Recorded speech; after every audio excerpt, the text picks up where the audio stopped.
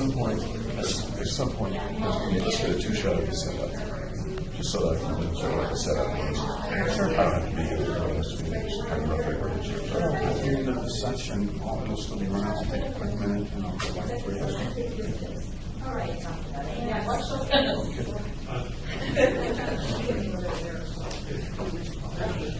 I'll check on it. I'll make sure. Good morning, by the way. Good morning. How are you doing? I'm good. How are you? All right. Good. Good morning. Okay, so, what if they come to the door, you don't see it? Have a seat. Have a seat. I think we've got you We somewhere. have sound now. We have better sound now. Before the sound was a little bit light, and couldn't quite hear as well as I'd like. We got stuff on the sound, but if you want to pull up a little bit, that's fine. But whatever you're comfortable with. Okay. How was your night? Good.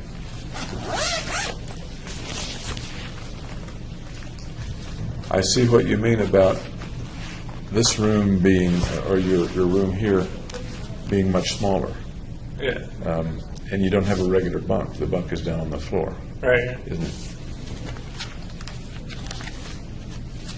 You know what I'd like to do before we get started? I would like to test your eyes a little bit. Okay. We talked about the dilated pupils.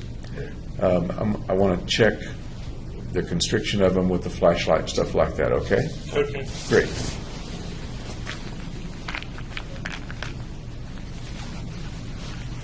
If I can get this little flashlight working. So if you just look off into the infinity there for a minute, I'm just going to look at your pupils a little.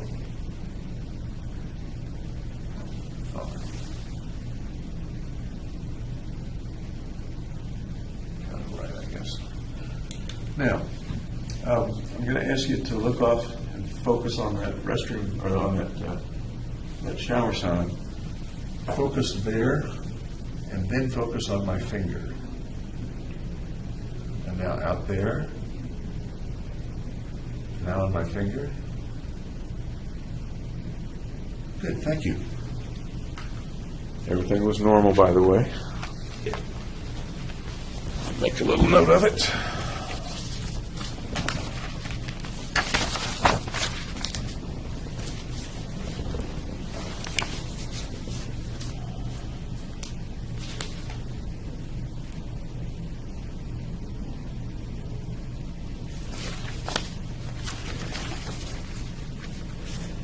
Did you think of any questions or anything about our sessions yesterday that you wanted to bring up?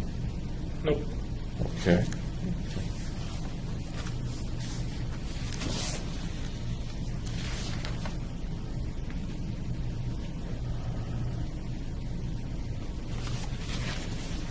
Do you remember what we were talking about when we left off? No, I don't. Don't feel bad because I'm not sure either.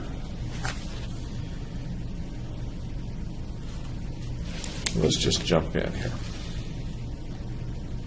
I know we had talked a bit yesterday about the time that you were pretty depressed, particularly in December of 11, I think, right?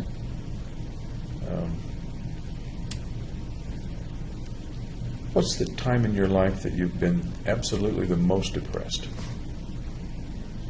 I'd say it was around that time. Around that time? Okay. Any other times in your life that came close to that? No. Okay. And by depressed, I mean down, blue, sad, maybe feeling hopeless?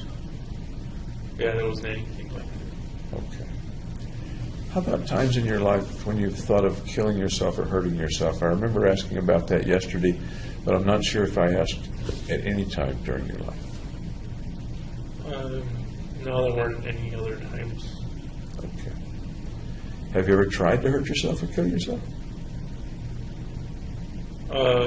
Just parasuicide, like. I'm sorry? Parasuicide. And what do you mean by parasuicide?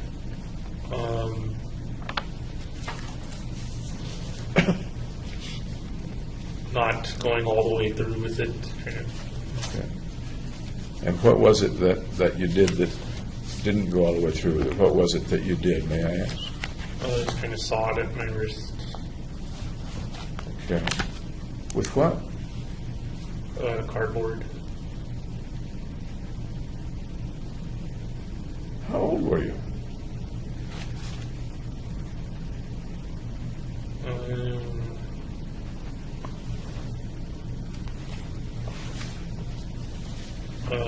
Early teen. Early teens. Okay. Can you tell me what was going on in your life when you did that? Sounds like you probably felt very bad. It was when I had to move back to San Diego. And I recall you're saying you didn't want to leave your friends. Right. But did you do that after you moved back or before you moved back? On the trip moving back. On the trip. Yep. Where were you? Can you tell me more about what happened? I was in our van on the trip moving back. Tell me more.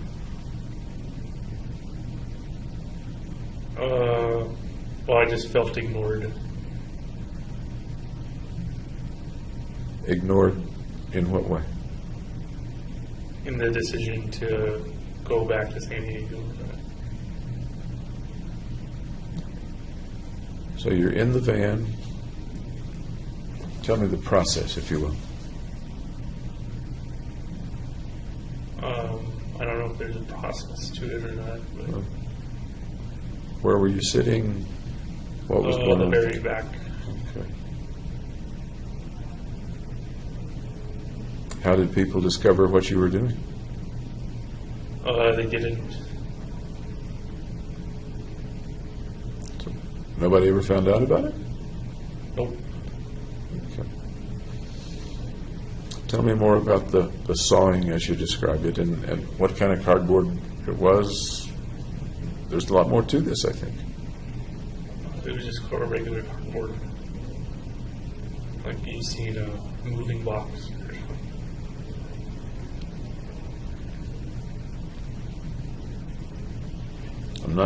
I'm not getting the whole video of it. Can you describe the video of it? Well, there's nothing else to say about it. Not for you, maybe, but I'm hearing some missing things. Like, where did you cut? How bad was it? All kinds of things like that. At the wrist. It wasn't bloody. It just broke the skin, though.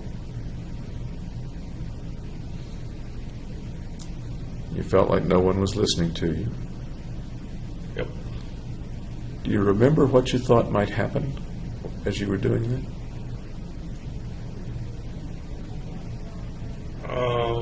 No, I don't remember what I was thinking. And no one ever noticed the abrasions or the cuts or something? Well, they're at the place where the wrist bends anyway. So there's a line there that kind of masks it. So if I were to ask your mom or your dad if you'd ever done anything like that, they would probably say no. Right. Why did you not tell somebody?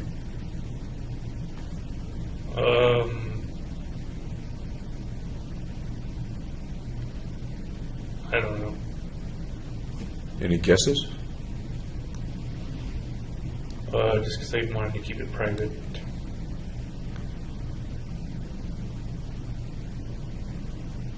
My thought is a private pain that you were feeling. Maybe that's not your thought, but that reminds me of keeping a pain inside. Yeah, not discussing. Did you do that with pain a lot over your life? Keep it inside and not discuss it? Yeah, I didn't see any need to discuss it. What kinds of pain have you kept inside?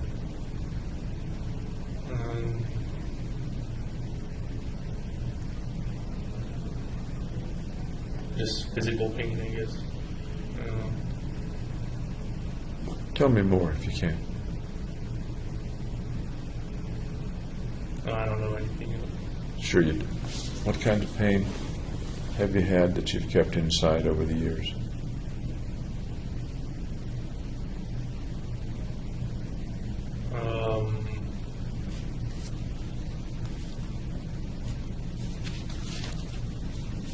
I don't recall any.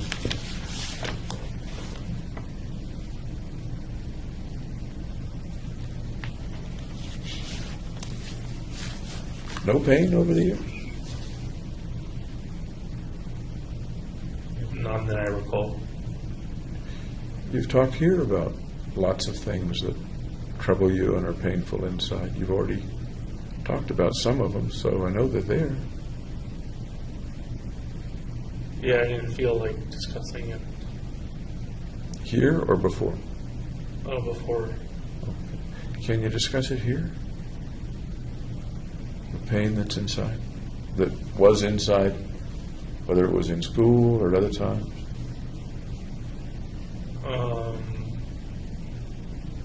Well, there's nothing to discuss.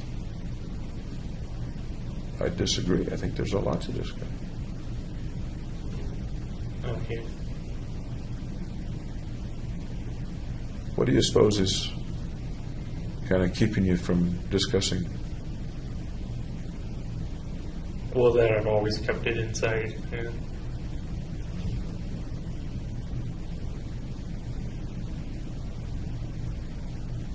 You don't want to bring it out right now? If I could recall what it is.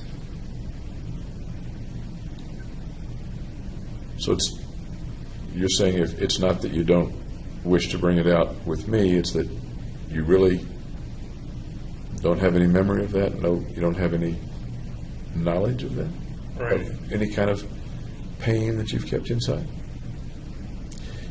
How about the frozen things, the shyness and awkwardness that's Well, we already been talked so about troubling that. to you?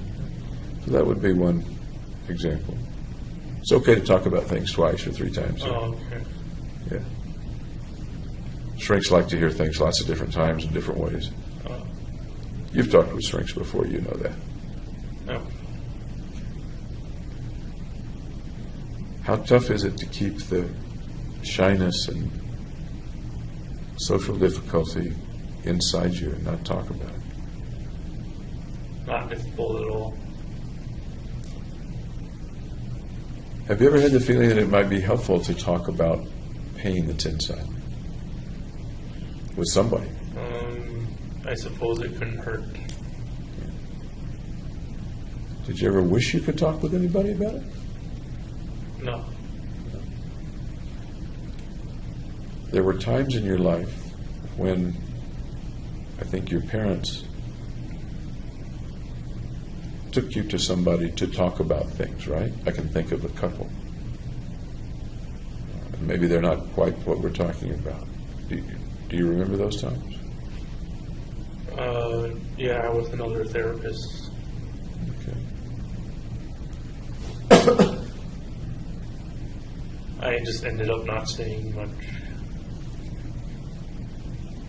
That's interesting. Your folks apparently thought that you were hurting inside, that there was something. I don't know if it was because of me or it was just family therapy. So, and we're talking now about the fellow named Mel. Yeah, Mel. Yeah. What was it that got you all to see Mel? Oh, I think it was my mom's decision. I don't know what made her decided to take us to family therapy. You were pretty young at that time, am I right? Teens. Oh, you were in your teens. Okay. So you likely had some idea of why she wanted the family to go see Mel. What do you suppose it was? Maybe build a stronger, more connected relationship with each other. Was there something that wasn't strong and wasn't connected in the family at that time? Not really, no. Then why do you suppose she thought that needed improving? See, I don't know why she did it. When you went to see Mel, What happened in those sessions?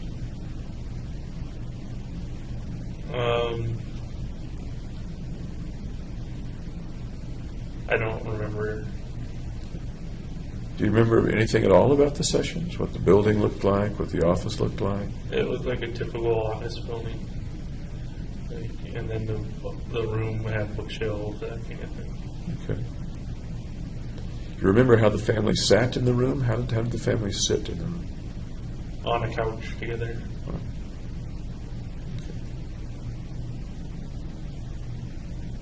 What might the family have been talking about? What is it logical to speculate that they might have been talking about?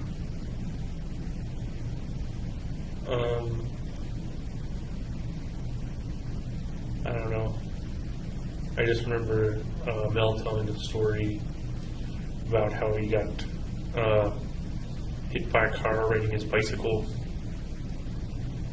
and like got all mad at the guy because he didn't apologize to him. So that was Mel's story. So I know Mel's story. I don't know my mom's story, I guess. What do you make of the fact that you remember Mel's story, but not the more important story, and that would be your family's story? Because I guess our story never came out. Your story never came out. How many times did y'all see Mel? Like 10 times, I think. Lots of times. Yeah. There's lots of chances for the story to come out. What was it about the story that made it not want to come out?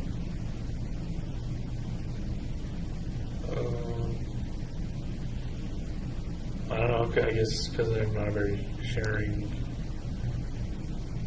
person, I guess. Was it just you, or was nobody talking? Nobody wanted it to come out. I think my mom was talking, but I don't know what she said. If you had been a sharing person, what might you have said? I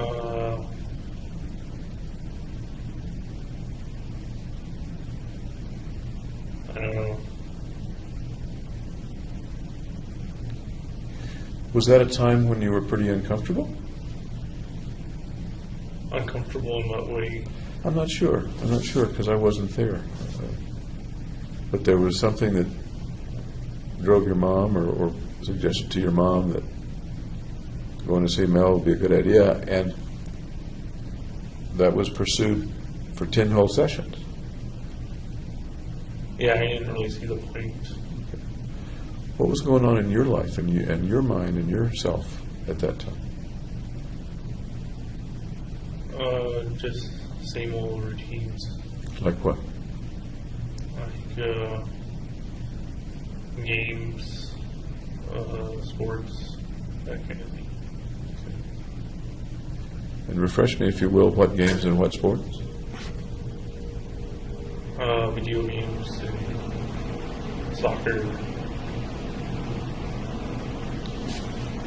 That was a while after you came back to San Diego, right? Or was it just after you came back to San Diego? I don't think it was a long time after.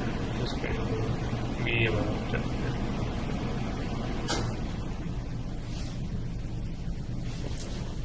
One more try. What might there have been going on in your part of the family, your life in particular, that might have contributed to Mom saying, we need to get some help with this? Nothing unusual. So you weren't part of her reason? I doubt that. I think I was part of the reason. And in what way might you have been, or were you part of the reason? Well, because I'm part of the family. We're getting into kind of a tautology here. Yeah. It's getting circular.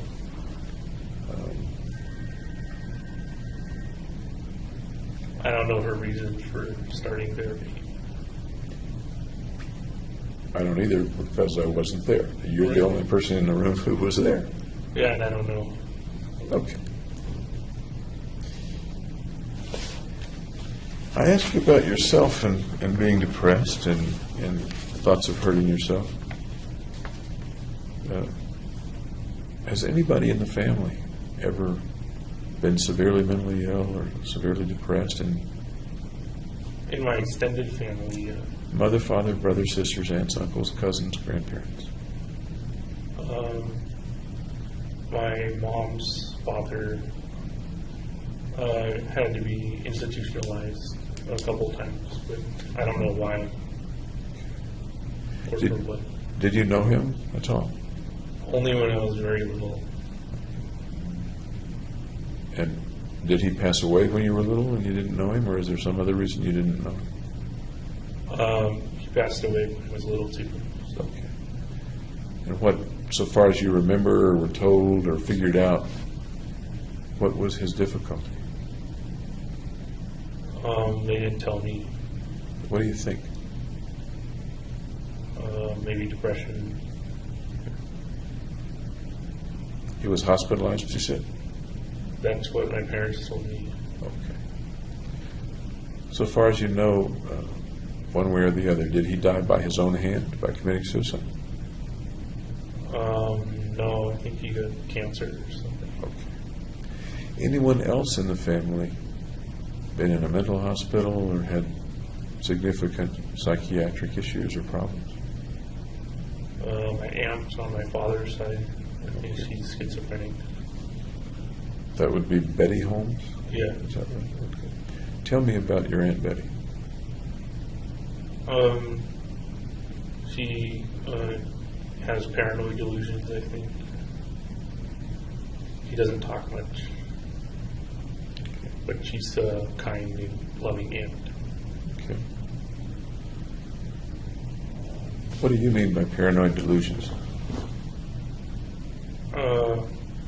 In terms of her? I think she thinks there are people that are after her, kind of thing. Okay. Has she been hospitalized before? I don't know. Not sure. Okay. When was the last time you saw Aunt Betty? A couple of Thanksgivings ago. What do you remember about that meeting, that Thanksgiving?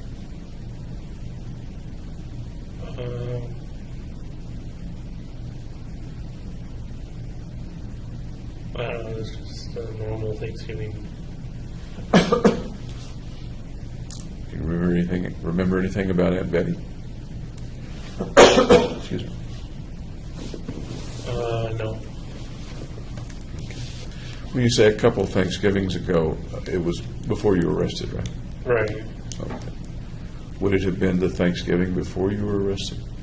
That is, give or take November of 2011? I'm not sure if it's that one or the one before. Okay. After you went to grad school? It was, okay, so it was before I went to grad school. Okay.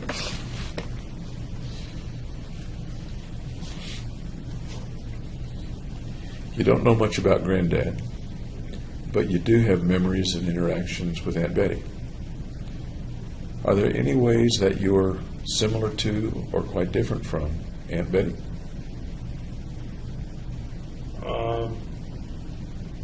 Well, I used to drive around a lot. She doesn't use her car much. She kind of stays at her living situation most of the time. So that's a difference. Yeah. Okay. Tell me some more differences or similarities. She doesn't talk very much either.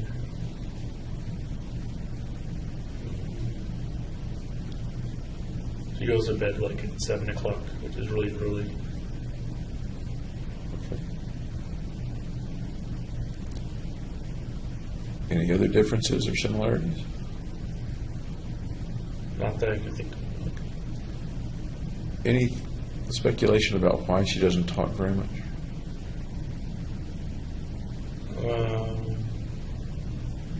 No, not really. I guess it's just part of who she is. Okay. You think she's a shy and awkward person? You've used those words to describe yourself. I don't know if he's awkward or not, but I'd say he was. Is there anybody in the family that you feel some similarities with? You often hear people say, "I'm just like my grandfather, I'm just like my uncle, I'm just like my dad," or something like that. I'd say I'm like my dad and my mom. Okay. More like, I didn't quite hear you. More like my dad. Okay. In what ways? Can you explain that to me? Both kind of have a bit of OCD, OCD meaning? obsessive compulsive disorder. And whenever somebody uses terms like that with me, I always ask, what do you mean by OCD or obsessive compulsive disorder? Like being fastidious, detail oriented stuff. Any other similarities, either within the OCD concept or something else?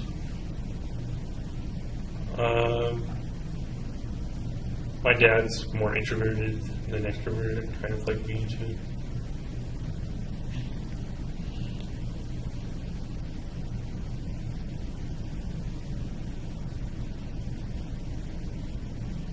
Is your dad a happy guy? Yeah. I know that they're upset that this has happened to you and that you're in the situation that you're in. But other than that, you feel he's a reasonably happy guy? Yeah, he's happy. Okay. How about differences between you and your dad?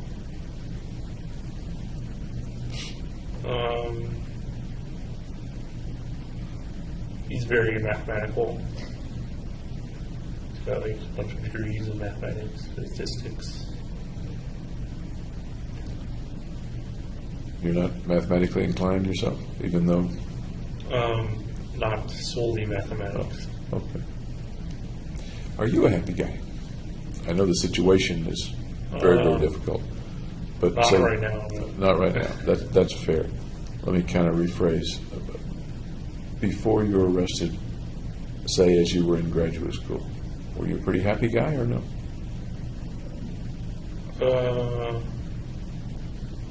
No, I'd say no. And we know that you had some depressed times. In between those depressed times, were you still not happy or were you pretty happy? I'd say I was happy in between the depressed time. Okay. How about back in college? I'd say I was happy there too. Happy with?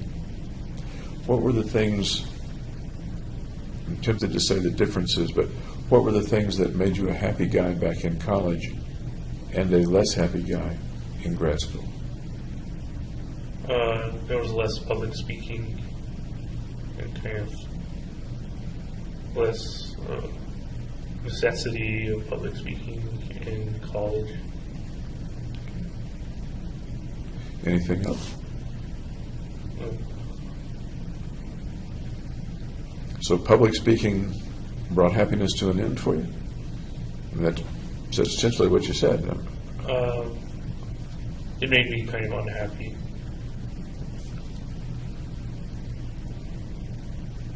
How is public speaking so powerful that it brings an end to happiness for James Holmes? How is it that powerful or that distressing for you? Because I worry over saying the right things.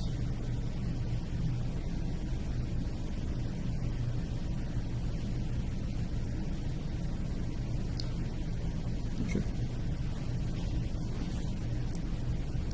Anybody else in the family that's had significant psychiatric or psychological problems as far as you know? I think my dad's father also had like OCD. And what brings you to that thought? That's just what my parents said. As I was little and he died too. So both your grandfathers passed away when you were little. Yep. How about the grandmothers? they lived a lot longer. And so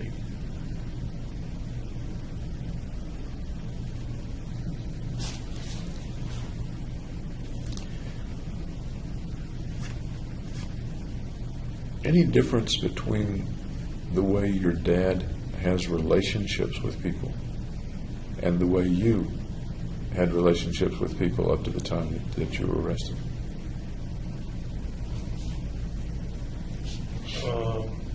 I don't know about my dad's relationships. So. What do you see in your dad vis-a-vis other people? That's a kind of a obtuse way to ask it, I guess. But you see him with your mom. You've described what he's like with your mom. You've seen him with other people. Perhaps he's talked about other relationships within and without the family. How is that similar to or different from your relationships? I'm not aware of how his relationships. Does he have friends? Yeah. Did you have friends? Yeah. Was the way you worked with or interacted with your friends similar, as far as you can tell, to the way your dad interacted with his friends, or different? I assume they're similar, but I don't know for sure. About how many really good friends did you have up to mid-July of 2012?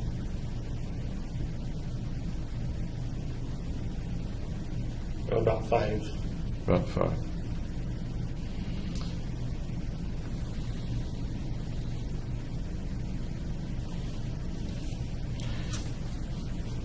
Here's an odd question. How old do you think your dad was when he married your mom? Do you happen to know or no?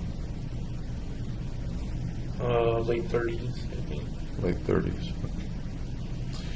Do you know if they knew each other in their 20s? I think they met at UC Berkeley during a tennis game,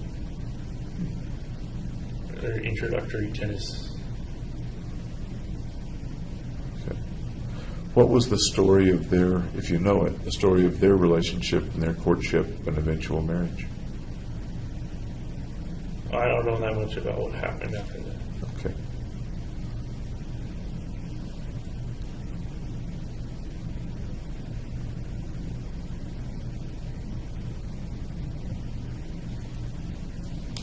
Did you ever have thoughts of marrying or having a family yourself? Yeah. Tell me about those thoughts.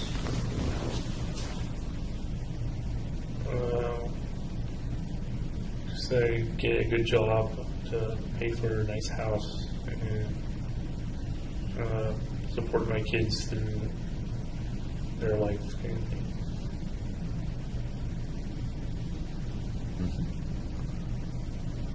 What other pictures or fantasies or thoughts did you have about a future with a wife and family? What was the question? What other pictures or thoughts or fantasies did you have about a future with a wife and family? I didn't really have much thoughts beyond that. When you were going with Gargi, did y'all talk about a future together, or was it not that close a relationship? She said she didn't see a future together. Really? Yeah. When in the relationship did she tell you that? When she broke up with me. Okay. What would go into her saying that to you and breaking up with you? I don't know. She didn't give a reason why she said that. Speculate for me. You're a smart guy. Speculate for me. I guess she couldn't picture a family life with me.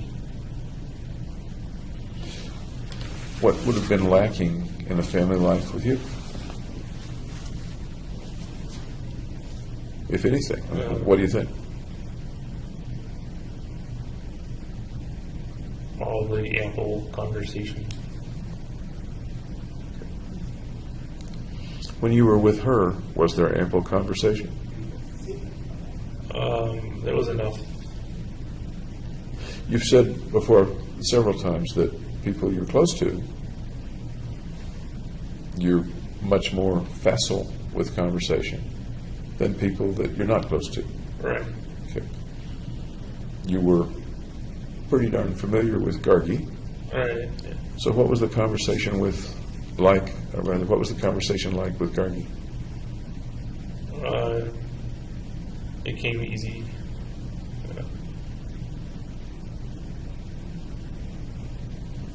Talking with many people, you answer in few words.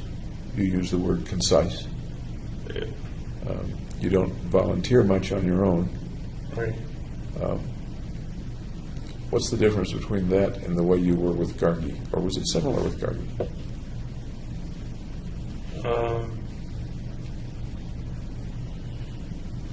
I guess it was similar.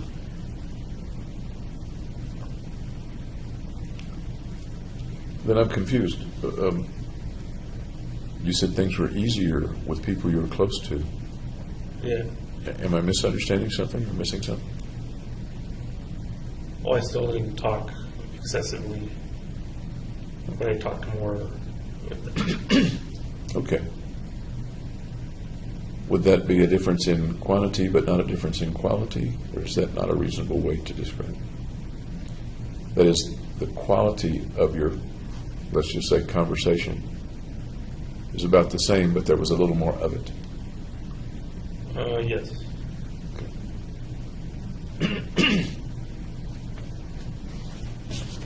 Is there anything else about you that you think might have caused Gargi to say, I don't see a future with you? Not that I know of. Did y'all ever talk about a future together at other times in your relationship? No, that was the only time.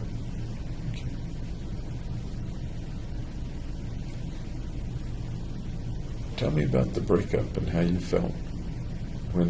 Did this come suddenly, or did you see it coming? I noticed it coming. Yes. I'm sorry? I noticed it coming. Okay. How did you notice it coming? Well, she was acting more distant.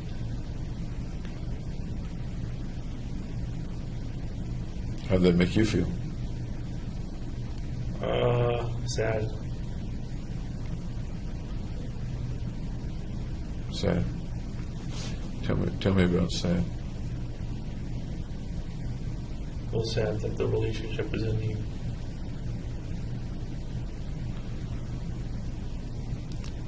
Had you ever felt that kind of sadness before? A particular kind of sadness? No.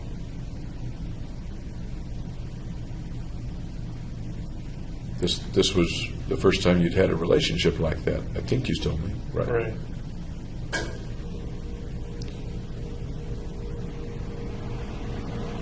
So what's the sadness that goes with that kind of breakup? What's that sadness like? Debilitating.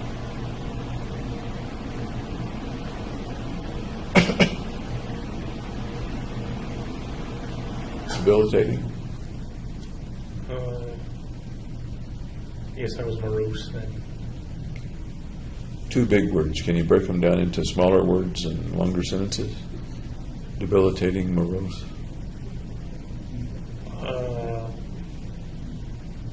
Just that I didn't feel as energetic as usual.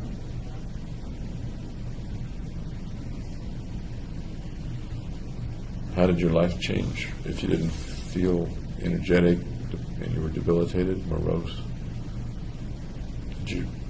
What did you do?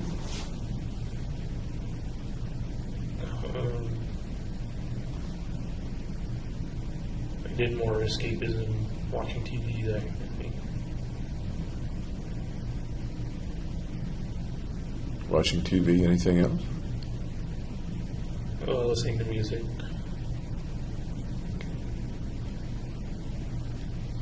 And once again, the kind of music you listen to primarily? Techno trance. Okay. And what kind of TV? Comedy. Tell me what comedies. That's interesting.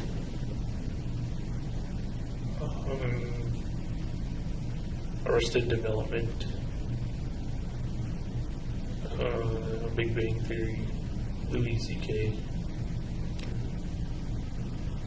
The first two I'm pretty familiar with. I've never watched Louis C.K. He's kind of a pessimistic comic.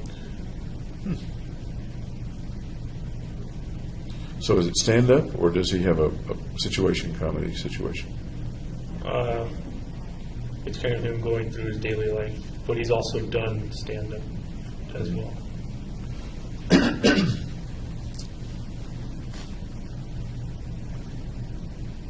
Do you think there's any significance or, excuse me, lack of coincidence about those three comedies?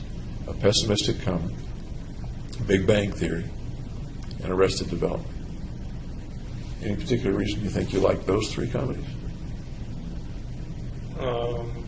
Well, they were humorous.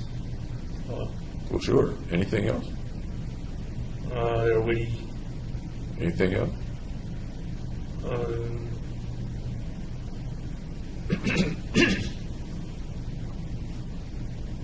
I guess they kind of mirrored my situation sometimes. That's kind of what I was wondering. Can you tell me more about how they may have mirrored your situation?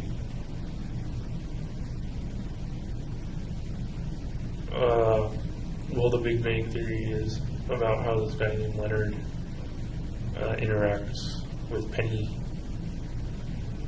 and they have relationships that start and end too.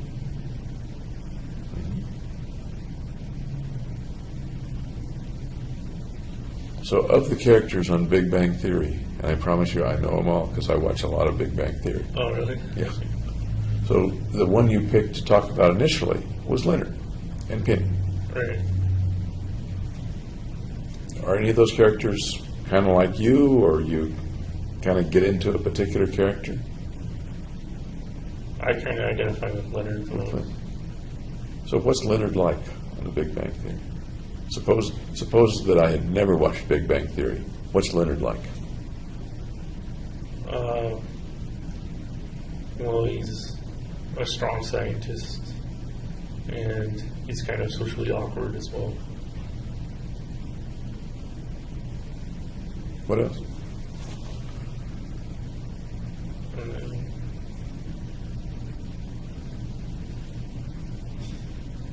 he's also humorous. He's funny.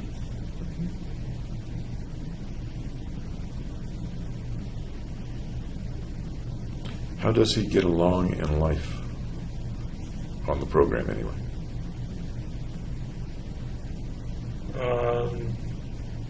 Well, usually has adventures with his friends. Do you have adventures with your friends? Did you? Yep.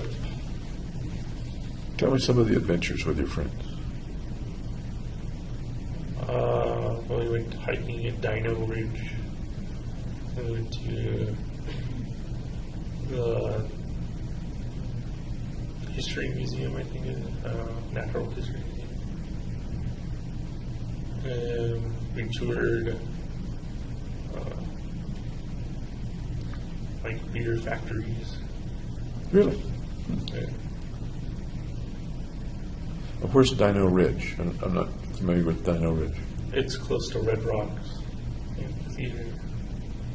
It's just got fossilized imprints of dinosaur feet.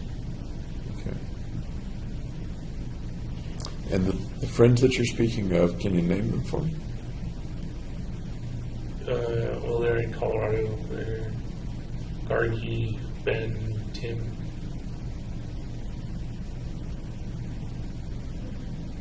Anybody else? Not for those trips, no. Okay. So it's Gargi Data, Ben Garcia, Tim Tapscott, is that right? All right. Tapscott. Okay. So y'all pal around quite a bit then? Yeah. Okay. that's a little like of course, there were more than 4 people in the Big Bang Theory, but Right. there was Penny and then all the guys. Yep. Okay. The beer factory tour, that's interesting. Tell me about that.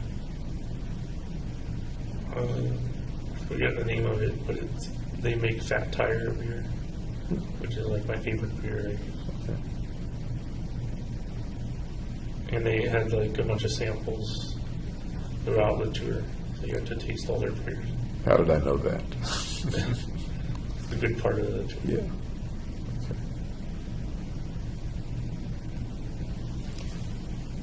The adventures on Big Bang Theory are often social, very social adventures, going to a bar and where the folks, particularly Leonard, I guess, are not sure what it's going to be like. Does that resonate at all with the adventures and things that you do with your friends? Yeah, it sounds similar to what I do. What's the most adventurous one that you can think of right now?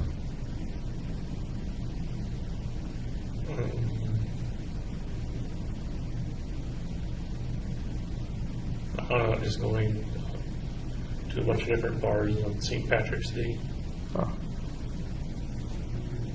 Tell me about the St. Patrick's Day bar hop. Well, the first bar I went to was an Irish bar, and they played a bunch of Irish music and had balloons that are tossed everywhere. Then we went to like kind of just normal bar that was based on Irish or anything like that, and drank a bunch. And then we went to a bar called Rock Bar, and once they had music and a dance floor and stuff. And this was the St. Patrick's Day Yep. outing? Okay. Do you know what year it was? It was after you were here at grad school, of course. Would it have been 2012 or 2011, or do you know? I think it was 2012. Okay. So would that have been toward the end of your relationship with Gargi? I'm trying to put the calendar together.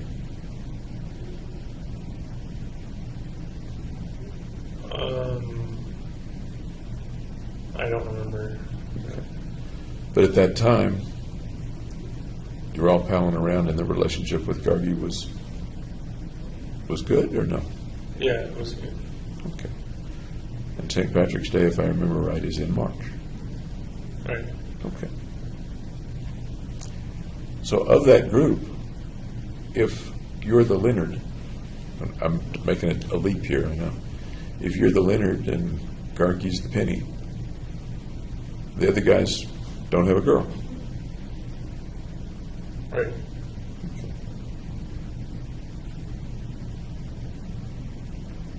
Does that bring up any thoughts? Did Ben and Tim not have a girl and James did?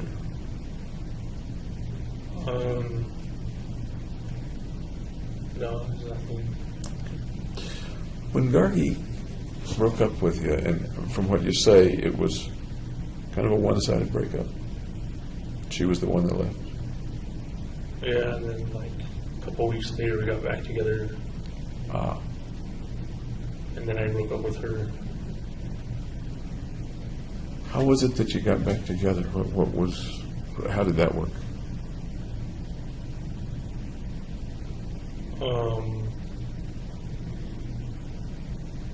I guess she wanted a non-committal relationship. So I figured that was better than nothing. Okay. So what happened between you two? What was the relationship like in that second relationship, if you will? It was just like the first, except I knew there was not going to be a future between us.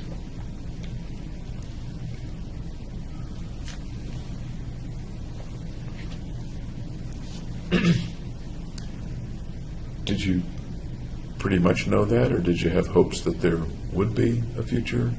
No, no hopes. Okay. Same time spent together, same intimacy or sex, same Yeah. enjoyment of each other? Yep. Okay. How long did that last? I think a couple months. Okay. So that would bring us up to roughly when?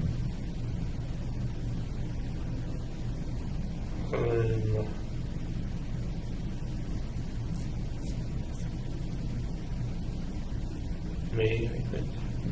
Of 2012? Right. Okay. Then you broke up with her. Right. Tell me about that. Well, I just told her I wasn't happy, and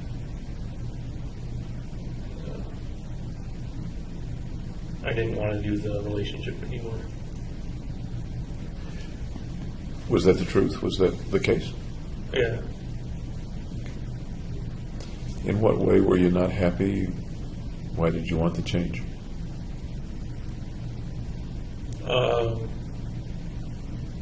Because I wanted a committed relationship. Okay. And how did she take it? How did the breakup itself take place? She took it well, I would say.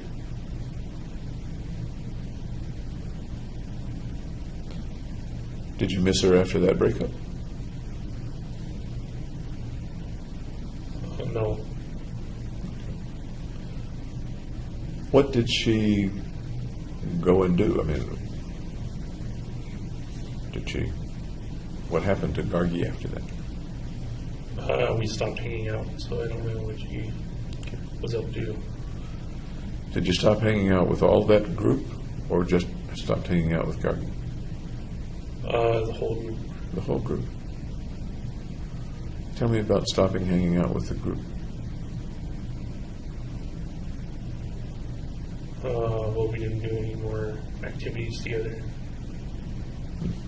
Any particular reason? It reminded me too much of Gargi. Did the group call you up or text you and want to hang out, or? No. But they were all friends. You were Yeah, all we were all friends. with them. Yeah. What do you make of the fact that they didn't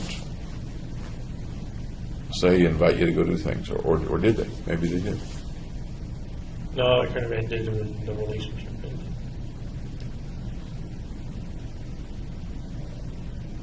That's odd to me that you have 3 friends, and the breakup with one of them cuts I things. guess Gargi was kind of the glue that kept it together.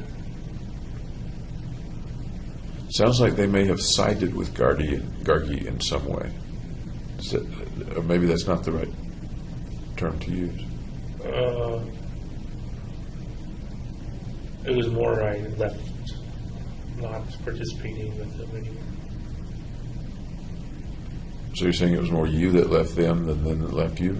Or am I missing? Yeah, that's pretty much. Can you tell me a little bit more about that, about you leaving them?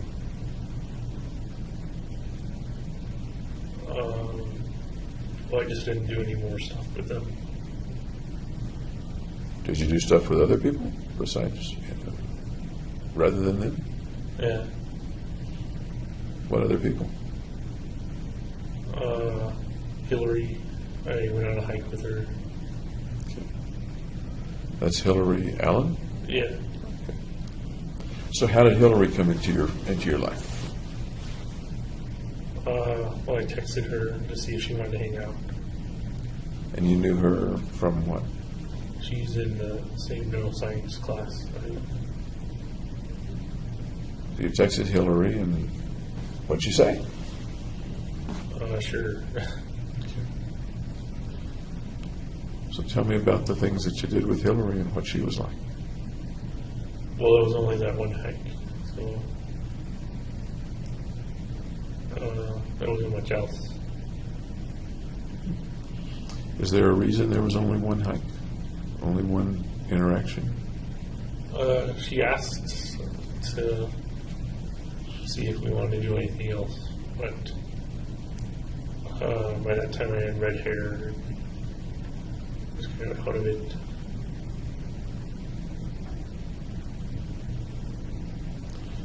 So she was asking to do other things, and what does your red hair have anything, what does that have to do with not doing more things with Hillary?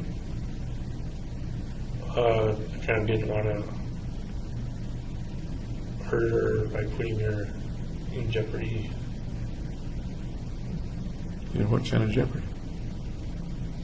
Of being like the girlfriend to a murderer. So at that point, you had decided that you were a murderer?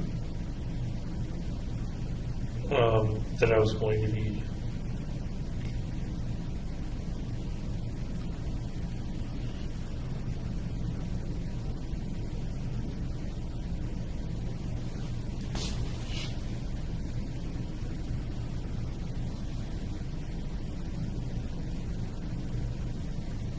Setting aside, and maybe that's the wrong thing to do, the part about you wanting to protect her, was she a pretty nice person, tough to give up? Yeah, she was nice and friendly.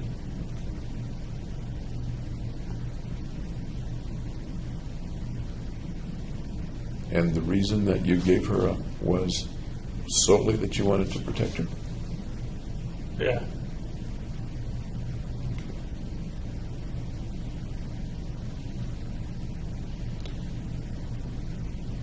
Sounds like that becoming a murderer was very important to you at that point. To give up friends, to give up the possibility of the relationship with Hillary. Yeah.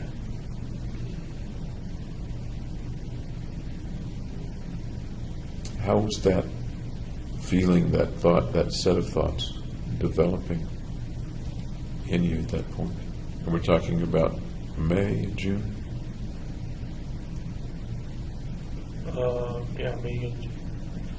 How were those thoughts developing in you at that point?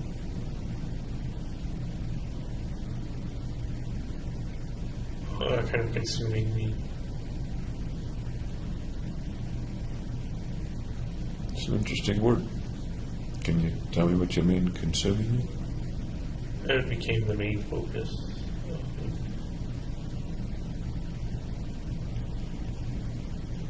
If it was a main focus, what was it pushing out?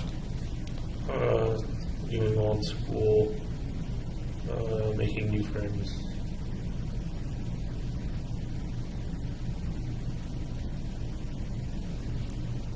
So it was pushing school away from your life. It was pushing making new friends away from your life.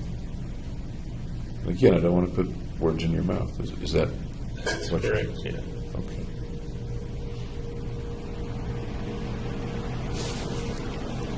Did that happen all of a sudden, or did that It was kind of a gradual process. a gradual process?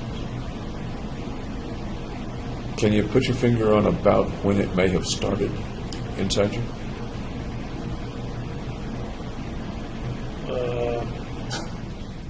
When I first bought taser, the knife. And I've got a timeline here about your buying stuff, but can you tell me about when that was? I think it was in May. I'm not positive. Let me look at the timeline.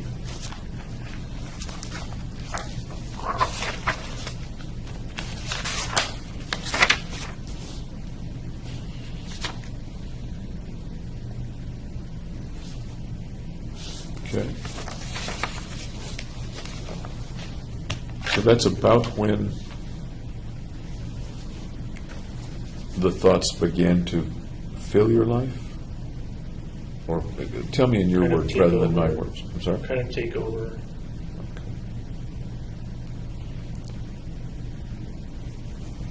What was the process that led to your buying the taser and the knife?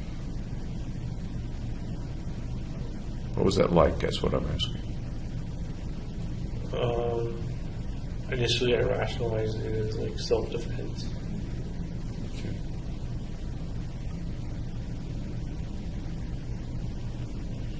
Did you think about the purchase very long, or did it come to you kind of all of a sudden? No, it was just all of a sudden. What did you know about tasers and knives up to then? How did you pick a particular taser or that particular knife?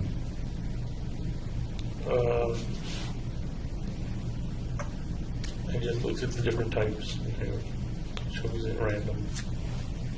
Chose it at random? Is that what you said? Did you research it at all? I looked at the different types and the different prices. Where did you look at it? In the store, online, Online. magazines? Online. So what did you choose? I chose a taser that looked like a cell phone. Okay. Remember the brand name or the model? No, And where did you acquire it? Where did you get it? Amazon. Okay.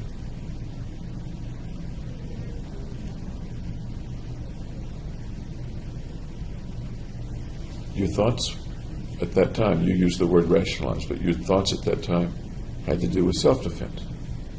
Right, that's what it was initially.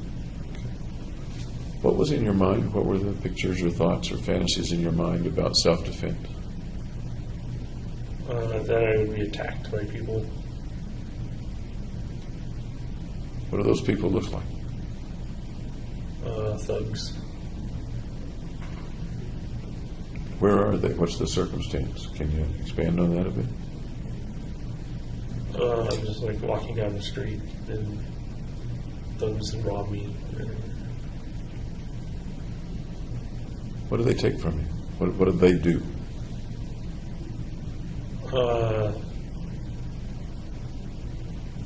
Beat me up. How? What's the video there? Just with their fists and then steal all my money and stuff. What happens to you after that? They can't because I taser them instead. If you don't taser them, what would happen? Then I'd have to go through recovery, the hospital.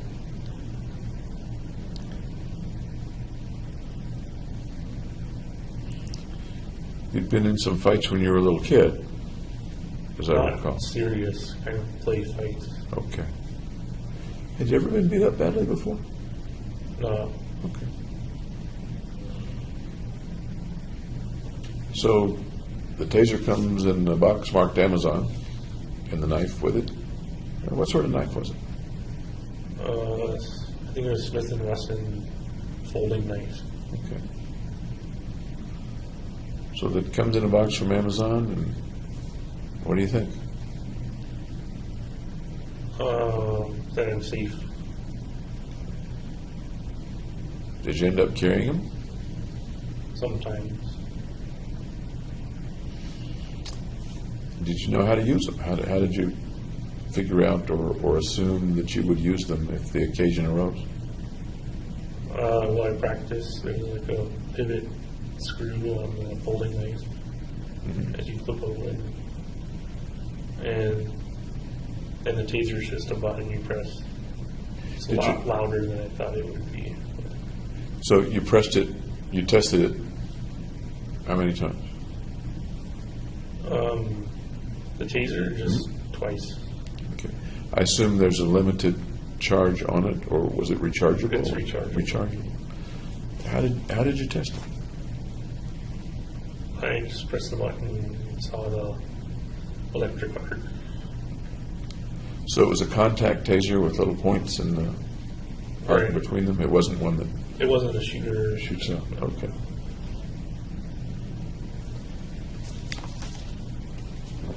You said that the idea to purchase those things came quickly.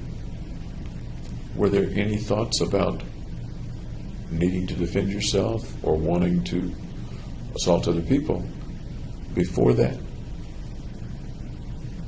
Not that I know of. Yesterday you talked about the frozen situations, neither fight nor flight, and kind of frozen in a social situation. And thoughts came to you about nuclear winter and about the saw. Right. When's the first time you recall having those kinds of thoughts? Early high school. Early high school. In early high school, was there ever anything more specific? I guess the saw is pretty specific. But ever anything about wanting to get a weapon or wanting to kill people or hurt people? No, it wasn't realistic. It was just kind of obtrusive thoughts. Okay. Was anybody particularly troublesome for you in high school or college for that matter? Somebody that picked on you or had it in for you or made you very uncomfortable? No.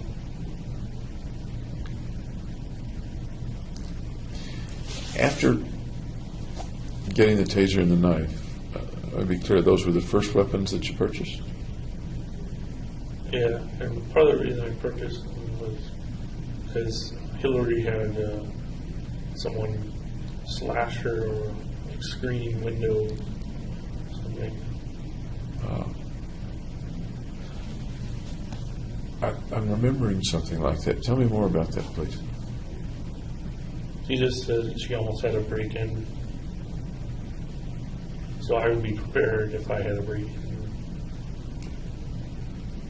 Did you advise her about being prepared? No. Or this had more to do with protecting you than protecting her? Yes.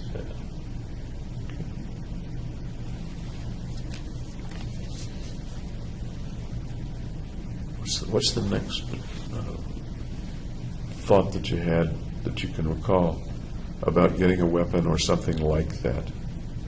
Defensive or offensive? Then it was offensive when I got tear gas, I think. Okay.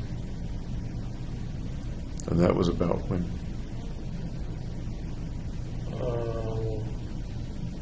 I don't know, you have the timeline. Yes, I do. I'm trying to. Okay. I would like to verify the timeline and see if I'm not sure. you remember it similarly now to when you were. Actually, this probably had to do with researching the actual purchases, but I'd much rather hear it from you than look at somebody else's record. Well, the record would probably be more accurate. Yeah, but that's not always my purpose, is it? My purpose is to see what's in you, Okay.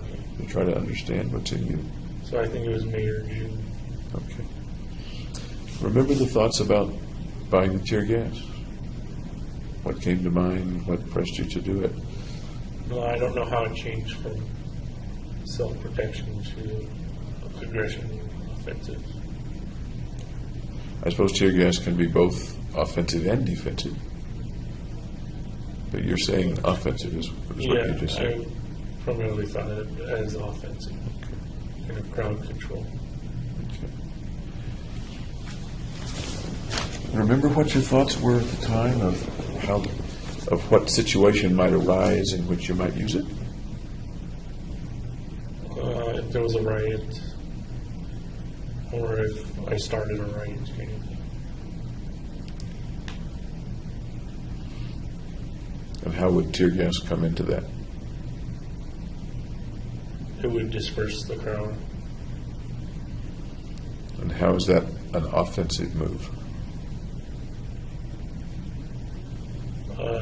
Because you're forcing someone to move.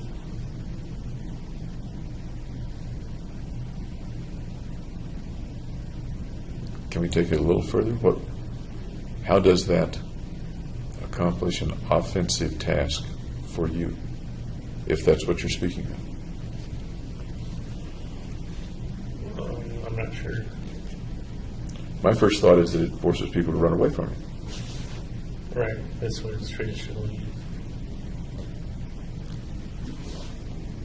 Why do you want them to run away from it?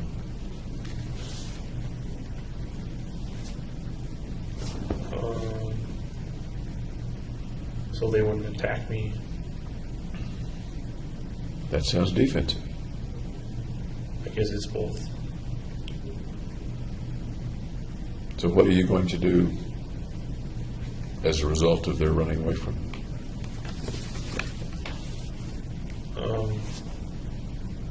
Avoid being attacked. Anything else you're going to do? No. Okay. You recall roughly what the next things that you bought were?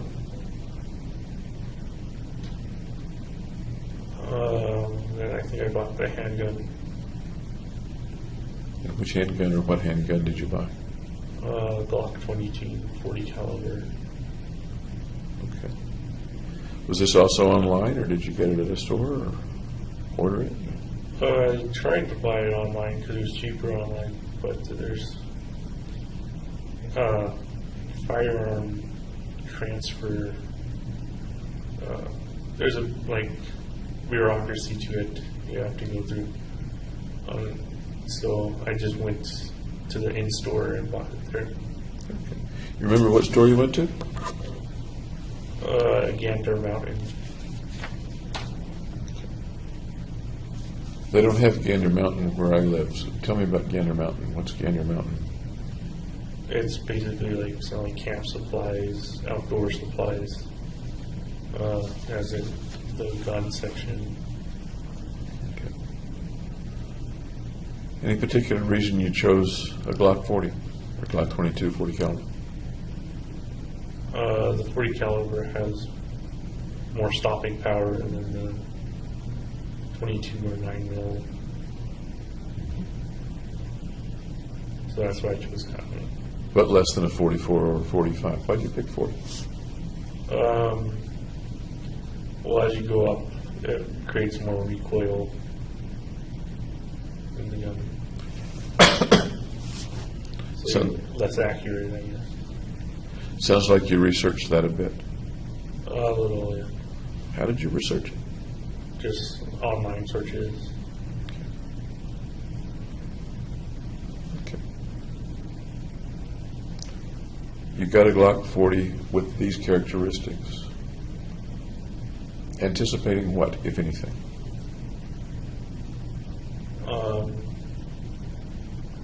That I could use it for self-defense initially. But then it went towards other purposes. Other purposes? Yeah, offensive. Like what? Like shooting a person. At the time, if you remember, what was the picture or the thought or the fantasy in which you might use it?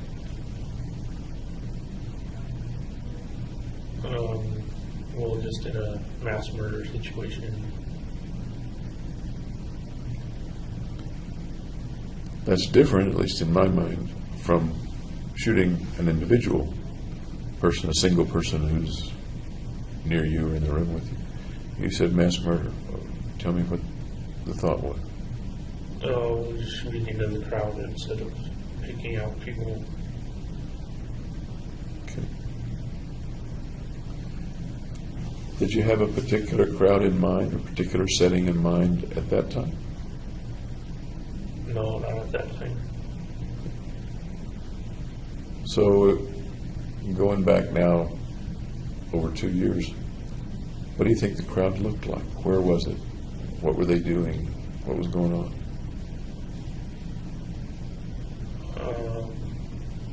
It was just a crowd. There wasn't any specific setting to it.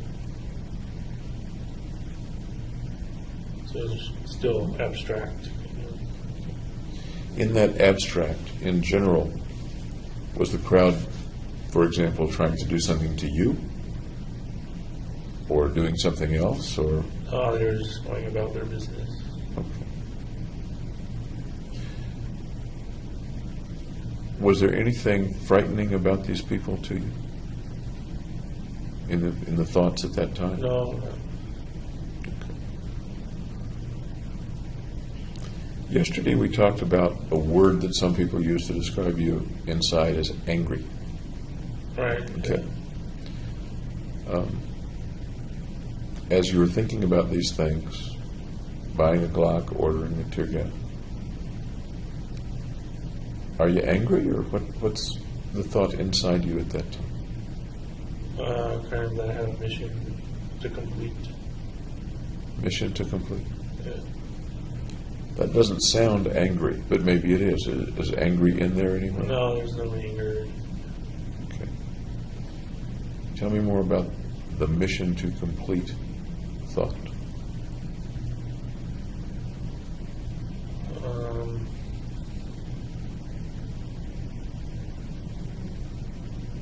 Just that it was something I had to do.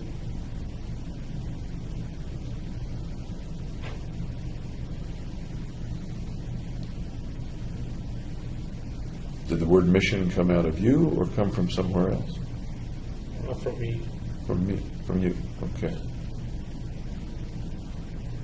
Did the having to do it come from inside you or from somewhere else? Inside me. What do you make of that? What's the something you had to do? Tell me more about what that is. It's like I was obligated to do it. In what way obligated? That there was no other alternative to just doing something else compared to. And what creates a situation where there's no other alternative?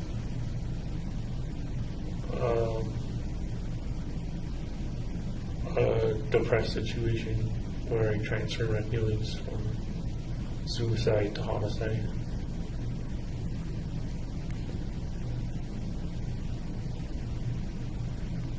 What brings you to that explanation that the obligation came from, in your words, a depressed situation where you transferred your feelings from suicide to homicide? Where does that explanation or interpretation come from? I just made it up, imagined it. Is that what you were thinking or imagining at the time, or you just made it up just now with me? No, at the time.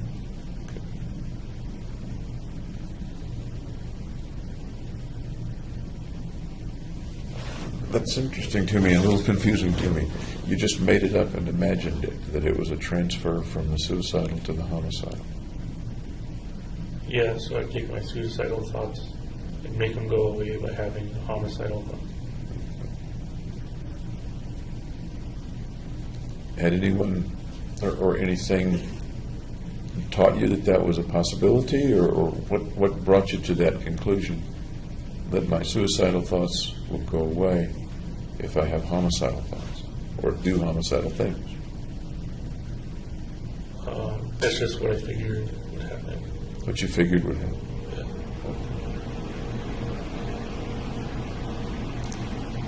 So a little earlier we talked about suicidal thoughts. What were the suicidal thoughts like, if you remember? Well, I didn't have them because I transferred them. Okay. The word unconscious comes to mind. Does that come to your mind too, or not? No. Then how do you figure you had suicidal thoughts? Because I was like almost catatonic. What do you mean by the catatonic? Like didn't have the drive to do anything other than the mission I made. What else how else is catatonic kind of defined in your mind at that time? Or now for that matter? A lack of energy, just not willing to get up or do things that I normally do. And that's the way you felt? Yep. in May, June, I think we're talking about, of 2012. Yeah. Were you still going to classes at that time? Yeah. When did your prelims come up? When were those?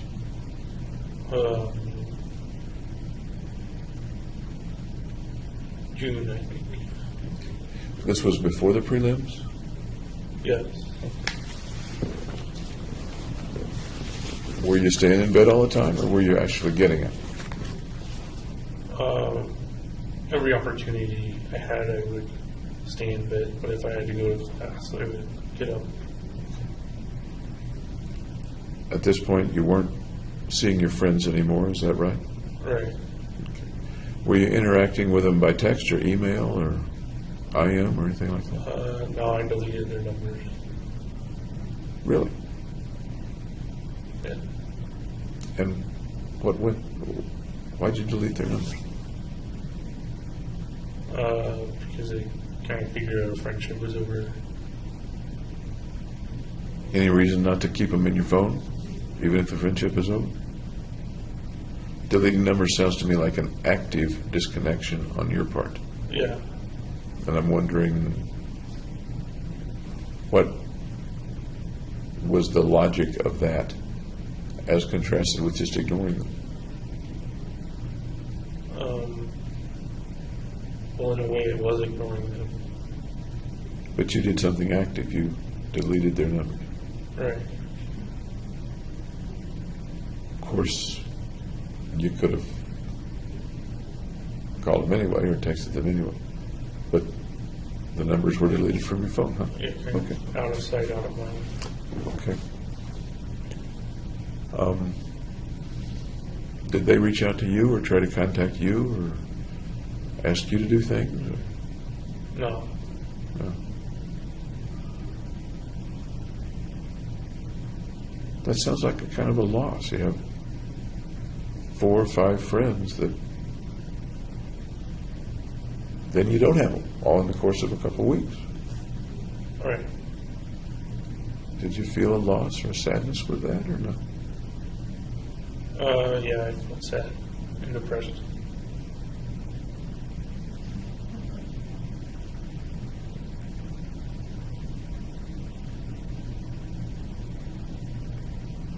Tell me more about the sadness, depressed at that loss. Well, they've been my friends for a month, so I was sad to see them go. If they didn't go, you dismissed them. Is that right? Yes. It sounds like a small distinction, but it also sounds like a significant distinction. Well, it was kind of mutual abandonment. How did they abandon you? Well, they stopped inviting me to activities and stuff. Why do you think in their mind they stopped inviting you to activities? Because Gargi didn't want to see me anymore.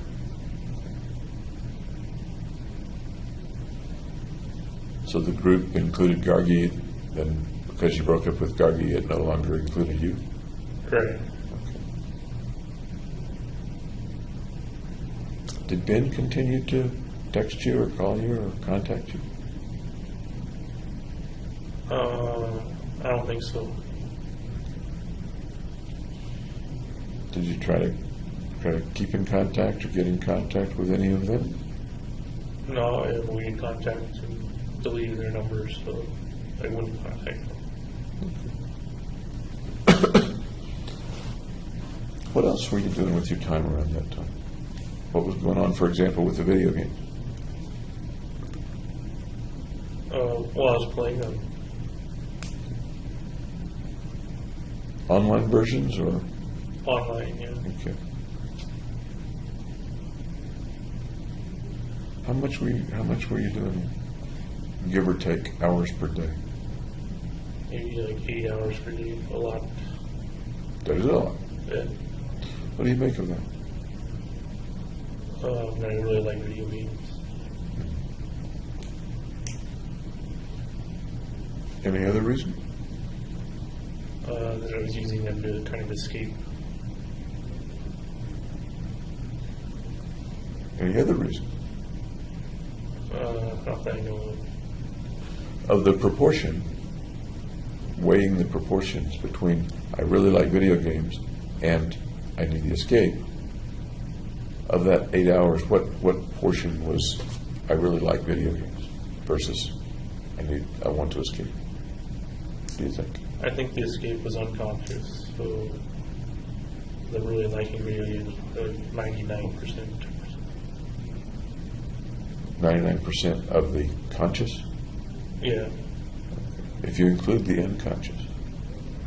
How much of maybe it? 50-50. Do you remember the opponents or colleagues online that you, They're usually just random people, so there wasn't a particular nemesis or something. log-on name or something like that that would come up that you would interact with in the games? No. Is it the rule, and I don't play online games, so you'll have to educate me a little bit. Is that the rule that there are so many people out there playing the game that you don't notice the the players appear random? Or is it more the rule that you would see this one in the game environment at your particular level over and over again? You can create guilds and clans or add friends so that you play with them over and over again. And you're talking about a particular game, I'm not recalling the name of it. Yeah. The main game I was playing then was Diablo 3. Diablo 3, right, okay. I looked that up. Very confusing to me. Okay. So, were you in guilds and clans with those folks? Or No, not? I was just playing randomly. Okay. We started this chain of conversation about the suicidal thoughts being converted to homicidal thoughts.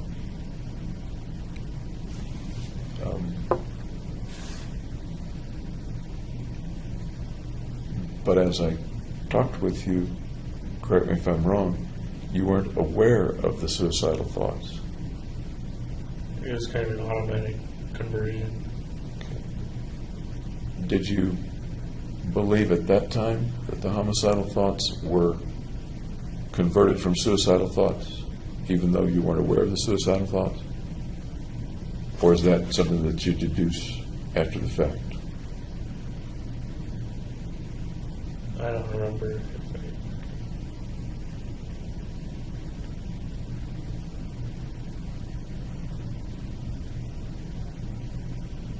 I guess it goes to the question of where's the mission coming from? In your thoughts at that time, where's the mission coming from? As a kind of coping mechanism. Is that really the way you thought of it at that time? I'm having a coping mechanism, and so I'm No, on a at the mission. time it just happened.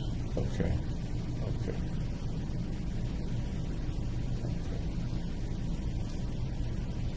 Did you spend much time trying to figure out where the mission might be coming from, or did you just kind of, Accepted. here's the mission, and, I'm sorry, Kind of just accepted the mission. pretty serious mission to just accept.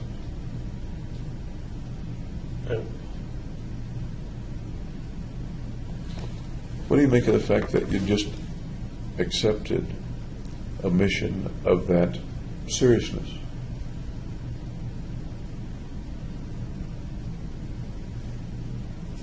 Once again, you're a smart guy. I didn't think it was all that serious. Tell me about that. I didn't think it was all that serious. When you've bought the tear gas, you bought the Glock at that point.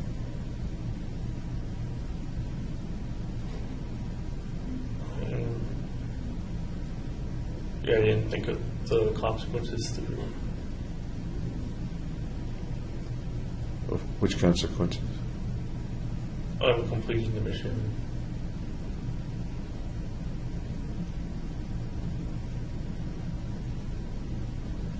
So you're at the beginning of actually carrying out physical things related to the mission. Right, ordering the weapons.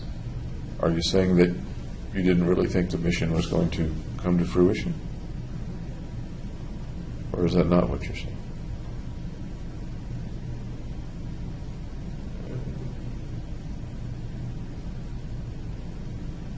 I just didn't know. I was preparing for it. Okay. As you got items, did you have any particular feeling or experience once the item was gotten? Well, I formed an attachment to it, learning how it worked, practicing with it. Okay. And I guess I'm asking, it sounds like you're saying there was a pressure or a pretty strong, maybe impulse is not the right word, to get the tear gas canisters, to get the lock. After you had gotten it, was there any change in that pressure or that push? No, it just kept escalating to get more and more weapons. Okay. So getting the weapon didn't satisfy the, let me say, thought.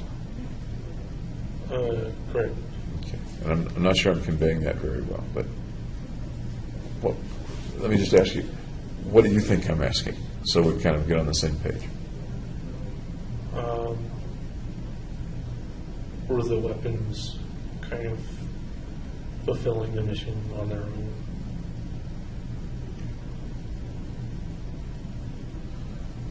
I'm sort of, that's pretty close. That's pretty close.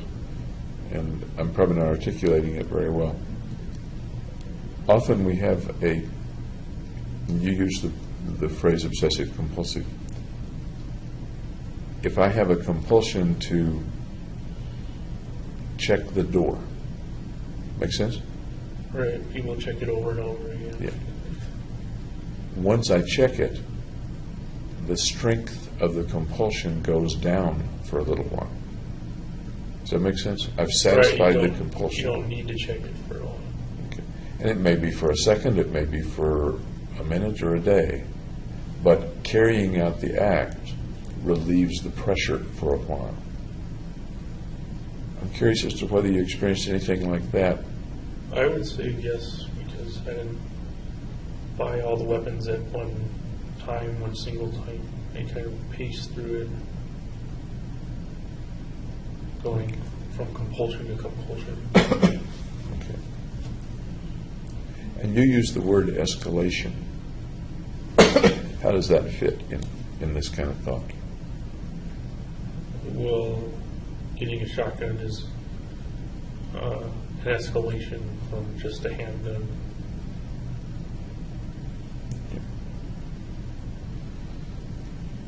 As you got more of the equipment, and you mentioned, you didn't use the word fascination, I don't think, but attachment, that's the word you used. Tell me about the attachment. Well, as I got familiar to the gun, I became attached to it. How did you get familiar with them? What was that process like? Just taking it apart and assembling it again, seeing how it worked. So you did that Yeah, with each of the things that you got, or in certain particular ones? most was with the handgun. Okay. I guess there are different levels of stripping a gun. Right, I wouldn't like take it down to the factory kind of assembly part, but I would just do the basic assembly system. Did you get pretty good at it? Well, there was no reason really to get very good at it, but I could take it apart and put it back together again. Not many people can do that, particularly people that aren't familiar with weapons. Well, I wasn't disassembling it to its like base stage or anything. Okay. Okay. Do you recall what the next things that you bought were? I think it was a shotgun. Okay. And where did you get that? Locally or online? I ended up getting everything locally. It was at like Bass Pro Shops, I think. Was there any problem acquiring those different kinds of firearms and ammunition, etc.? Any problem? They had it listed on their like kind of checkoffs list that people who are mentally ill can't buy them. I guess you have to be committed to like an asylum or something to be termed mentally ill in their words. That wouldn't have presented a problem for you, right? I thought it might be a problem. In what way did you think it might be a problem if you'd never been in a... I thought that Fenton and Feinstein may have diagnosed me as mentally ill, and then I wouldn't be able to buy the guns. Ah. And the first time you went to see Fenton or Fenton, first it was Roth. And then Right. Fenton, what was the earliest you saw them? I don't remember the month. It was before I started buying the weapon.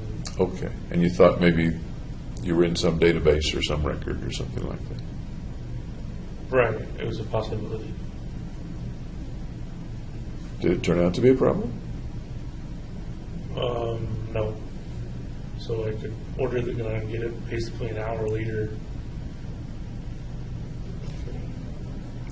How much ammunition did you buy at the time? I buy it in bulk, so like thousands and thousands Mostly local or mostly online? online. Okay. Was that ever a problem, ordering bulk ammunition? Nope. Okay. What else did you buy? Assault rifle. Semi-automatic. Yep. Did you try to convert it? No, I didn't have the knowledge to convert it to automatic. Okay. Did you think about it? I thought about buying an automatic, but there was a law that said like after a certain date, you can only own the automatic weapons you have. You can't buy new ones in the States. Did you think about conversion kits? No, I didn't, because I thought that would be too technical. Okay. What else did you buy? Another handgun, And what kind this time? Glock 23, also 40 caliber, Okay. and body armor, kind of interspersed with all this stuff too. So you have two Glock 23s. I misspoke earlier. I said 22, but No, the first one was a Glock 22, the first one was a Glock 23. and the second one was a Glock 23. What's the difference between a 23 and a 22 for the same caliber? The 23 is a shorter barrel, I think. So they're almost essentially the same. At around that time, did you have any picture in your mind of what you would look like using those weapons? Yes, when I took a picture of me holding the weapon, wearing the body armor. Tell me about that. I don't know why I took them. I just took them. Just to be remembered or something. To be remembered. Yeah. What were the pictures like? Typical camera phone selfie pictures. To be remembered. What will people looking at those pictures think or see when they see those pictures? You'd have to ask them. No, what do you think? What do I think? Yeah. Okay.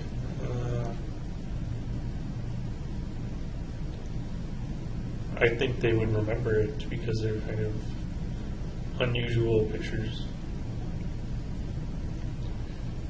And what do they think about the person in that picture?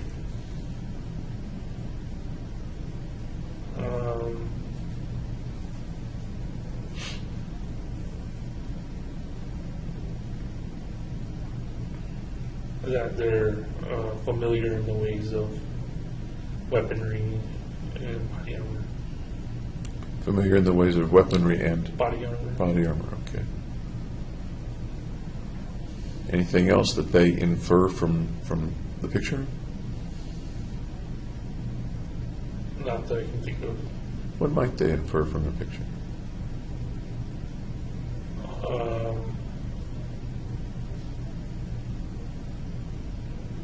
That I'm a killer, I guess. So we started out with being remembered, and some of the inferences are, this is a person who knows how to use it, and this is a person who's a killer. Any other inferences from the pictures that a person might have? No. I just happen to have the pictures.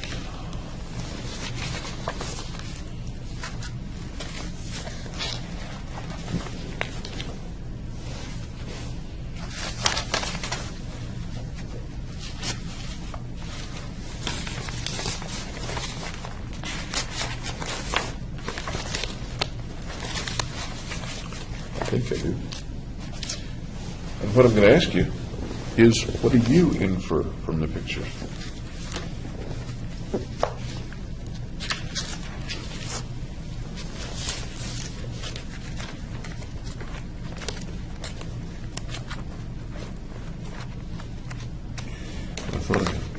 Describe for me one of the pictures, can you?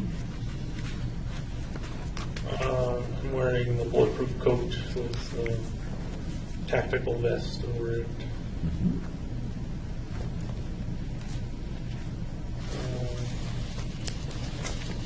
I'm wearing the possession contact lenses Okay. and holding a gun. And holding a gun. And they're in color. I mean, all pictures nowadays are in color. Black and white is very passé, I suppose. Here we go.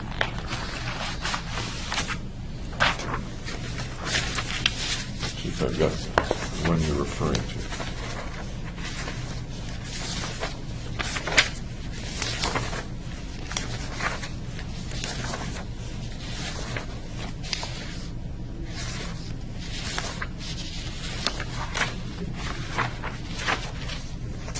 You know, I don't have the one of you in the armor. Tell me again things that you infer from the picture of you in the armor. With which weapon is it that you're holding? I don't think I was holding one. Or if I was, it was the assault rifle. Tell me again what you just said about the inferences you would make when you see that picture. Well, they're the same as inferences I think other people would make. And they are. This is the guy who's familiar with these things. And this is a killer, what a killer looks like. At the time you took the pictures, was that a guy who was familiar with these things? I would say basic knowledge wise, yeah. At the time you took the pictures, was this a killer? This is what a killer looks like. Is that what that was? That's what I thought. Tell me more about thinking of James Holmes as a killer who knows what he's doing. What else is there to tell? How does it feel to be that person when you took the picture? Not today, but when you took the picture, how did it feel to be that person? Or were you trying to convey that and didn't really feel it? I don't know. I didn't feel anything. It was just taking a picture.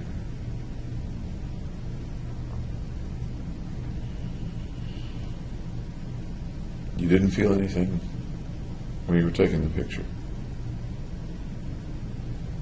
Right, except that I'd be remembered by those pictures. Okay.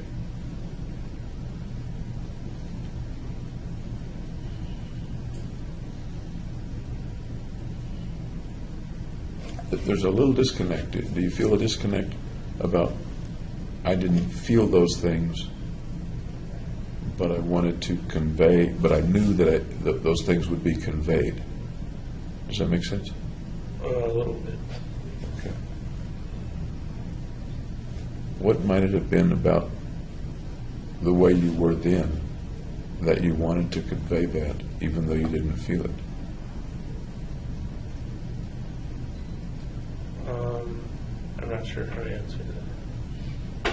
It might have been a bad question. Thank you. But sometimes, very often in fact, people want to convey to others something different from what they really are or what they think they are. People want to look better, they want to sound better. They spin up a tale to tell strangers on a bus that's different from the way they really are. You ever do that? I'm sorry? So I don't think that's like an accurate depiction of who I am. It was just a moment, capturing of the moment. Okay. Did you take other pictures? Yeah, All at the same time or over time? over time. Okay. Over roughly how much time? A month maybe. A month, maybe. Other selfies, other pictures of the weaponry? Is that what we're talking? Pictures of the movie theater, entrances and exits. Okay. Focusing right now on you, pictures of you, pictures of the weaponry, pictures of things in your apartment. Those were over a month or so? No, those were pretty much the day of and a couple days before, I think. Okay. Here's one of the pictures that I've got. That one. Remember that one? Yep. Tell me about the guy in that picture. He definitely doesn't look normal. Tell me more. Looks scary. More. I wouldn't want to run into him. He's not the guy that thugs should mug? Yes, that's true. He looks more like a thug. Oh, he looks like a thug. Okay. Tell me Not more. a typical thug. Not a typical thug. What kind of thug does he look like? Crazy thug. Okay. Go into that a little, will you? More. I don't know how.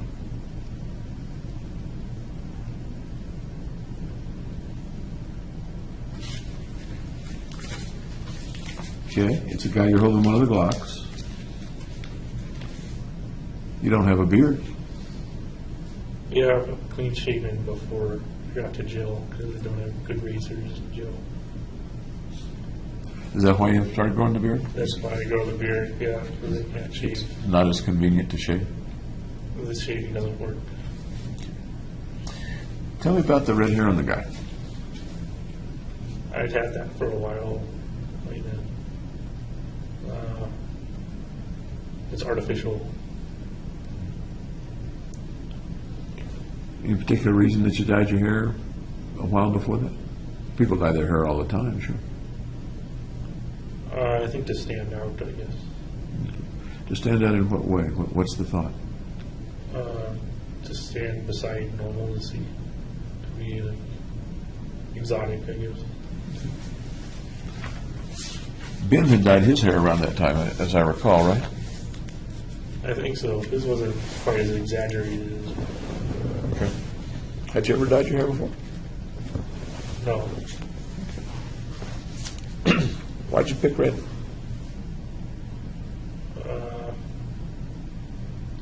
I thought it would look better than green or blue. Okay. And you mentioned the contact lenses. Tell me about the contacts. Well, those just happened to arrive on the day of the shooting. Otherwise, I would have taken the pictures beforehand on like whatever day they arrived.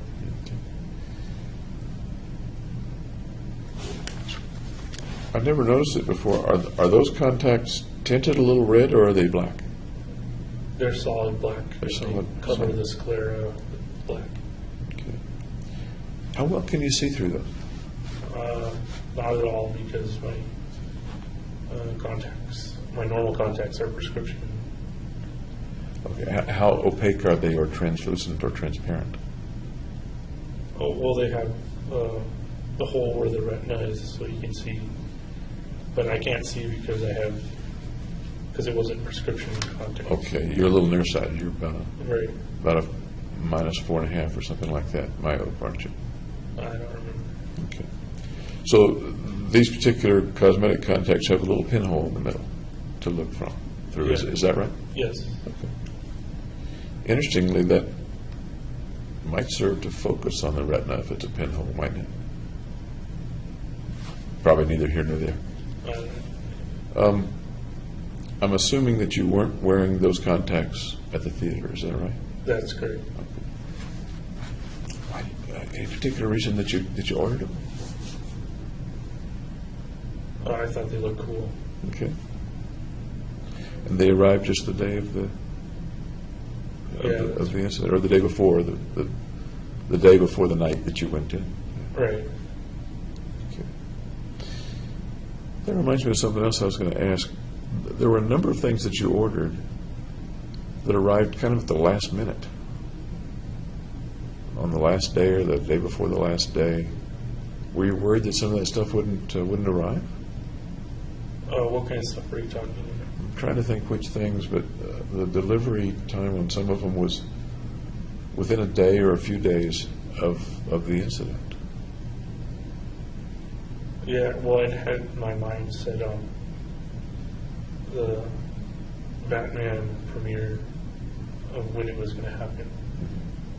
So I guess I kind of got squeezed for time a little bit. Were you worried that they might not all arrive in time? No, I think pretty much everything arrived before. Good old Amazon. Yes, good shit.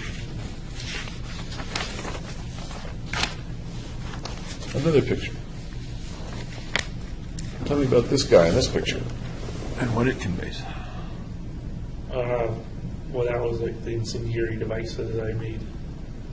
And I was kind of blowing out the fuse. You were blowing out the fuse. Yeah. Is that you weren't? The fuse was not lit, and you were blowing it. But is that why Right. the lips are pursed, as if you are blowing out Yes. the fuse? Yeah. Okay. What's the expression on that guy's face? What's that guy thinking or wanting to convey or infer? I don't know. What do you think?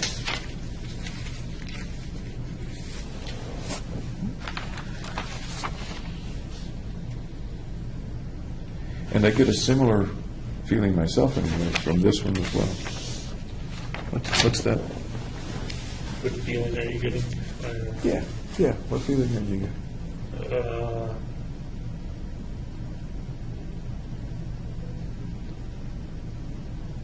Just that you want to stay away from them.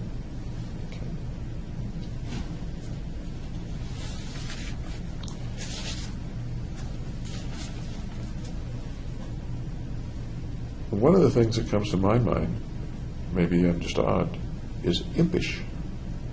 Impish? Impish. What does that mean? as an imp, there's a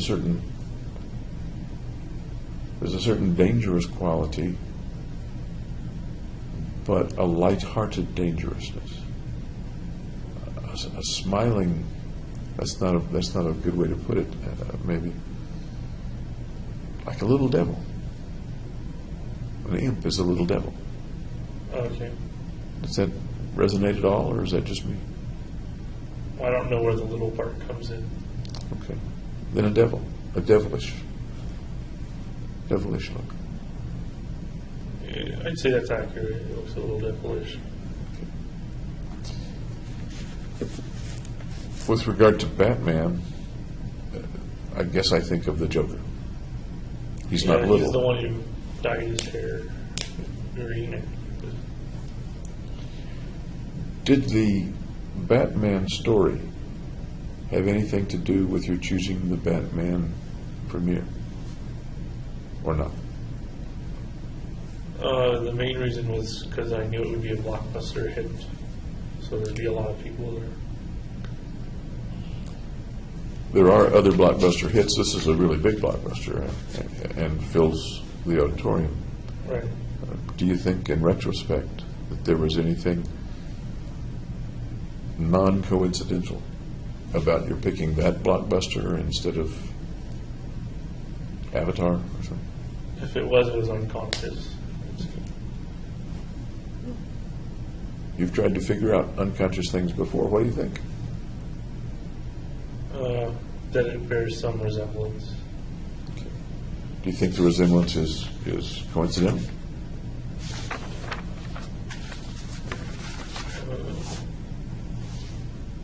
I'm not sure.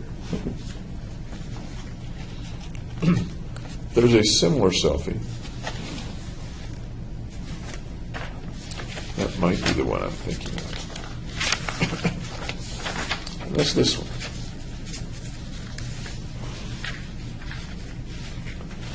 You remember that one? Nope. Tell me about that one. What's that guy? It also looks devilish. Anything else? Anything make it look additionally devilish to you? Tongue sticking out. Okay. What about the tufts of hair on the side? Kind of like horns. Is that on purpose, do you think? Or was it on purpose? I don't remember doing it on purpose. Okay. Because I agree with you, there is an impression of that adds to the devilish thought. And I was wondering whether you did it on purpose. Intended or not. Beg pardon? It was intended or not. Yeah. And your answer is? I don't think it was intended. Okay. This picture also has the tongue sticking out. Tell me about the tongue sticking out.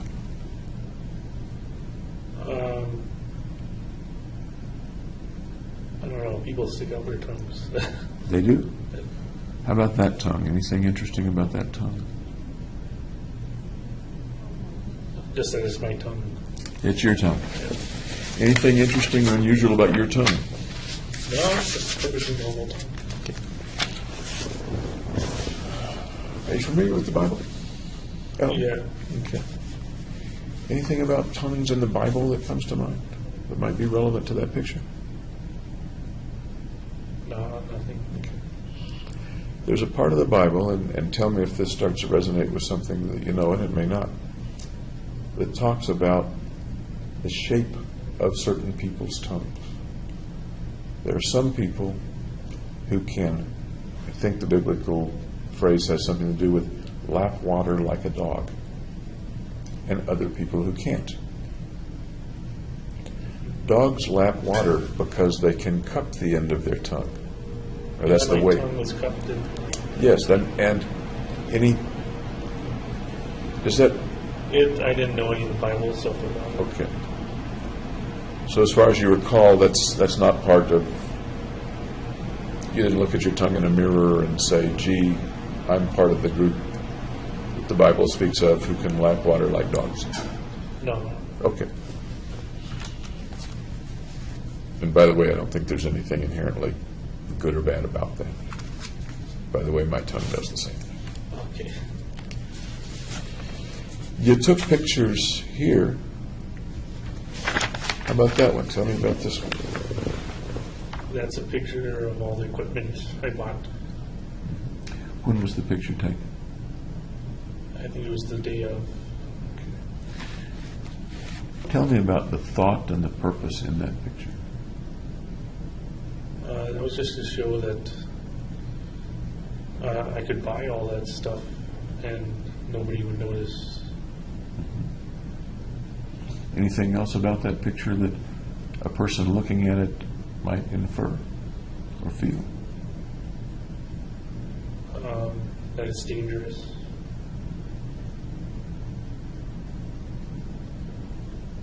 That it's a lot. It's almost like overkill.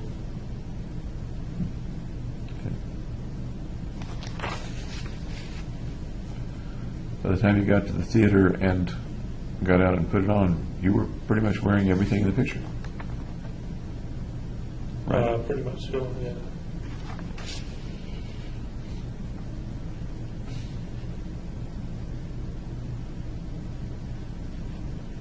Okay. Anything important about the color of the sheets? Of the sheet?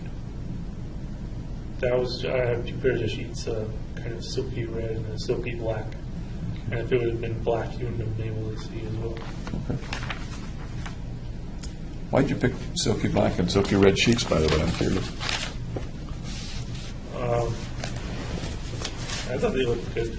Okay.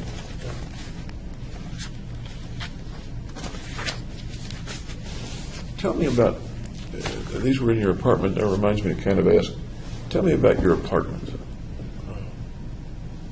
Was 800 square feet, I think. Complete kitchen. I don't know, it was a good apartment. It was close. It was right next to the Anschutz Medical Campus. And that's where your classes and labs were? Yeah. On the Anschutz Medical Campus? Okay. So you didn't have to drive? Right, You I could could just walk or ride my bike. You did ride a bike sometimes. Did you ride the bike a lot? Or? I would ride it every day to work and back. Okay. Bring it up to the apartment at night? Yeah. Okay. Pretty good bike, or? I've had it for years and years. Okay. As a place to live, in your apartment's a personal place. Where people live is a personal place. What was it? How was it personal to you? Or how did you make it personal to you?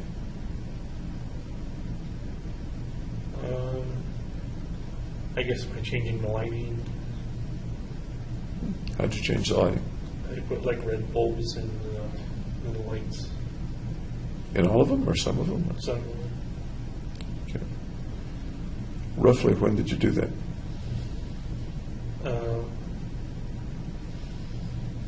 towards the end of graduate school. We're talking Like May? June, I think. In June, okay. Any particular reason that you personalized it with red light bulbs? Other than I just thought it looked nice. Okay. At that time, did you know or anticipate or plan that the police would be coming to your apartment? I figured they would go to the apartment on a noise complaint. Did the red light bulbs have anything to do with what people might find when they No, that open the didn't door? have Okay. I'm curious, which outlets were or which lights were the red light bulbs in? just the lamp, I think. A lamp, okay. Well, how else did you personalize your apartment? I have my own plant. Water that guy every day. Okay. What kind of plant? I don't know. Just a plant. Just my plant. Just your plant. Did you name your plant? Planty. Okay.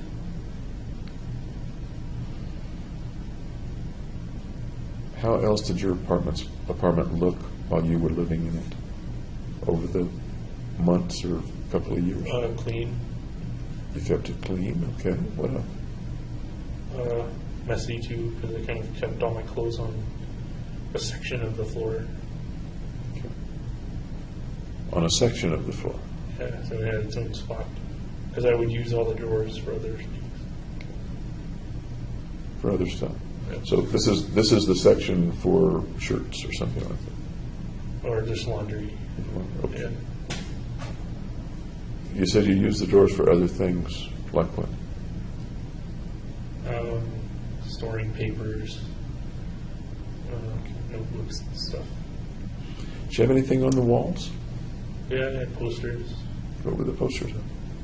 I had a Pulp Fiction poster, Samuel Jackson, and what's his name? I don't remember.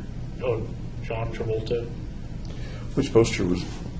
Pulp Fiction, I can picture the content, but you might tell me, what was the content of the Pulp Fiction poster?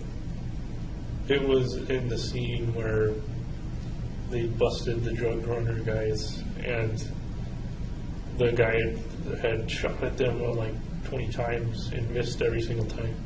And then they pointed their guns at him. And what did he do when they pointed their guns at him? Well, he got shot. How about the Samuel Jackson poster? What was the content of that? That is the poster. Oh, that's the same, I'm sorry, the same scene. What other things did you have on the walls? I had one of those motivational posters that said, like, challenge, take your shot. It's a shot of whiskey or something. Okay. Probably not a good alcoholics poster. What else did you have on the wall?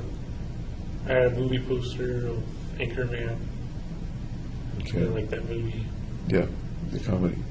I had a Zombie Brains poster. Okay. Anything else? I think I had a poster of a model on the wall. Tell me about the model poster.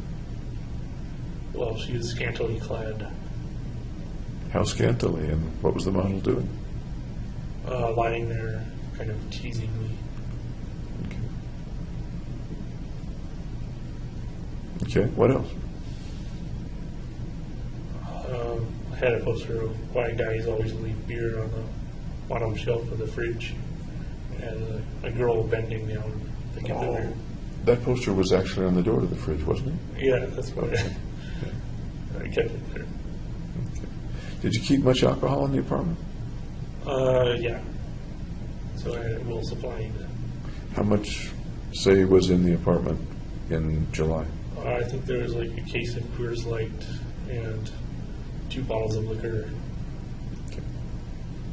How much would you drink in general over the months? I usually drink socially, and so I bring some of the beer with me. Okay. Different people mean different things when they say socially. Over dinner with friends. And we talked, I think, about drinking yesterday a little bit.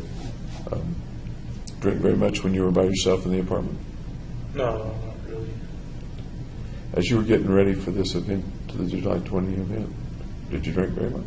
No. Okay. What else is in the apartment? My computer.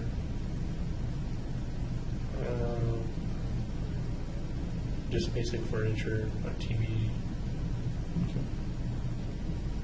Gargi came there from time to time when y'all were dating, when you were in the relationship. Yeah. Would you usually go to your apartment or her apartment? Or her place?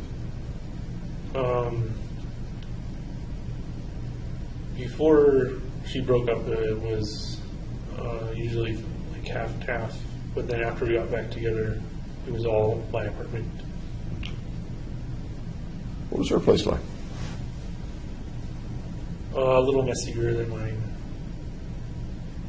Apartment or house? She shared an apartment with another gal. Nearby?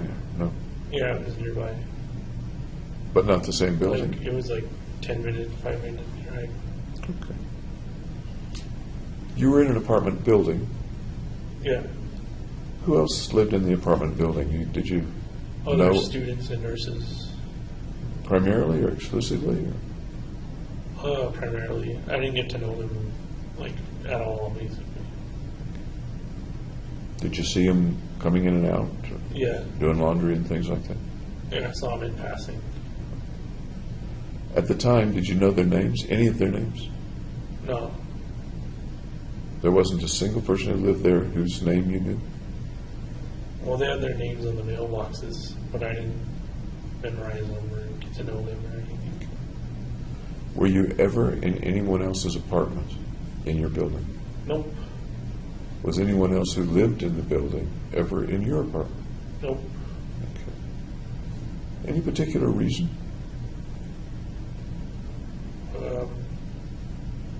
No, not really. It really wasn't a very social apartment. Kind of everybody had their own rooms. Okay. You mentioned the posters on the walls and the scantily clad young woman. There's another selfie that was on your phone of you with a woman right behind you. Do you remember that one, that picture? That's the scantily clad one. Was that the scantily clad Yeah. poster? Okay. I got to tell you, the first time I saw it, I didn't know It was a poster. that it was a poster. Okay. Tell me about that picture and when you took it, and I don't remember the condition. Okay. so far as you know, roughly when was it in the course of all this? I think it was June as well. Okay. If I were, I don't have a copy of it here. If I were to show it to you, what would you say about the guy in that picture? I wouldn't be noticing the guy. I would be noticing the gal. Okay. When you took the picture, it looks very much like you meant to have it look a certain way, with her resting a head on your shoulder or looking over your shoulder close to you. Looks like it was purposely framed that way. Is that fair to say? Yeah, that's what you say. Okay. Was the picture manipulated at all, or were you just standing by the poster? I think I was just standing in front of it. Okay. That doesn't say much about my powers of observation, does it? No. So, if the picture was framed that way on purpose, what does that convey to, what does that framing convey to somebody, or imply to somebody who's looking at the picture? That I'm desirable. Can you say more about that? No, not really.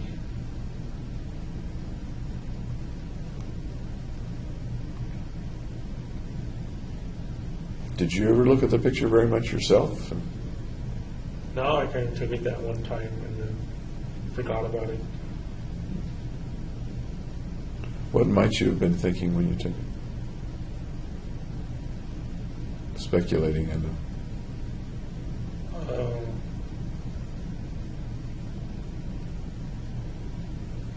I don't know. Were you a pretty desirable guy in January, February, March, April, May, June of 2002? Or 2012, rather? I would say so, yeah. Okay. There were two women that wanted to hang out with you, at least. Yep. Okay. Did you think or feel that you were a pretty desirable guy at the time?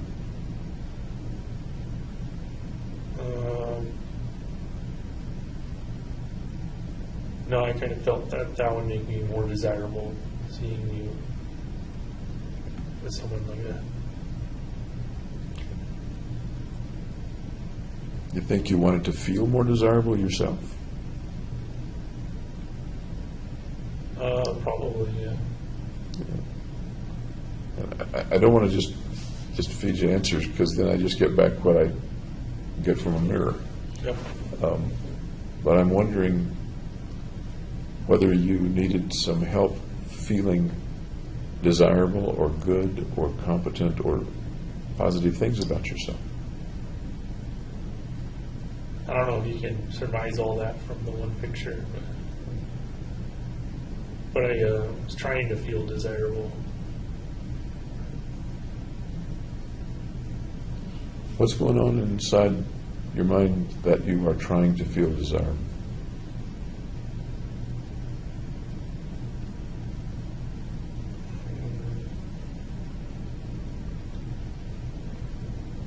just because I'd broken up with my ex-girlfriend.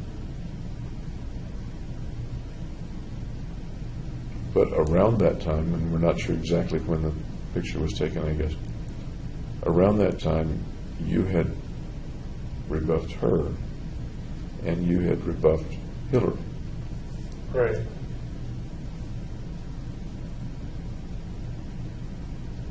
Now, the reason you gave, at least with regard to Hillary,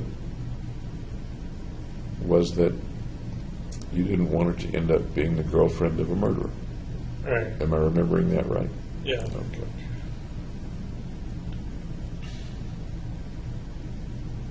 Tell me about wanting to be desirable after that. Well, not wanting to be alone. Wanting to start another relationship. Were you a pretty lonely guy? No, I feel best when I'm alone. Anyways. You feel best when you're alone. Okay. But a few minutes ago, you said that there were times when you didn't want to feel alone. Or didn't want to be alone or feel alone, one or the other. Right. And by the way, these aren't black and white things. They can blend and they can come and go. At times, were you a pretty lonely guy? No, because I don't usually feel lonely when I'm alone. Since you've been arrested, have you felt lonely? Yes, just because of the sheer amount of being alone for 2 years. An enormous amount of being alone for 2 years. It's absolutely enormous. Uh,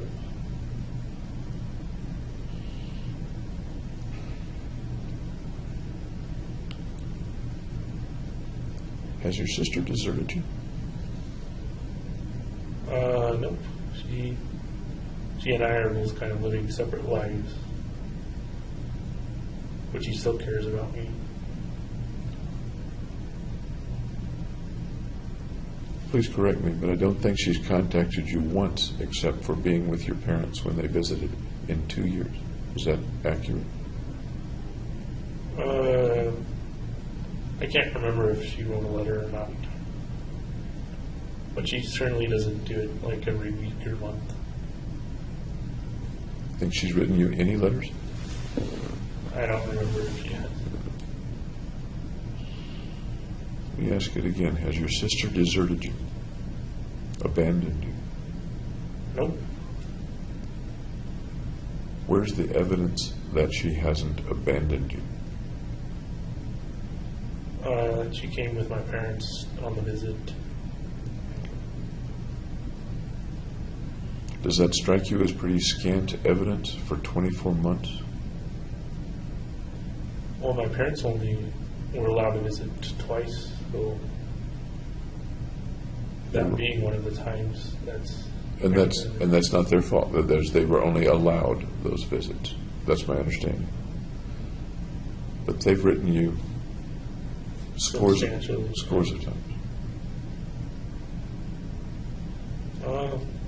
That's just the relationship dynamic between me and my sister. Well, you were describing your sister yesterday. She loved her big brother. She was looking up to her big brother. She helped her big brother dig a hole in the sand and fill it up with water. Real typical younger sister, older brother stuff. Yep, now the situation is not so typical.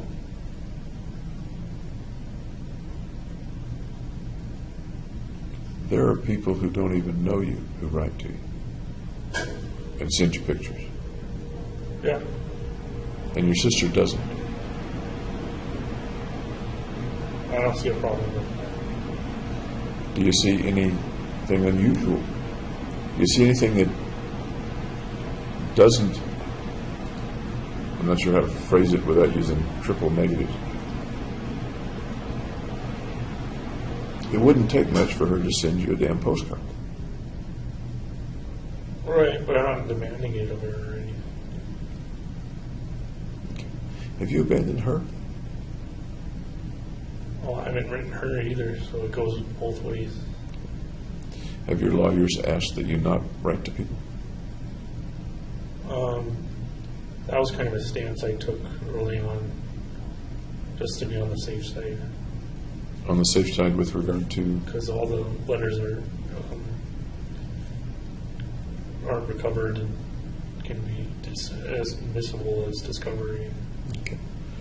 So it's logical and natural that lawyers recommend that people not write, or that they be very careful what they write pre-trial. Right. I understand that part. Yeah. But I don't know if that's stopping me from writing her. Exactly. Thank you. Exactly my question. Absent that, would you be writing to your sister? Probably not, because I don't have much to talk about. Okay. There's books I'm reading and TV I'm watching, and that's about it. So, Absent that, would you be writing to your parents? I would probably write to my mom, just because she writes so often. Okay. So far as you know, have any of the friends that you had, Ben, Tim, Gargi, Hillary, anybody else, have they written to you or tried to write to you? Not that I know of, no. What do you speculate, and it would be pure speculation, what do you speculate they think about you now? They're probably moving on with their own lives, and mine's not interspersed with them. Right. What do you think they think of you now? Think about you, that's better put. What do you think they think about you? That I was a good friend. What else? When somebody says to them, James Holmes, what does that bring up in their mind now? That they knew me before I was the incident, Before you were, before the shooting incident. you started to say something else. Before I was blank. What were you going to put in that blank? Mentally ill, like outright showing mentally ill. What feeling do you think they might have toward you, or feelings do you think they might have toward you? They probably want to distance themselves from me, so they don't get lumped in as related to a killer. That's close, but not quite what I asked. What do you think their feelings are toward you? I think they care about me, so I'm not sure. Okay. Mom and Dad, feelings toward you? Warm feelings. Okay. Sister, feelings toward you?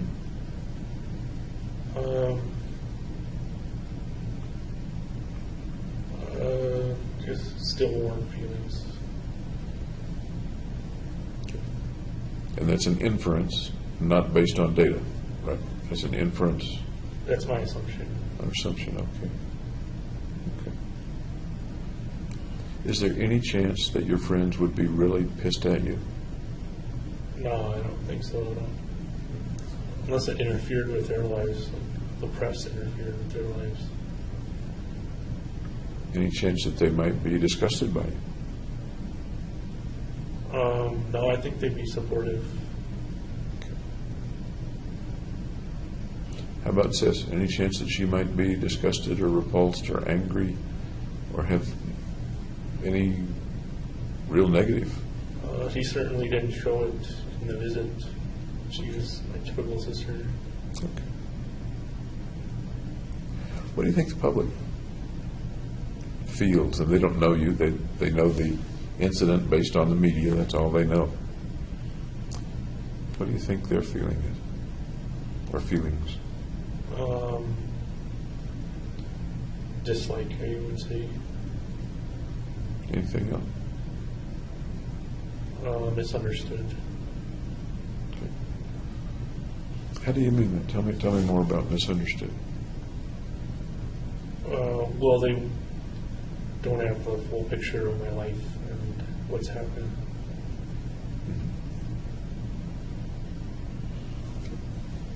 Are you aware of, in general, the media coverage and stuff like that? Yeah, we have a TV, so I can see some coverage on the news. So you're pretty much up on how the media treated this incident, how the media has treated you, or no? No, I'm kind of sheltered from that, maybe. Who shelters you? Just not having computer access or internet access. Do you have TV access? The lawyers talk with you frequently. Do they talk about public reaction at all? No, not really. Does anybody at the jail, the custody people, mention public reaction at all? Like guards? Or? Yeah. No, not at all. But occasionally inmates Yeah. call things out, as you said yesterday. Yeah. Yeah, that's primarily negative. Some are supportive, but it's definitely on the fewer side. Did you see any TV coverage? Of course, the most coverage comes in the first week or two, doesn't it? Right. But you did have out time when you had access to TV. Do you recall any TV coverage at that time? They're memorializing the victims. Did any of the coverage refer to you? Well, it was just refer to me as the theater gunman or whatever.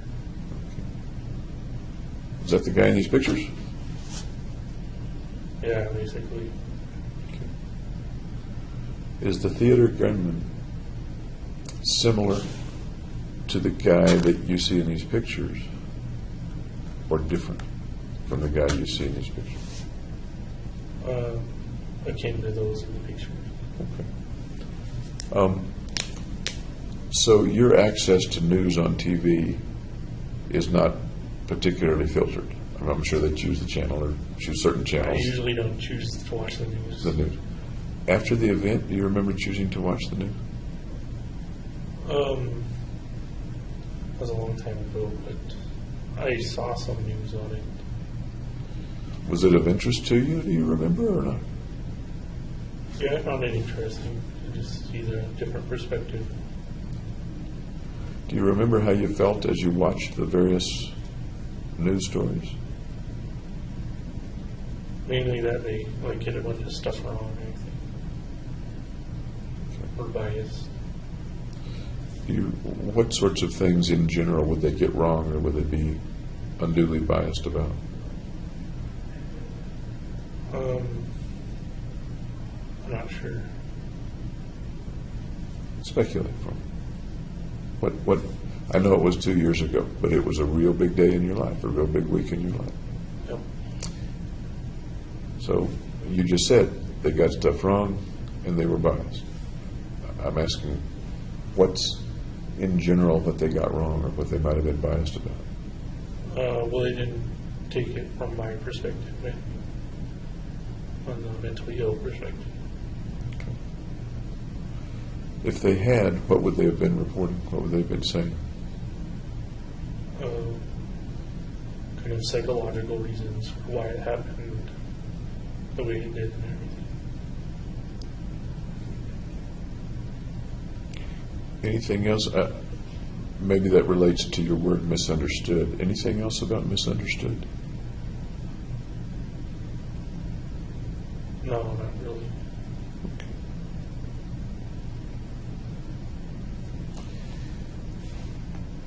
This afternoon, I'd like to do a little bit more about your apartment. Okay. Interesting place, especially when you left. I'd like to learn more about that.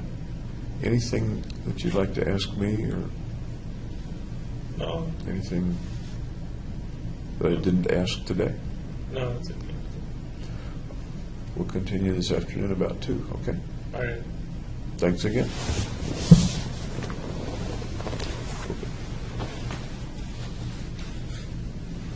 There we go.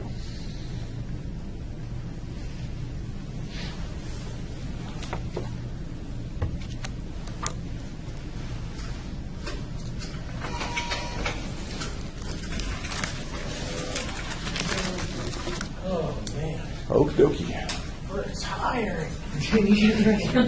Yeah, okay. Okay, I'll come back about 2 o'clock. We'll need a little bit of setup time. Okay. Okay, thank you. Be ready to go. Okay.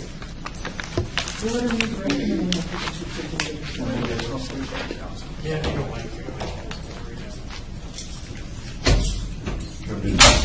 Do you need anything else? Nope. You okay?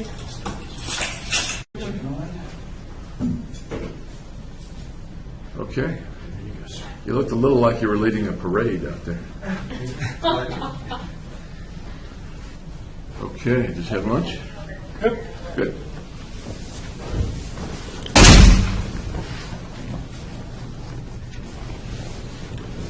Okay.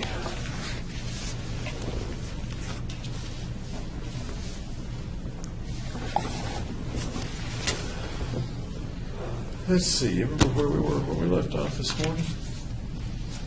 Your memory's probably better than mine. You wanted to talk about the apartment? Yes, and we talked a little bit about it, and we were getting to the part about the armament. And the way the apartment looked when you left, that's what it was. Okay. Okay. Got a picture of that. I'm sure that you remember pretty well.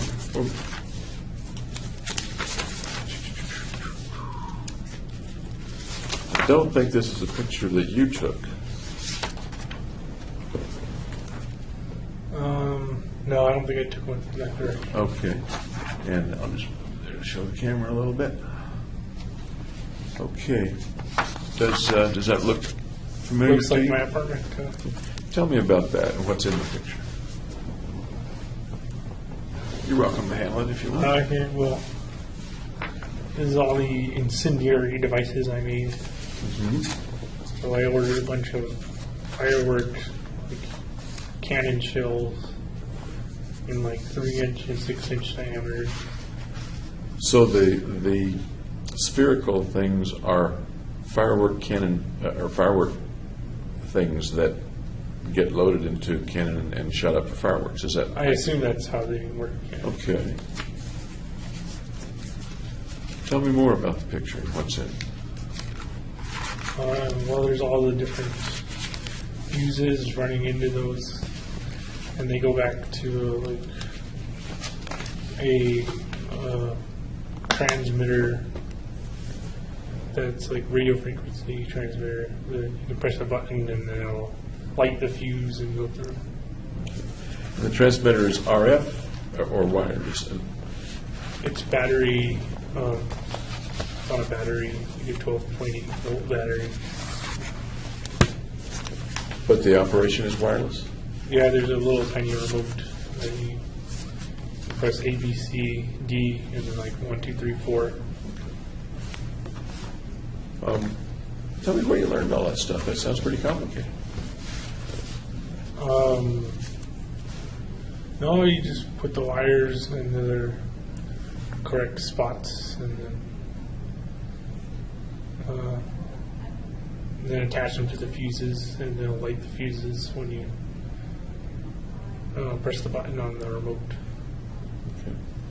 And the ignition is like a piezoelectric ignition, or It's what like is it that generates the heat? a little circuit that like short circuits and catches fire, and then it's gunpowder fuses go out from there. Did you ever test that stuff? No, I didn't get to test any of the incendiary devices, or so I was figuring they wouldn't work. Really?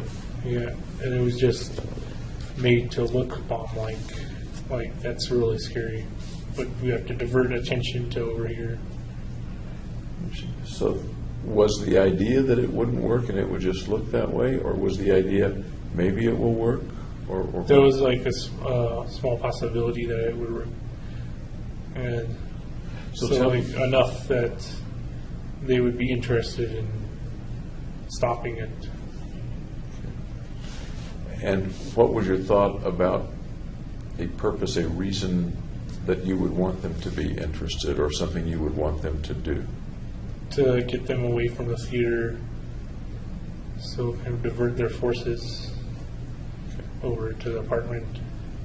Did you think, and it sounds like one possibility is that they would be diverted to the apartment before the shootings began. Yeah, that's the plan. That was the plan. And how were you planning to accomplish that? Through a noise complaint from the neighbors to bring them there. Okay. I heard about the noise complaint idea. I didn't realize that you meant prior to the shooting. And how was that set up? That was just set up to my computer where loud music would play after 15 minutes of silence. So it was like, there was just silence on the timer. So you left, the computer was on, and 15 minutes later the loud music was supposed to start, is that right? Yes. How did you set that up with the 15 minutes of silence? What sort of track was that then? Well, there was like an application I had that you could connect different songs together and copy paste minutes of silence in. Okay, so the computer just thought it was 15 minutes of music, but it was really 15 minutes of silence. Right, so it was fully on like the highest volume. And how did that work out in terms of attracting somebody to the sound? I think they made the complaint, but there wasn't a big response by the police, if there even was a response by the police. Where was the music coming out? Where were the speakers? In the apartment itself? Yes, just right next to the monitors and then the bass on the floor. So a person would complain in the plan to the police, and the police would go to the apartment, bang on the door, open the door. Yeah, I left the door unlocked. Okay.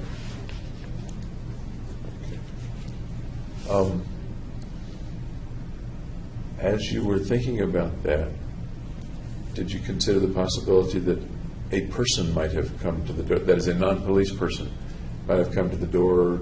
Yeah, and so that's why when I sent a tripwire, I didn't have it attached to the door. I had it kind of inside, so they'd be able to see inside, but not go to like disable anything because there's an obstacle in the way. Okay. So if the person who opens the door could see what was there, Then they definitely call the police. they would call the cops. It occurs to me that the cops also would not, once they saw it, they wouldn't rush in either. Right, but they'd be kind of stuck at the scene. And everything. Okay, the diversion would have worked. Right. I don't want to put words in your I mouth. gave it like a small likelihood that any of it would work. But Okay. There was something in a dumpster also. I'm trying to think what it was. Does that ring a bell? no, I didn't put anything in the dumpster. Or a... There was something beside the dumpster. I put Okay, what was that? the boom box, also with the timer on it, on a CD. And I put the remote for triggering the transmitter thing, so a random person outside could be able to trigger the fuses. That was just like a random factoring into the equation. So that would have been another possible way to set off some or all of the incendiary devices. Is that what you're saying? Yeah. Do you know what happened in the end to those things? They got taken away the next day. I told them all about like all the most of the details surrounding it, like how safe it was and what types of explosives or whatever. And I want to ask you about that interview and that conversation as well, but sticking for the moment with the apartment. Did you have any experience with incendiary devices or launch capabilities or fireworks or things like that? Just your like most very basic fireworks, like the fuse and step back. But Okay. Did you ever, and this is coming to me from a different source and I'm not sure about it, was there ever a time when you helped with a fireworks display? no, Okay. Doesn't ring a bell that family or somebody was lighting fireworks and you were there or helping other than black cats and cherry bombs? Things like rockets and stuff like that. no rockets. Okay, thank you for clearing that up a little bit. Okay. Have that back if I may. Some of the things that we see in the picture, the big jars, a couple of liter jars, full of a liquid and some rifle shells and other things. Can you tell me what was in the jar? The liquid is gasoline, and it kind of dripped down from the styrofoam. Styrofoam and gasoline make napalm. Okay. So I thought the napalm might trigger the bullets to go off if it caught fire. But I never tested any of it. And you mentioned that you think there was a low probability of it going off. Is it reasonable to say that you thought there was some probability that it would go off? There was some level Yeah. of probability. Okay. What would have happened had they gone off? It probably would have, the most damage probably would have been caused by fire, and if it spread to the other apartment rooms. Think anybody would have been hurt, or was that part of the picture in your mind, or no? No, I didn't think anybody would get hurt from the incendiaries. The situation at the theater, as I'm understanding, you had to do with a plan and thoughts of killing people. The situation at your apartment, please correct me if I'm Was wrong, the other purpose of diversion. it's a different purpose and not specifically having to do with hurting or killing people. Right. But you realized there was a chance that that might happen. Yes, I wouldn't want to be in that room when anything went off. Would you want to be in the next door apartment when anything went on? I don't think it would have carried that far. What about the bullets if they'd gone off? The shell? Well, since they're not in a tube or a barrel, they're going to explode in all directions. And how did, I think that's a true statement, what I understand about shells that you toss into a campfire or something. How did you know that? Just thinking it through. Okay.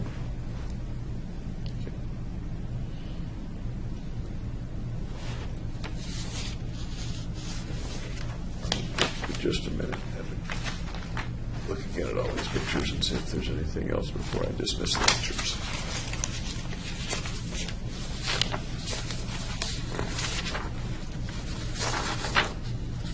Oh, I was going to ask you about this. You got a passport, Yeah. and do you recall when you got the passport? When I was an undergraduate. Okay. Did you need it to go to Mexico at that time, or I was going to need it to go to Mexico because they passed the new law where you had to have the passport to walk across or go through the car across. did you ever need to use it with Mexico? Or No, I didn't. when you went down, I never went to Mexico with it and when you did the orphanage thing, that was before. before? Okay. Did you have any other thoughts of leaving the country? No, I didn't have any realistic thoughts of escaping. Ever any places you wanted to visit? No, I'm fine with staying at home. So the purchase of it pretty much had only to do with if you wanted to go to Mexico, you could go to Mexico. Right. Okay. Just to visit Mexico, or to go there and live, or escape, or? No, if I would probably go to Canada because I have relatives up there. If I was going to escape. Nowadays, do you have to have a passport to get into Canada, I'm not. I think or so. to get back in the U.S.? I'm not sure. I don't remember either. Okay.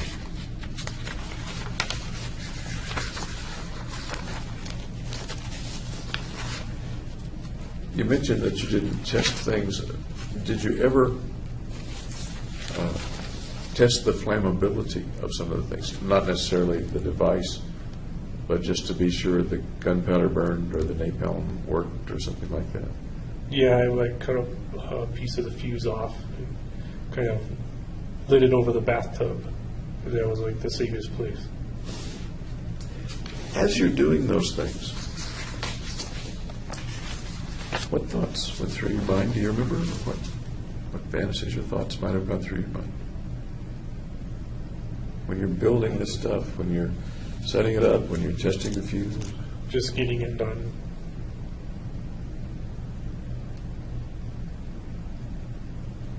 Just getting it done. Yeah, that's what I was thinking when I was doing it.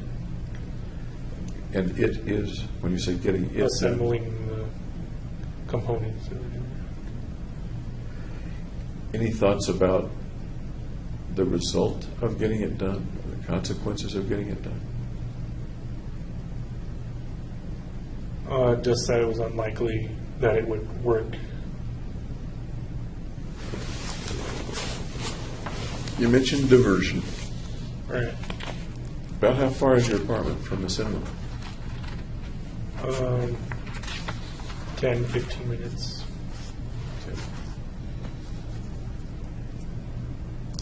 As far as you know, it was in the same jurisdiction as the police. Of course, I guess. the whole One city. was Adams County, the other was Arapahoe County. Okay.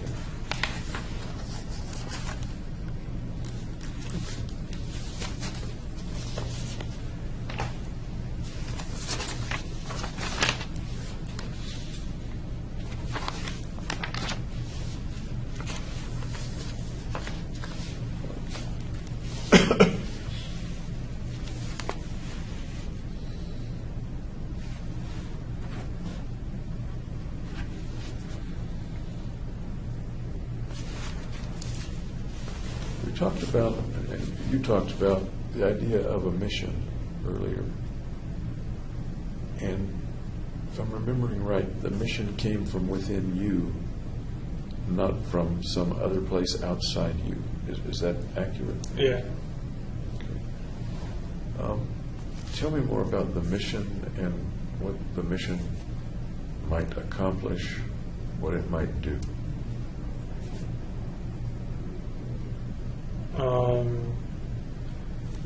Well, the mission was to go to the theater and shoot as many people as possible. And that was the thought at the time, back in May, June, July Yeah. of 2012. That's one level of mission. Was that designed to further some larger mission or additional mission? No, that was kind of the ultimate mission. So that was the whole end. Yeah.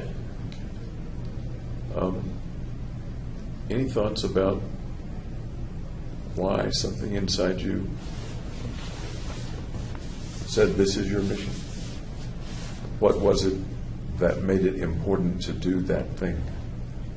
Made it so important that you did it?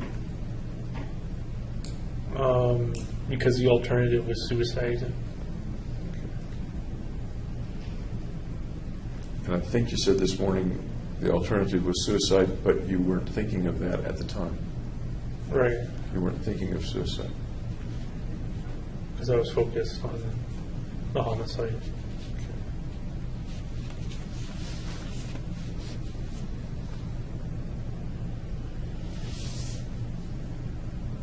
That's a concise answer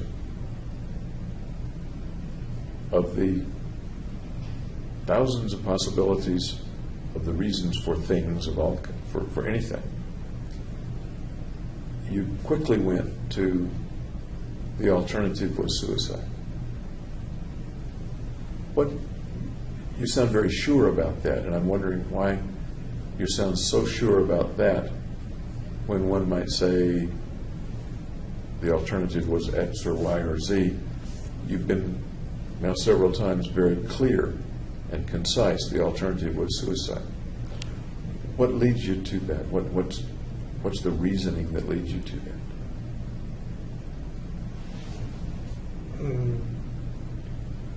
Just that doing the homicide got me out of the depression. It gave a purpose.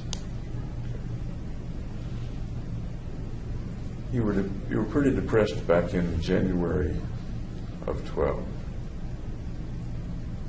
As I understand it, you were less depressed later in 2012. At least as far as you knew. Am I wrong? No, it was about the that? opposite. I was more depressed You were more depressed. during June and July compared to January. And some of the things you described about that were, you used the word catatonic. as I Yeah, recall. just like unable to get up and go. What were other symptoms, as you look back on it, that you were depressed at that time? I guess I'm sort of asking, and I don't mean to be sarcastic about it,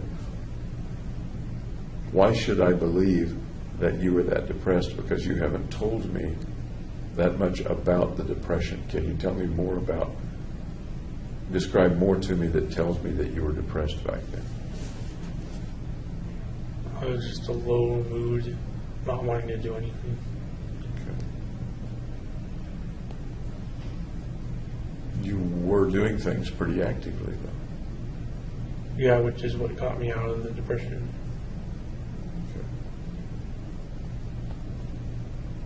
If those activities were getting you out of the depression, can you tell me the rationale for actually carrying out the shootings? If the preparation activities were doing their job, Right. talk to me about the necessity of carrying out the shootings themselves after the preparation had done its job. Well, the shootings were supposed to increase my self-worth. So that would get me out of the depression in the end. The shootings were supposed to increase my self-worth. Can you tell me a little bit about that? I think it was in a text message I sent to Gargi about human capital. How you can kind of place a value on a life. And if you take lives away, that kind of adds to your own value. I do remember the text message exchange. Is that an accurate rendition of the way you were feeling at that time? Or is there anything more to that you can explain to me?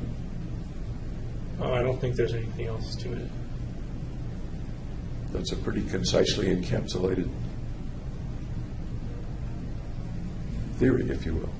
There's Okay. got to be more to it than that. Well, why is there got to be more to it? In what way did you think of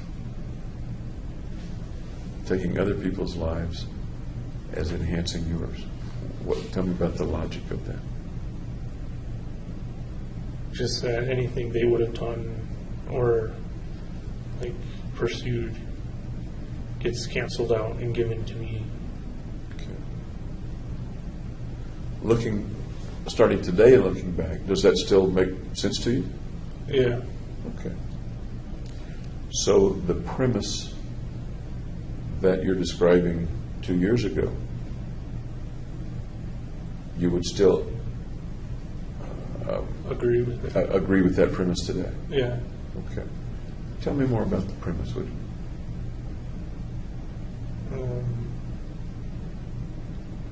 Well, there's nothing else to say about it.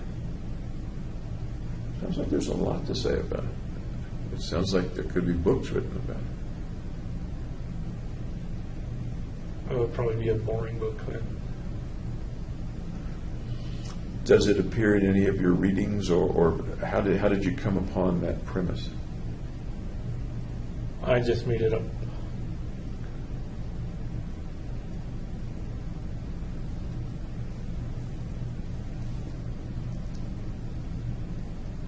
I don't see a rational side to that.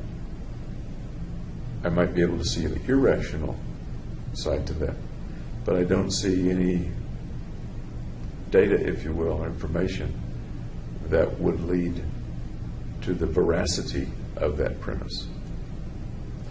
I'm not saying you didn't believe that premise. I don't know, because I'm not inside you. Right. I certainly wasn't inside you 2 years ago. What makes that a logical premise? Or is it? Or is it an irrational premise? It's not based on logic. It just is the way it is.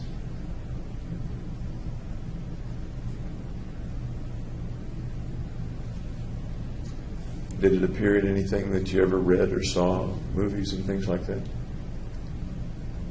Where you think the idea might have come from, or no? Well, I think it came from economics, because you can take countries measuring their GDP of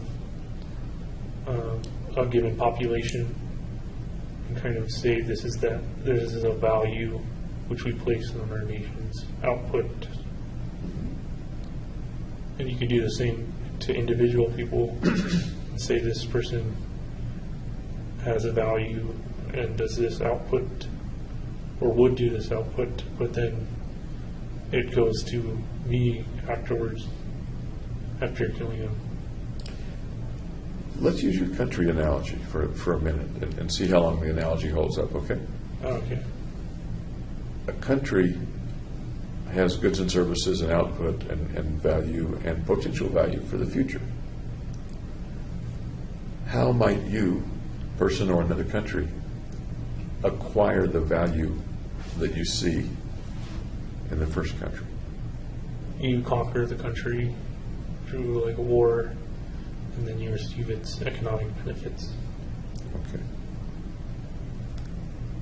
Are there any circumstances under which, when you conquer it, you wouldn't receive all those economic benefits? If they apply like a slash and burn strategy, where they kind of burn the land. Sure. And that's exactly what I was thinking. If you obliterate the country, Right. then its value plummets. Yeah. That's my thinking. Is that your thinking as well, or not? Its value goes down, but the conquering country would have increased their military effectiveness because they've kind of won a battle. Okay.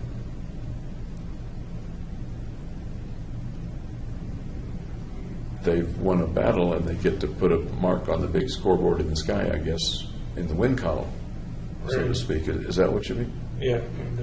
Because I don't see much other advantage to conquering the country. They get to reap the rewards of the land. So even after the slash and burn, the land is still there. Yeah. They've expanded their borders, if you will. Right. But in the situation of killing the individual, it seems to me that that's akin to obliterating the country, not just slash and burn, but obliterating the country and its borders, and there's nothing left to bring to the conquering country.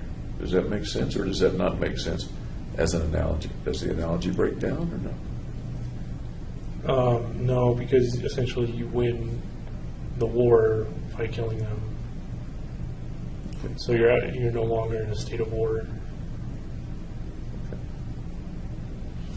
Some of the other folks that you've talked with have referred to some writings that you did, some references to Nietzsche, things like that, right? I simply said I've heard of Nietzsche to my psychiatrist, Fenton. Okay. What does Nietzsche and his writings have to do with all this, if anything? he believed he was God, I think, and then he went crazy. And that's like the main points that I took away from Nietzsche. Okay. And once again, I'm talking with you in the here and now, and I'm trying to refer to how you felt and how you were 2 years ago. And we both understand that, right? Yeah, those were the feelings 2 years ago. Nietzsche thought he was God, then he went crazy. How does that relate to you and what you were thinking or planning or feeling? I never related it to that. Okay. This is something they connected the dots with. So it sounds like what you're saying is that they may have connected some dots, but the connection's not really there. Is that I never made a connection. okay. Looking back intellectually at it, do you think there was a connection there that you just didn't realize? No, I don't think so. Okay. Highlander comes up in some of the interviews or writings or something. Yeah, another made-up connection. I said, like, there can be only one in a text message, and then they got interested in Highlander from that. If you recall, is that kind of what you were referring to in the text message? The famous quote from Highlander? I don't remember any of the surrounding information. Do you remember the text message itself? No. Can you picture that? No. Okay. So, as we're sitting here, we don't know. Let's assume there was such a text message, and there was. But as we're sitting here, we don't know what you were thinking when you wrote the text message. Is that accurate or not? That's correct. No. Okay. Have you seen Highlander?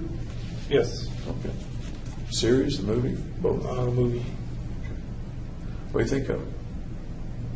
It's an interesting concept. Do you think that concept is akin to your concept? No, because the main thing in Highlander was they're trying to become mortals, and they have to kill other immortals, behead them, and then the very last one, it becomes immortal, a mortal. I didn't remember that. Is that right? I didn't remember that the last one became mortal. Yeah, I believe that's how it went. Interesting. I didn't remember that. Okay.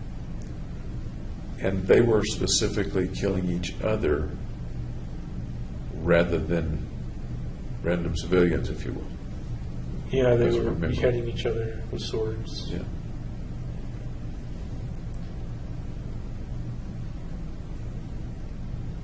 You've implied that you came up with the idea, with the concept, independently, as far as you can remember, independently of any readings or anybody else's writings that might have come up with a similar concept at some other time.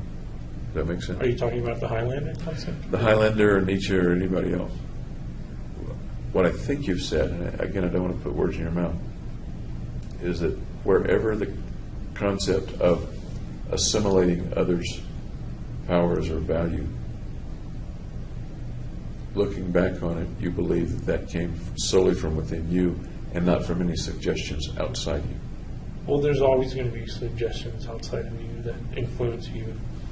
So I wouldn't say it was a fair statement to say it was solely me, because I interact with my environment. Okay.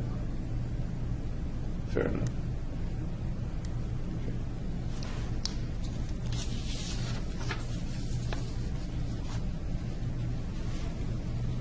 Apparently you didn't know or want to know any of the people in the theater.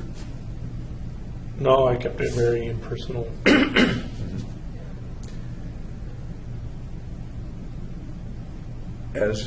As you were carrying out the shootings, you were wearing a gas mask the whole time? Yes. Okay. How well could you see out of the mask? Not well, because there were lights behind the theater, which were actually brighter than in the theater. So I had to go from a brightly lit area to a darkly lit area. And have the gas mask with scratches in it. I was trying to remove the scratches, but they weren't coming out. Was it a used mask? No, it was a new mask, but there were still scratches on the visor. That you tried to remove to be able to see better? Yeah. Was the movie still playing when you were shooting? Yes.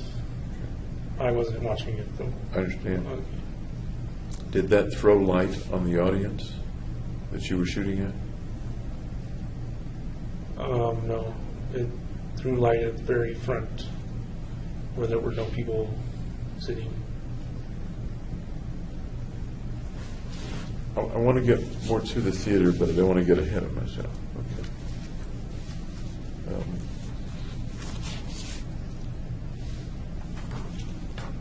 I guess I want to stick for just a minute on philosophy stuff.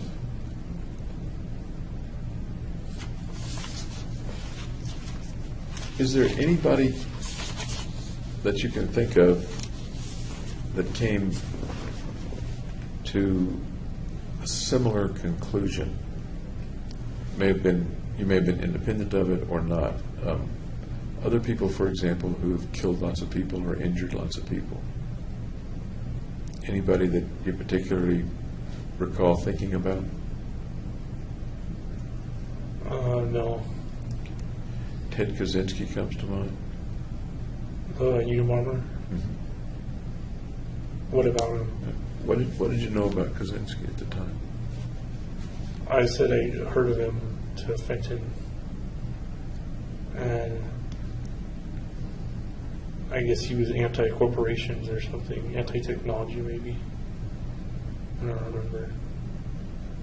Was he at all relevant to what your mission was and what your thinking was? The only relevance is he had like a purpose in mind and carried it out in a similar way. Did you say in that 4-month period, April, May, June, July, do you recall reading about or learning anything or seeking anything about Kaczynski?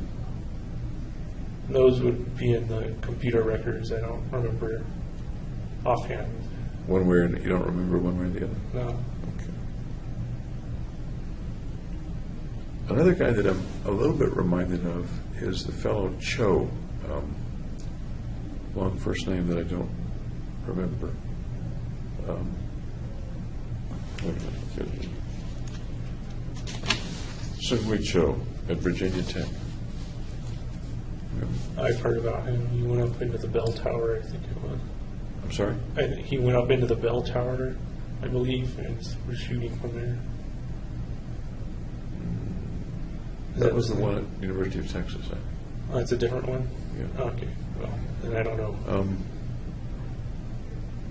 Do you remember looking up any of these folks, or learning about, or thinking about, comparing yourself to any of the other people that have killed a lot of people? I looked at what they did and how they did it, but I didn't compare it to how I was going to do it. You looked at what they did and how they did it. Any suggestions in there or things to avoid? You don't shoot the police, otherwise they kill you. So Okay. And you didn't shoot the police? all right. Okay.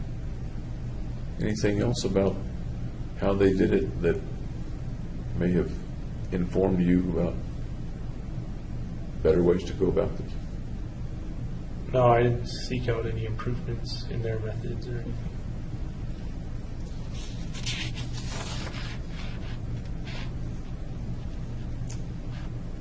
Did you see any similarities? You may have already kind of answered this, and I don't mean to make this an interrogation, but now we're in a more specific timeline of things. Any similarities between you and any of those people?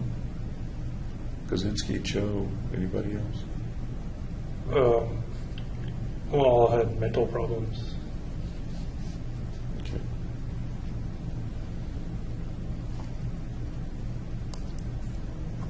Is that speaking today, or speaking, would you have said the same thing 2 years ago? That's speaking today. What would you have said 2 years ago? Or 2 years and a month ago, in June? We all had violent delusions.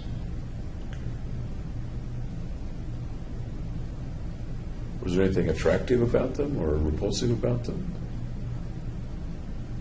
No, they're just people.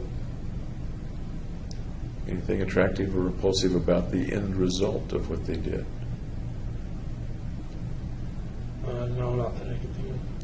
Or about what happened to them afterward? No, pretty much what's expected to happen. And what is that? What's expected to happen? They got either locked up or they died. The selfies of you with the Glock and the AR remind me a little bit of a picture that Joe took of himself.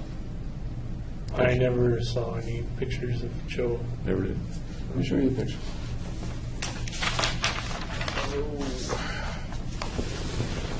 Remember that at all? No. Okay.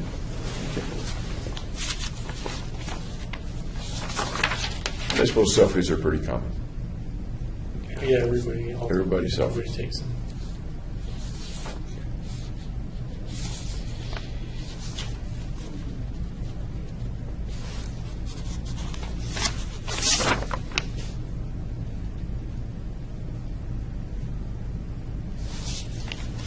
Try to go a little bit, if I may, through a chronology. I think we've covered a lot of it already.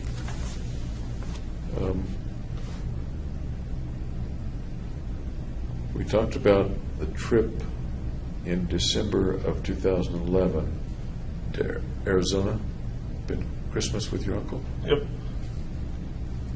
I have down that you went to Woodside to see some friends from Riverside. Is that not true, or a different trip, or same trip? Woodside, I don't know what that is. Woodside, California? Yeah, I don't know where that is. Okay.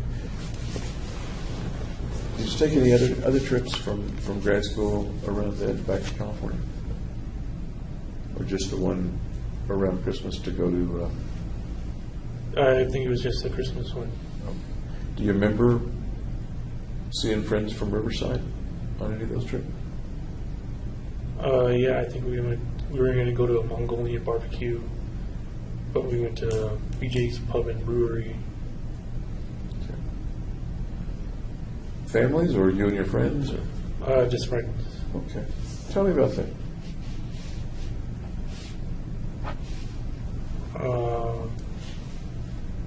We drove up to LA, carpools, and just had dinner together. So you're getting together with people that you knew you hadn't seen for a while. What was that like? Kind of like a reunion. Tell me more. What did you guys talk about? What to do? I don't know. We didn't talk about just normal stuff, I guess. Nothing stands out. How long did you spend together? Hours, days? The day. Okay. And how did you hook up with them? How did you meet up with them? Text messaging. Okay. You let them know that you were coming back and ask if they wanted to get together, or what? I think they asked if we wanted to go or not. I said yeah. How did they know you were going to be in Riverside? Or I not wasn't- Riverside? How did you know? How did they know you were going to be back in California? I don't know if they texted me previously or if it was just overlap with vacation. Remember any of the names? Yeah. Earl, Tashi, Richie, Soren, Yent.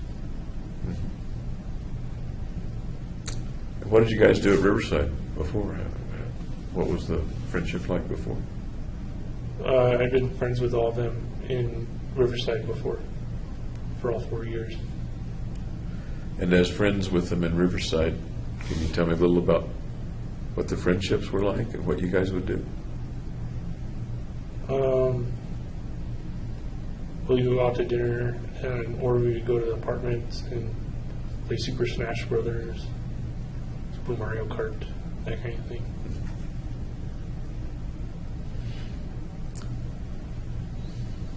Over 4 years, that's it? We also watched Lost together every episode. Okay. Did they know that you were in Colorado, or did you let them know you were in Colorado? How'd they know where you were to text you? Which you may have It had the doesn't same, matter where you are. you may have had the same phone number, sure. Yeah, I had the same phone number. I'm with you. I'm just too old for that concept to get into my brain. Oh, okay. But to actually meet up, they need to know that you're going to be in California. And I'm kind of wondering. I think I told them, but I don't remember exactly. Okay. So you went out and you. What did you do again? You hit a bar or No, just a restaurant. restaurant? Okay.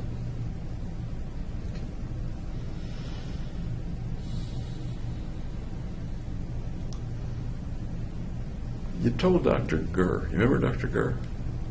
Yes. Okay. You said to Dr. Gurr, among many other things, that you remembered looking into a mirror and seeing something. Do you remember that interchange? You remember that picture in your mind? No, was there something unusual about the mirror? Well, I'm kind of asking you that, I guess. Anything to do with the mission or with what you were contemplating? I don't know what the mirror event is. Okay. You've said several times that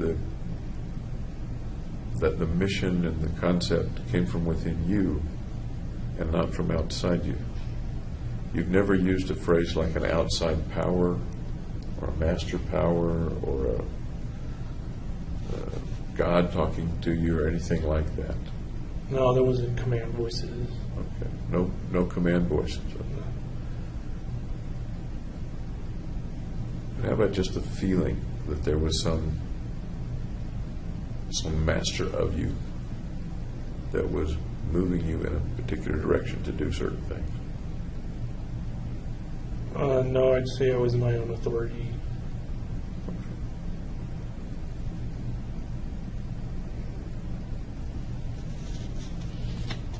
Tell me about the shooting range. It was 2 hours away. It's an unsupervised range, but the owners, or I guess the caretakers, dropped by like every day anyway. How many times did you go? I'm assuming it was up because everything in Colorado is uphill from. It was off the 40. I think. It was maybe 5 times I went Okay. And what did you do up there? while shooting. There are lots of ways to shoot, but Right. how did you do it? Well, they have different kind of range areas. So one was for rifles, others handgun, and one shotgun. So I would just go and practice in each designated area. Were other people up there when you went? Would it be likely that there would be other people shooting as well? Sometimes there were other people, yeah. Cost anything? Nope, it's free. Free. Except the cost of your ammunition, I suppose. Yeah, ammunition and gas to get up there. So how long would you stay when you went up? Until the ammunition run out of my magazines. Okay. Do you recall when the last time you went was? The last time before the July 20th? No, I don't recall like what I did each specific time. I mean, the timing, was the last time just before July 20th, or 2 weeks before, or a month before? There's probably a record of that somewhere. I imagine because so. of the cell phone. What do you say? A week maybe before. Did you get to be a better shot from the beginning? No, I to stayed the a end? terrible shot. Stayed a terrible shot. Yeah. Okay. And one of those times up there was when you saw the FBI SUV go by. Yeah. Okay. Okay.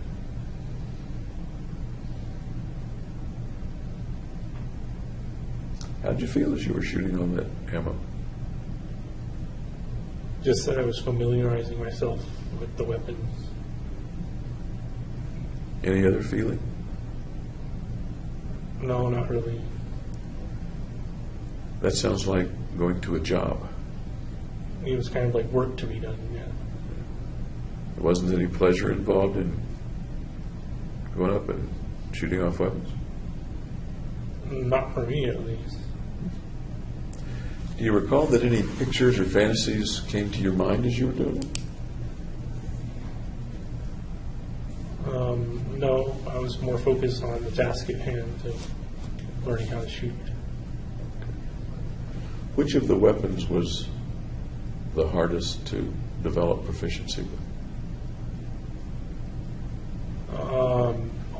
The assault rifle would be the hardest one. Okay. How good did you get?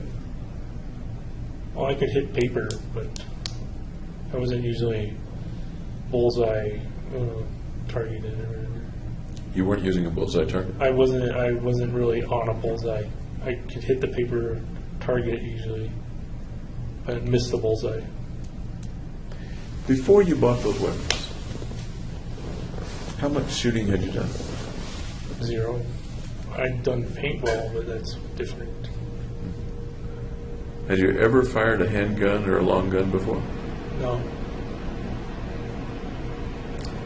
I recall that you went to one of the stores, Gander Mountain or something, with Tim, and he was going to purchase a weapon. Is that right?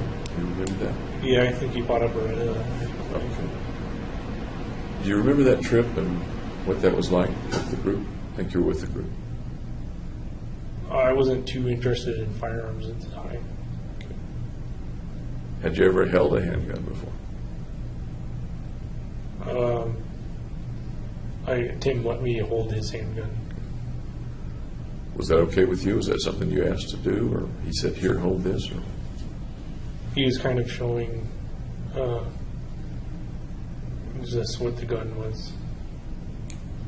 do you recall what it felt like to hold the gun that first time? It made me nervous. So I've never held a gun before. Nervous.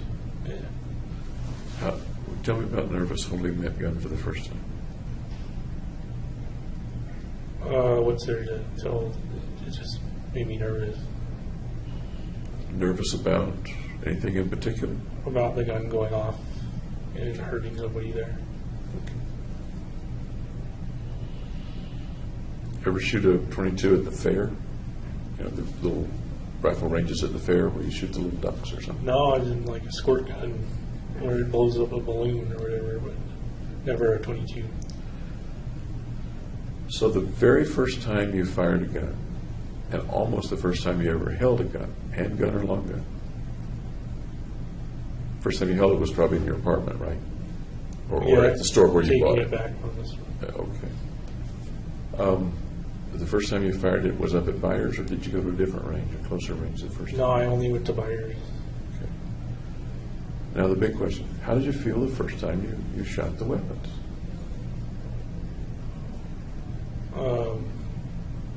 I didn't feel anything special. I just thought it was harder than it looked. In what way?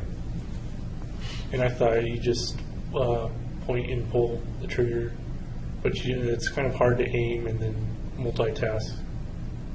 Be aware of your surroundings while you're looking down the sights and everything.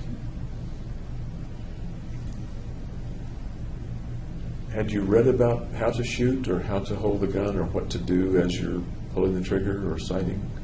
Yeah, I think I went to some gun forums and looked at like how to stand, how to hold the gun, prevent recoil. Did you wear ear protection?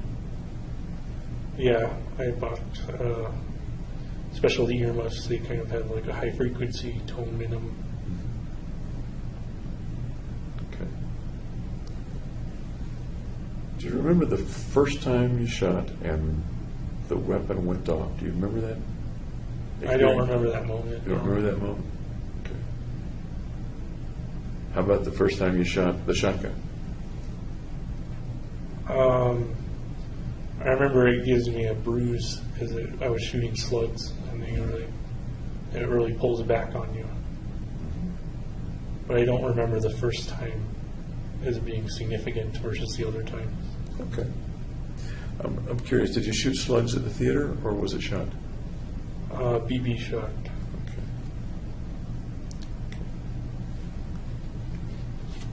Did you maintain your guns after you left the range, clean them, things like that?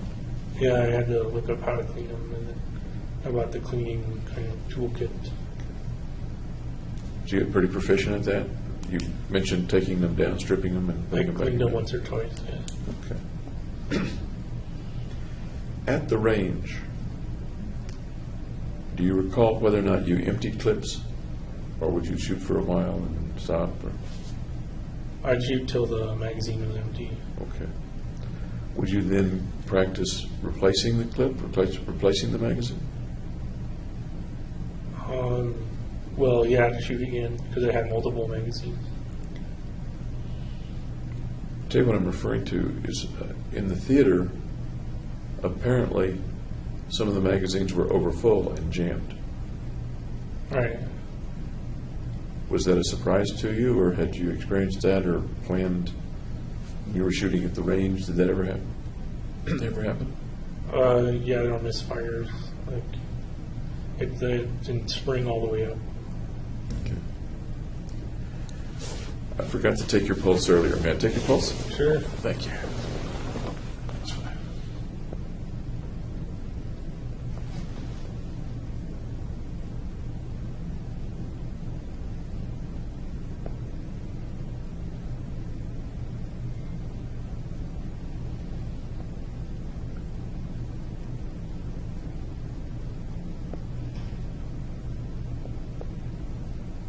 Thank you.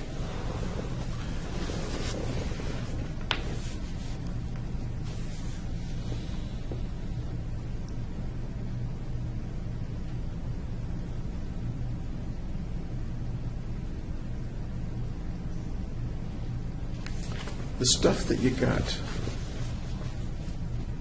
it cost a lot of money. Yeah, I had a lot of savings, so I was going to ask, where did the money come from to purchase it?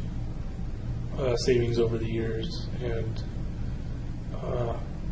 money from the training grant. The savings were from your jobs and things like that? Yeah, summer jobs and stuff Where was that money? in my bank account. Checking or savings? I could move it all around as I wanted online. Some of the purchases were made with credit cards, Right.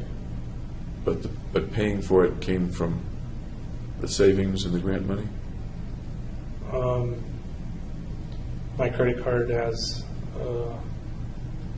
is connected to my bank account, so they can pay it off directly. So it was automatically debited when the I bill think it was came in? once a month, unless I did it manually. Okay.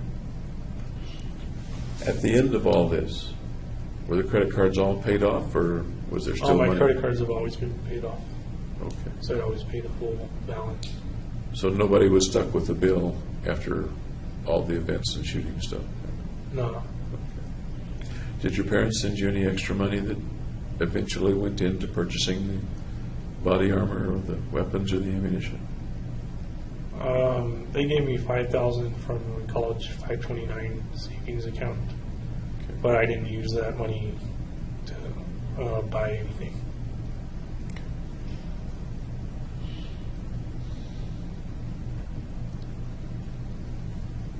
As you were buying stuff, did you pay any attention to the cost, or that wasn't a factor in what you were purchasing? Well, it was a little bit, but not too much. Okay. So I wouldn't buy like the most expensive thing. How about the body protection, the body armor stuff? How did you choose that?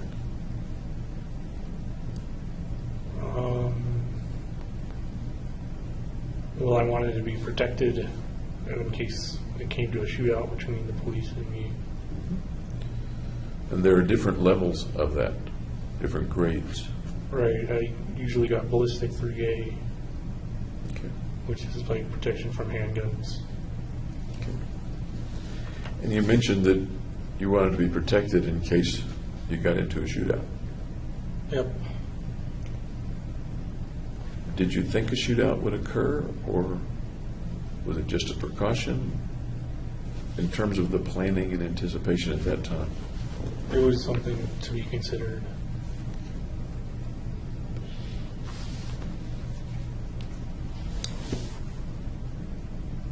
Did you put it on at the apartment before? I think you did. Put it on at the apartment to try it on or something like that? I tested it first, Okay. yeah. Okay. In what way did you test it? Attention in the facility, we will have patient movement from their units to AA, patient movement from their units to AA. How did you go about testing? What do you mean testing? Just wearing it with all the magazines in their places and everything. And the gun slings on and off. Roughly how many times did you do that? Just once for all of it. And when in the course of the chronology did you do that? After I'd received all the body armor. How'd you feel putting it all on? Hot. It gets like sweaty. How else? Encumbered, so you can't like move around very fast. Anything else? No, not really. Did you look at yourself in the mirror, see what it looked like? Yeah, And what did you see in the mirror? I saw myself in body armor. What else would a person seeing you in the mirror or in a photograph see besides a person in body armor?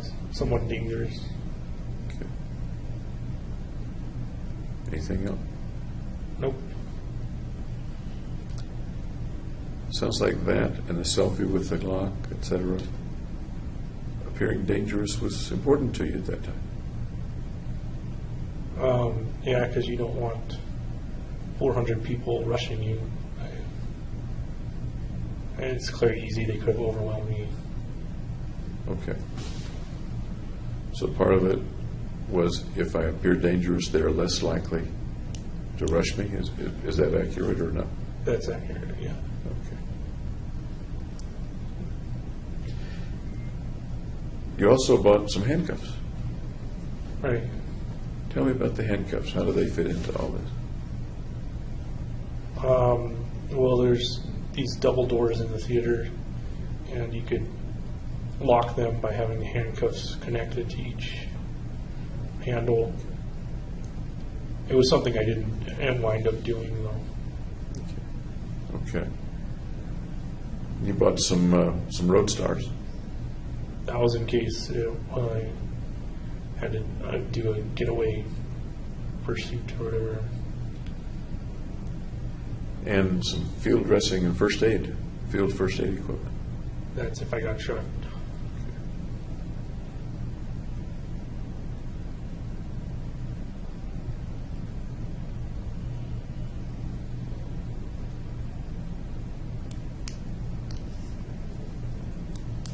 You've given a practical reason for each thing that you purchased or that you wore or that you took to the theater.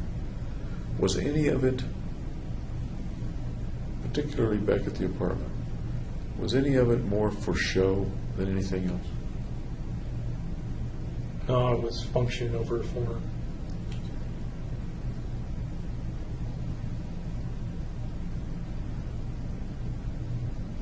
pictures that you took of yourself showed you a certain way, portrayed you as dangerous, as somebody not to be toyed with. Right. Although there's function attached to that, it also sounds like there's a certain amount of show attached for that, a certain amount of appearance. Okay. As a matter of fact, the photographs weren't designed to protect you at all. They were designed for other people to look at in future. Is that right, or is it not right? It was to be remembered. Okay. So obviously, you're going to be remembered by other people and not yourself. Did you think you were going to get killed? No, that's why I got all the body armor.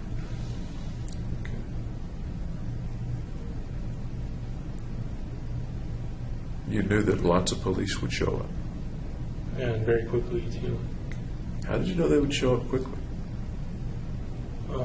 Just from noticing police presence in that area that's near the police station, too.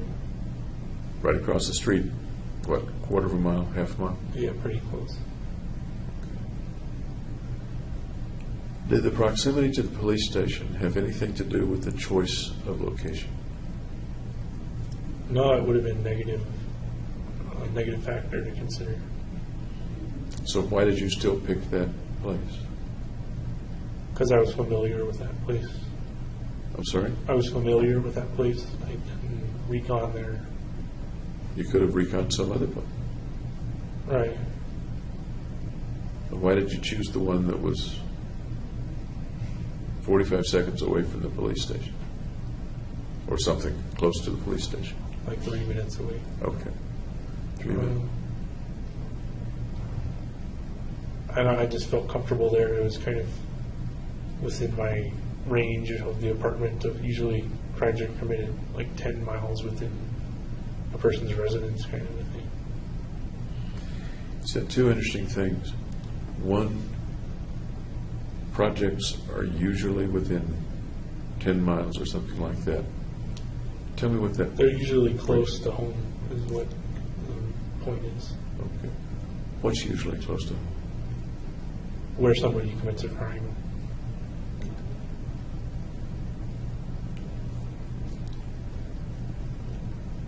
You say that as if that's a governing factor for committing crimes, or one governing factor for committing crimes, is to do it close to home. Yeah, that's what I don't know the source or the data from it, though. Why would that apply particularly to you? You could shoot people any place within a 100-mile radius without much trouble. Right, but I had to keep it impersonal. And, 100 miles away, it would be less personal. 100 miles away, it's harder to kind of scout that. Then you said that the police station was, you corrected me, not 45 seconds, but 3 minutes. Did you time it in some way? No, that was just my estimation. Your estimation from before the shootings or after the shootings? Before, I think I wrote in the notebook somewhere. Okay.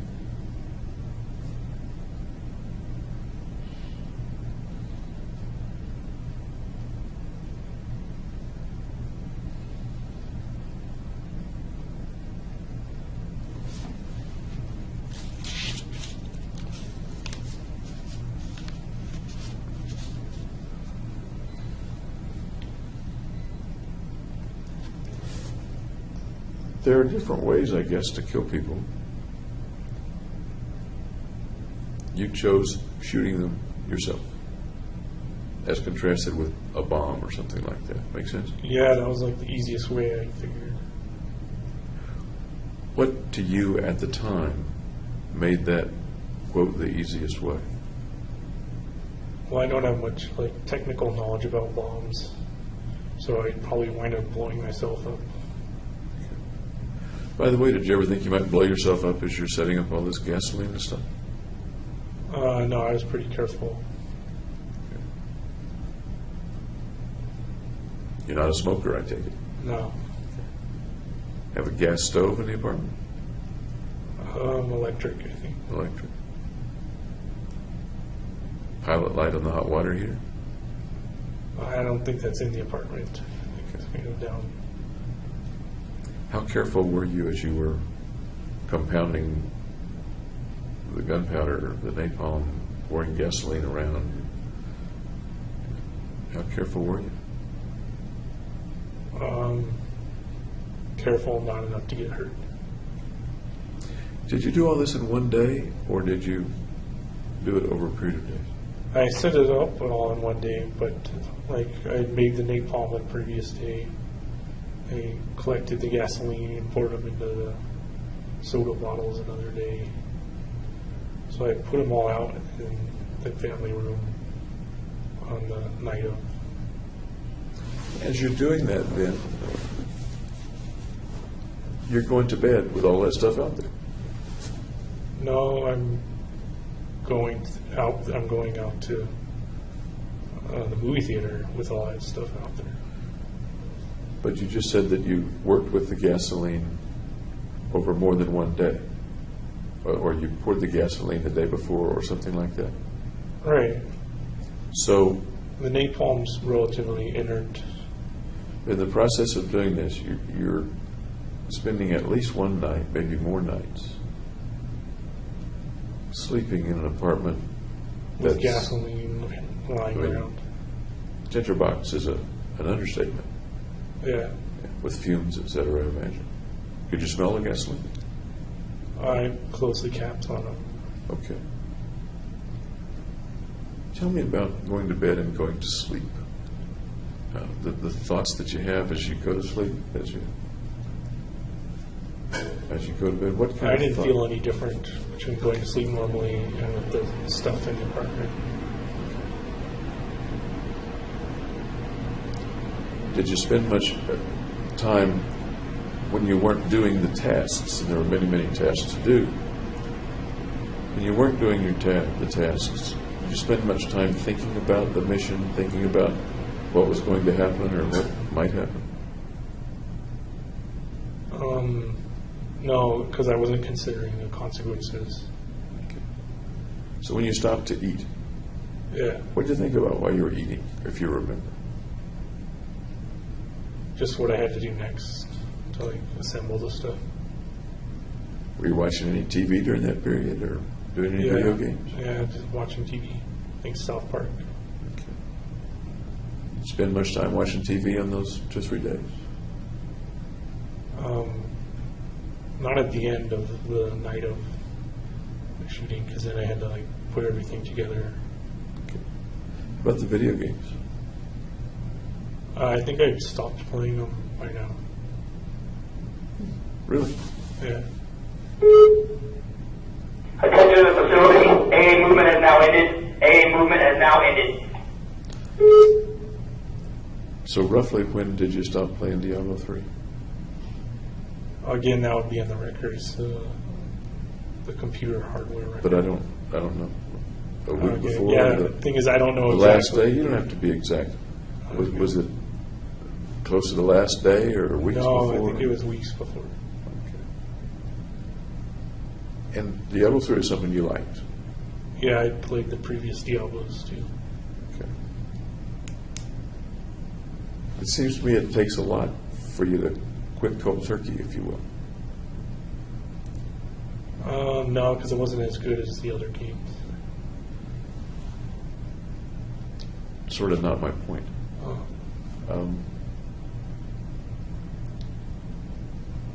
Something was relatively quickly more important than something you used to do 8 hours a day. Right, because I suddenly attached no importance to Diablo 3. And was the time completely filled with planning the shootings?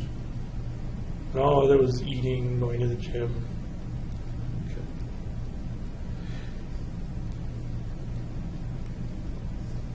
That's right. You went to the gym a fair amount. What did you like to do at the gym? What sort of exercise did you like to do? Workout. Chest press, bench press.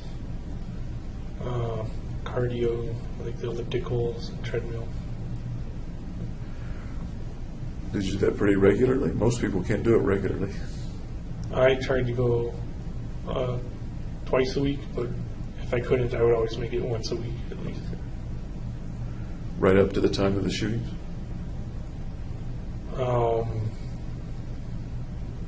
I don't recall the end of the last time I went. Roughly right up to the time of the shooting? Yeah, I don't remember. We were talking about you're stopping the video games that used to take up 8 hours a day. And you said other things filled that time, including eating, going to the gym. Yeah. I'm wondering how much of that time between stopping the video games and the shooting, during how much of that time, roughly, did you still go to the gym? No more than twice a week. Okay. And did that roughly twice a week or once a week continue up until the time of the shooting? That I don't remember. I'd have to check the logs.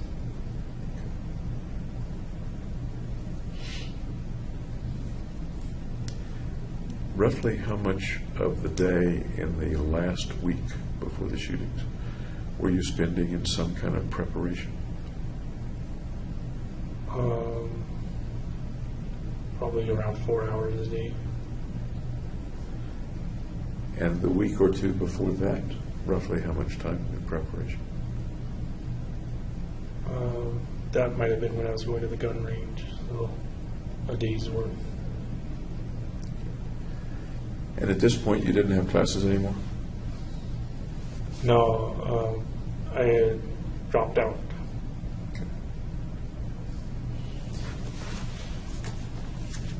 Tell me a little more about the reasoning, the reasons that you dropped out. One, I didn't pass my preliminary exams. And I had a lab I could have joined, but the kind of topics were less neuroscience and more genetics. Had you wanted to, could you have retaken the prelims?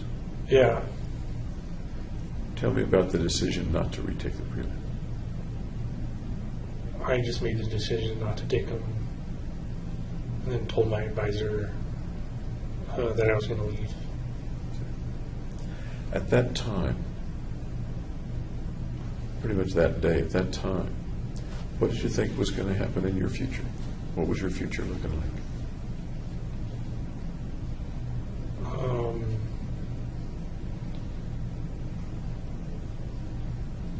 It was looking busy, I guess. I was busy with putting things together. Busy with putting preparations for the shootings? Are you talking about or putting other things together? Of ordering stuff for the shootings.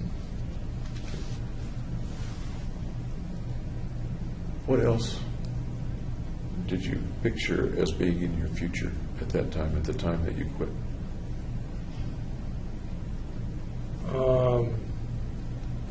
The end of my science career.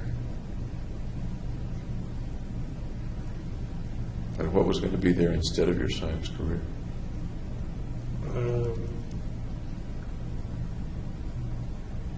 I didn't think about it. Not at all. As far as you remember? Yep.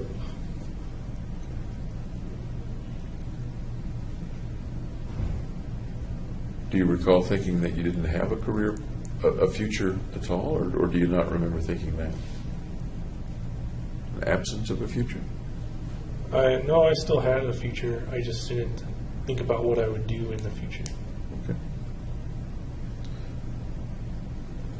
Months before. Okay. Tell me about your thoughts about the future then. What was the thought about the future months before that? leave it up to kind of fate to decide. And what might fate decide for you? What would be the possibilities and probabilities? That I would either continue graduate neuroscience program or quit. That's a pretty dichotomous set of possibilities. Any other possibility? Anything, if I quit, then that opens up the following possibilities. If I stay, it opens up other possibilities.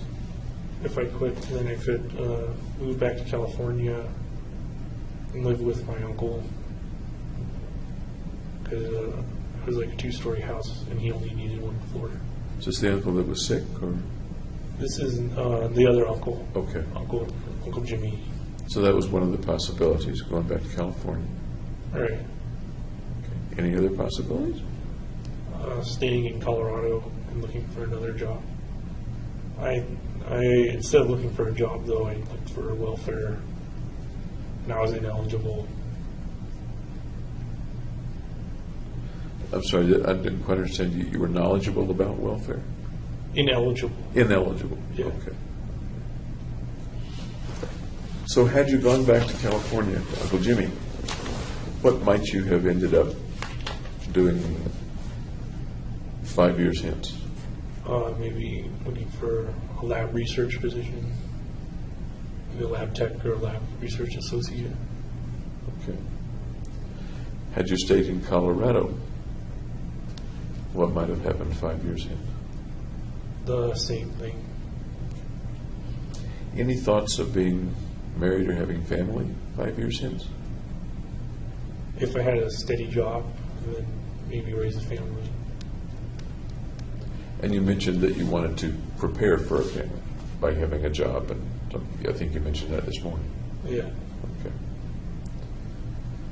What else did you see in your future before the mission came up?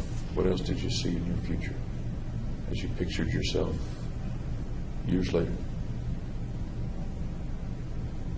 Just going on to a postdoc position, learning more techniques and stuff, and then starting the career.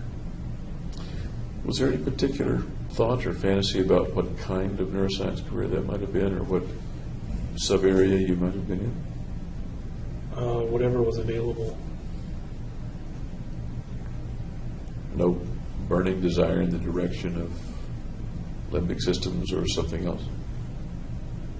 No, not really. As we come into, say, the spring of 2012,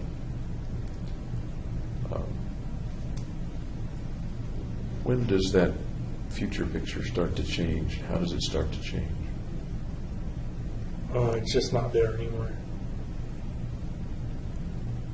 Anything take its place?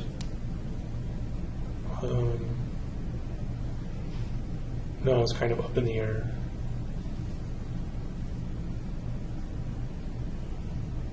Anything vague taking its place? No, because I wasn't looking ahead towards the consequences. I'm sorry? I wasn't looking ahead towards the consequences.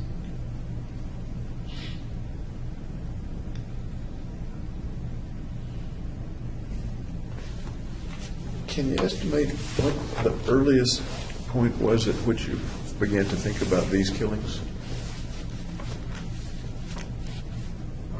When I bought the shotgun, I think. The shotgun. So that was the second gun that you purchased, am I right? Yeah. Okay. Okay. Do you remember roughly when the earliest point was that you ever thought about killing anybody? Teens, in the teens. Tell me about those thoughts, if you would. They would just pop up. Tell me about the thoughts, if you would.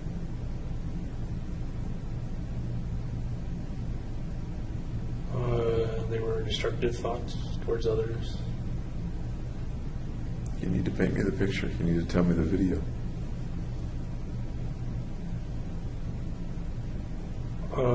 It was kind of that in an abstract way. It wasn't actually visualizing killing or anything. It was just kind of like a voice saying, like, kill people.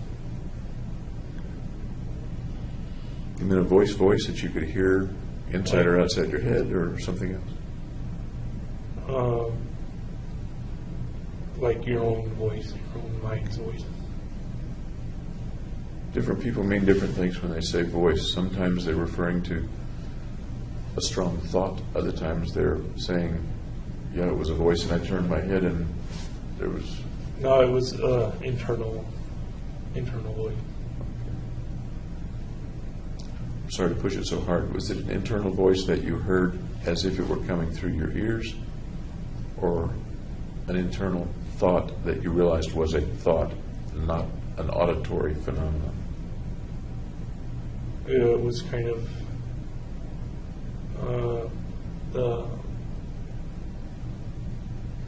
I guess the thought that is a voice in your head. Okay.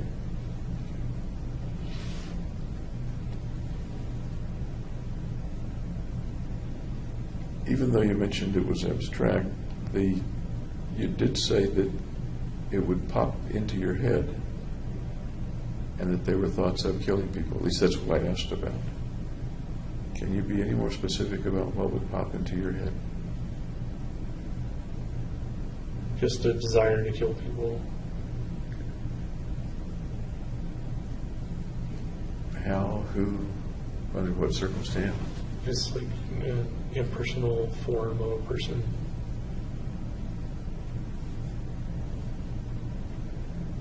No particular person that you picture? Oh, no one in particular. Was it a response to somebody doing something to you or making you feel badly? Or It might have been a response to stress. can you be more specific?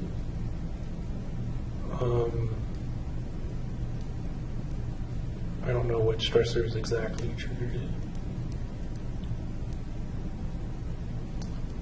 If I think of having stress, or people having stress, or different kinds of stress, the end result of that doesn't appear to me to be killing something. Can you make the connection for me? That stress Then, leads to thoughts of killing a person? yeah, that's it. Can you make that connection for me? That is the connection. The stressor just leads to the thoughts of killing people. No, it's not the connection. It's 2 points. Stress is 1 point, killing somebody is the next. What's in between the 2 points? Well, stress is the trigger.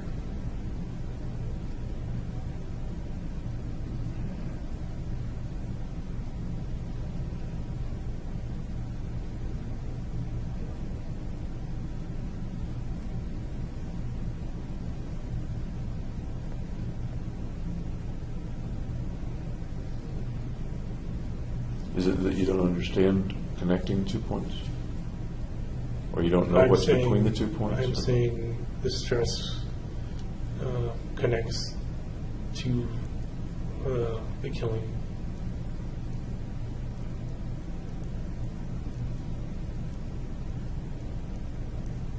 That doesn't make sense to me. Oh, okay.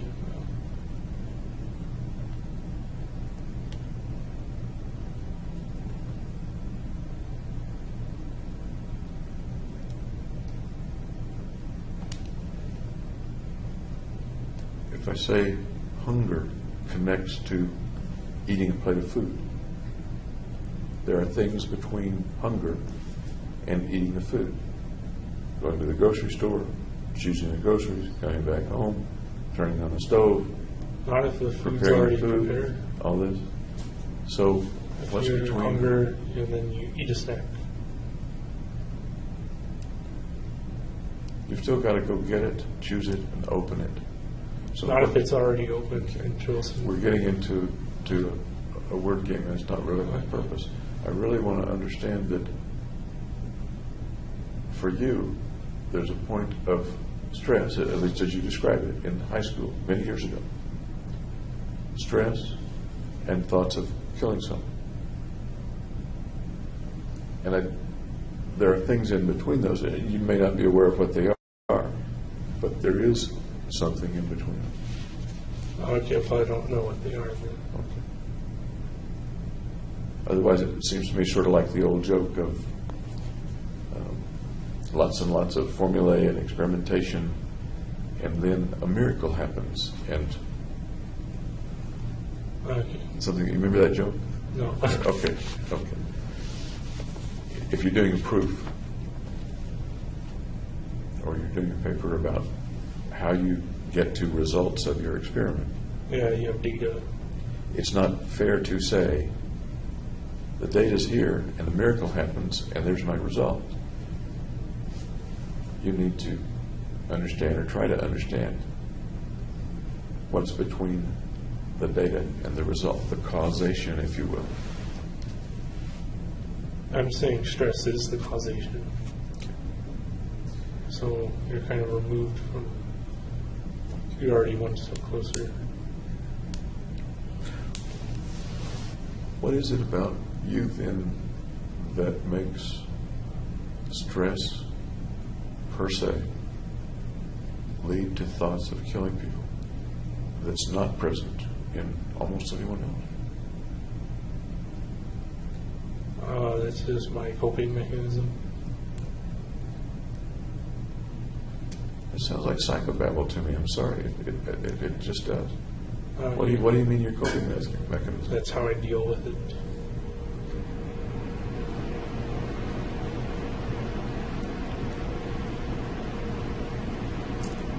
Let me come again to the pictures of what comes up in your mind, quickly comes to your mind. What was that? I know there's noise back behind me. Let's come back to the image that comes to your mind about killing someone. Once again, is there any clearer picture of that you can see? Can you fiddle with the focus knob? Well, there's and kind of two clarify? pictures. One Okay. is with, when I'm with someone, I have a picture of killing them. And then the other is an abstract. I get this image of just a formless person who I can't really make out, and I'm killing them. Okay. Let's go to the one that you mentioned when you're with someone. What might be a circumstance in which you would think about killing a person that you were with at that time? If they're being very annoying. Can you draw me a hypothetical situation?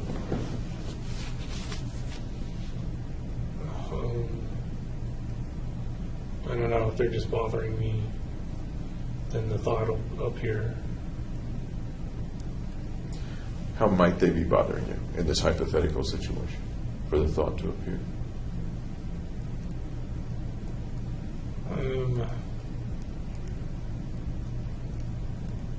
I guess laughing at me or something. Okay. You mentioned yesterday or the day before about people perhaps not laughing at you, but talking derisively about you. Right. Is that a situation, is that an analogous situation or no? Yeah. Makes you mad? No, not really. How is that different from an angry response then? Well, I'm not doing anything to them, and I'm not showing any anger. We're talking about, in your mind, picturing yourself killing them. Yeah. I understand that you're not really killing them. Right. Can we make the leap to, if you visualize in your mind that you're killing somebody that laughed at you, that it's logical to think that they ticked you off? That you were angry with them? I was using annoyed, but Yes, you were. I'm not sure. I don't have like outbursts or anger outbursts or anything. I'm talking about inside you. I'm talking about what comes to mind. And that's what I think you just described. Okay. Something that often comes before anger is hurt.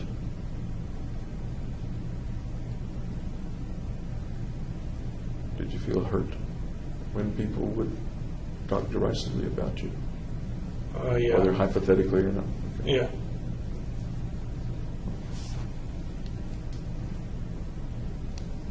Is that one of the situations where the fantasy might appear or no? The fantasy of killing the person? Yeah. And what happens in the fantasy? What happens when you kill the person? And they're not bothering me anymore. Okay. So the bother goes away. Right. The annoyance goes away. Or the thing that's hurting you goes away. Right. Seen from the other person's viewpoint, the person who's annoying or hurting you, do they feel that they've been punished or eliminated? No, because that was all going on inside my head. I know. But in the for the fantasy person inside your head, do they feel anything? Or is this something you can do without fear of having them feel something? There's no fear to it. And again, I maybe kind of putting words in your mouth, and I don't mean to do that.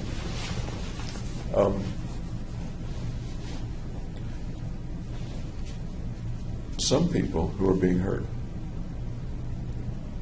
don't want to truly hurt the other person. And sometimes that's the reason they don't retaliate Right. or call them on it. Yeah. Because for one reason or another, they don't want to escalate the situation or they don't want to hurt the other person. One can do that in his mind without hurting the other person. Does that thought resonate with what you're talking about? Yeah, I don't intentionally want to hurt them. I just have the thought of hurting them. Okay.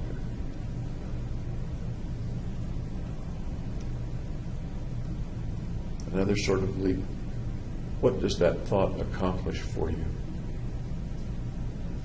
I'm assuming you're feeling... Kind of resolution. Okay.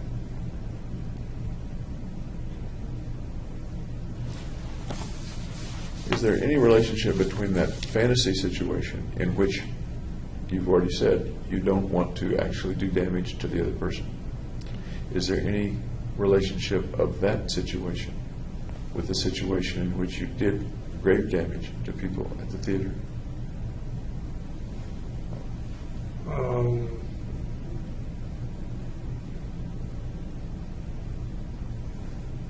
Well, then I was actually doing it. It wasn't a thought anymore. I understand. Do you see any connection or relationship or analogy of the real with the thoughts of many years ago? No, because they hadn't annoyed me in any way. They were kind of the formless kind of person there. Right? I'm thinking, and please tell me if my thinking is correct or not correct, that there are two kind of categories. One in which someone is doing something to you or in some way making you uncomfortable or annoying you, making you feel badly, and you deal with that in fantasy. Another is a situation such as the shootings, in which the people are not doing anything to you, but you wish to take something from them and assimilate it into yourself, their value. Yeah. They're two separate things. Tell me what's right or wrong with that interpretation of things. Is it 100% right, 50% right, 10% right? And correct the things that aren't right, can you?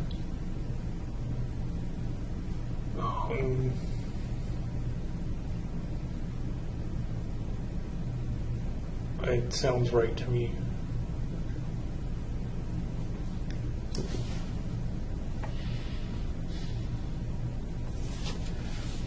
was your first experience with people dying? Someone dying? I never had close contact with somebody dying. Really? No. Ever been to a funeral? Yeah. Tell me about it. Whose funeral? My grandma Helen's. How It old? wasn't a casket or anything. It wasn't an open casket or a body anywhere. So is a memorial service as contrasted with a funeral where there's a casket? Right. How well did you know your grandmother? Pretty well, yeah.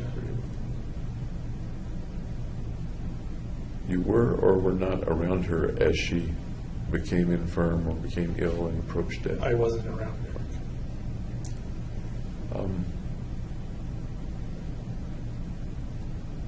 But you were close to her. Was she living nearby, or did you see her often? She lived in Santa Clarita, which is kind of north of LA, so close by. How old were you the last time you saw her? Oh, I don't remember when she died or when. Little boy, adolescent, college? No,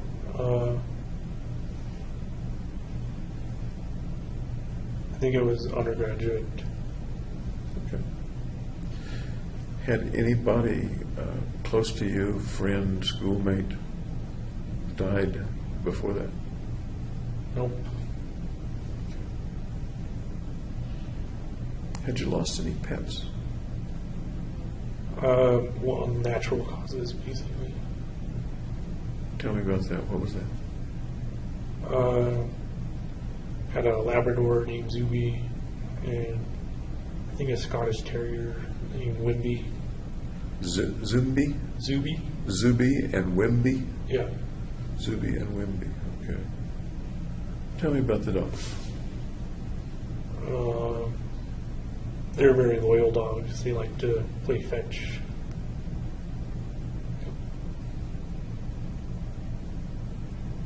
You're picturing those dogs, aren't you? Yeah. How old are you in the picture?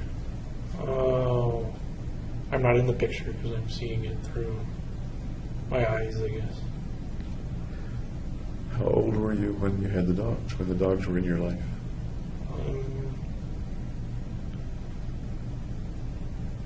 I guess like 7 or 8. And how did they leave you? How did they die? Well, Zuby couldn't get up anymore because he had like bad hips, so we had the vet put him down. And then Wimby, I guess, got sick. I don't know what he got sick with, but we had to put him down too. You were pretty young, but did you go to the vet when they put the dogs down? No, they actually like brought the vet to the house. Were you there when the vet euthanized the dog? No, How did you learn that the dogs had been put to sleep? oh, my parents told me. Did they warn you that they were going to do that? I don't remember a warning. It didn't seem sudden though because they kind of depreciated.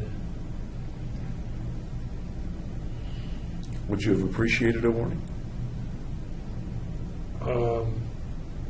Yeah, it couldn't hurt. Do you remember how you felt when those dogs were put to sleep? I was sad. I climbed a tree and cried. Were they both put to sleep at close to the same time? Close intervals, yeah. I was older by then, past 7 or 8. I was like early teens. Early teen. They've been with you a long time? Yeah, Were those your first dogs? yeah. We had a third dog that we got later called Rocky. He was a poodle. But Zuby and Wimby? Yeah. Zuby and Wimby, you sort of grew up with, it sounds like. Yep.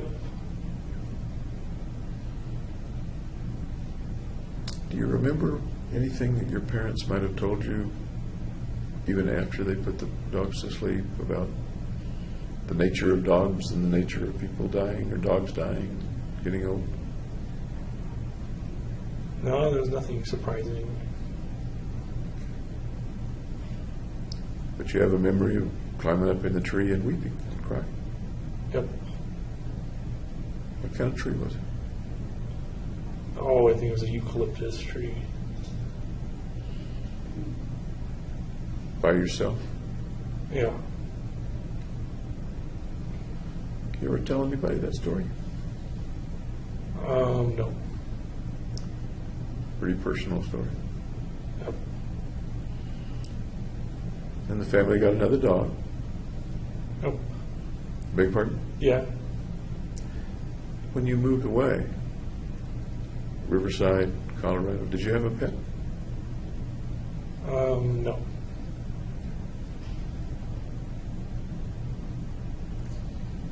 Any other experiences with death, animals or people? Well, my other grandma died too. How close to her dying were you? I was in San Diego and she was in Carmel, so like 8 hours away. About how old were you?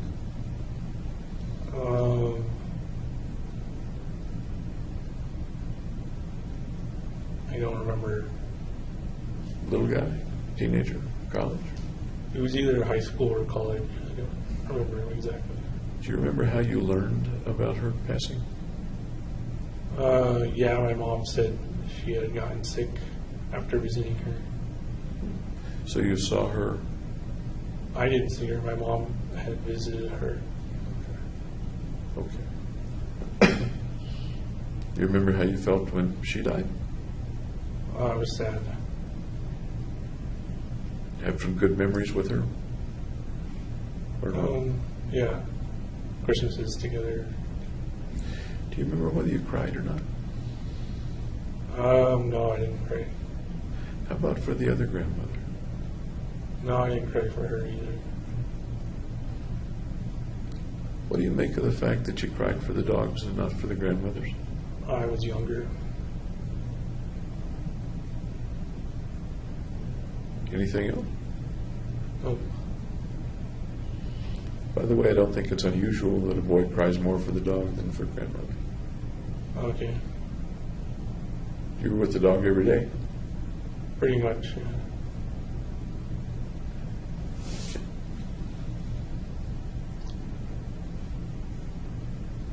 Do you have a view?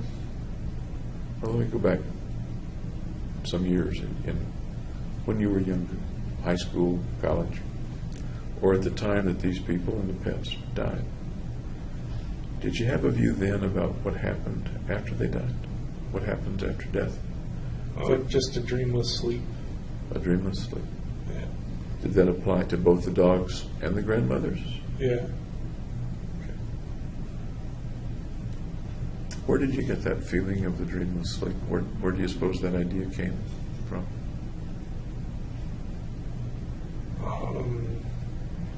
I guess I just absorbed it. I'm sorry? I just absorbed it from my surroundings. What do you mean? I don't understand.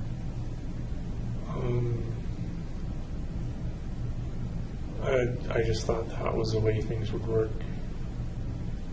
You don't recall it being something that Mom said or Dad said? No, I think I came up with it. Did you ever have any thoughts about an afterlife for the dogs or for the grandmothers? No, I don't believe in afterlife. How about when you were a little kid? Well, I knew about heaven and hell, but I didn't think it would apply. Apply to? That it wasn't the way things worked. And how about now? I still believe in the dreamless sleep. Do you think much about it? No, not really.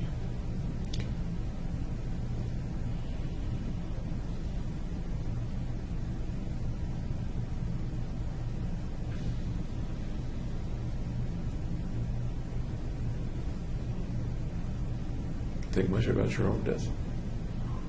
Nope. There was a possibility that you would have died in the shooting.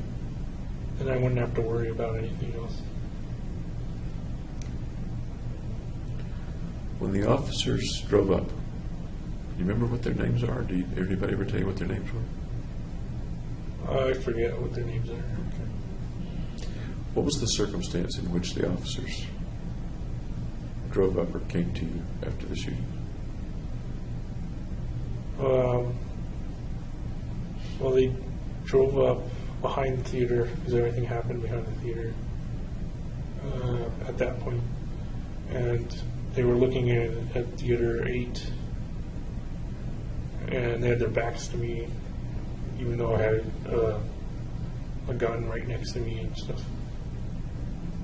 So I didn't shoot them, but then they came towards me, and I put my hands up, and then they knew I wasn't police. Why were you outside the theater and not inside the theater? I left the theater at that point and went out the back. Had you finished? Or were you getting ready to go back in? Or? No, at that point I just decided I was done and left. So it wasn't that they interrupted you, you had decided that you were done. No, I could have kept on shooting. And that's really what I was asking. Without the police being there, what would have happened next? Well, the magazine jammed, so my main weapon malfunctioned. But you had 3 others.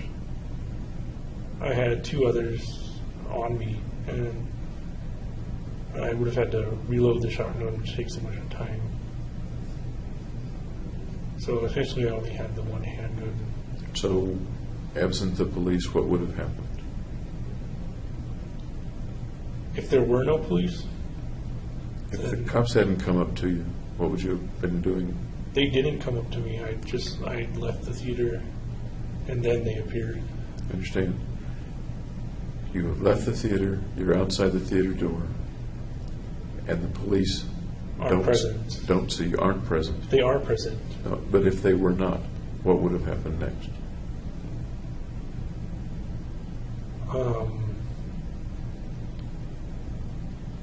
I would have driven away.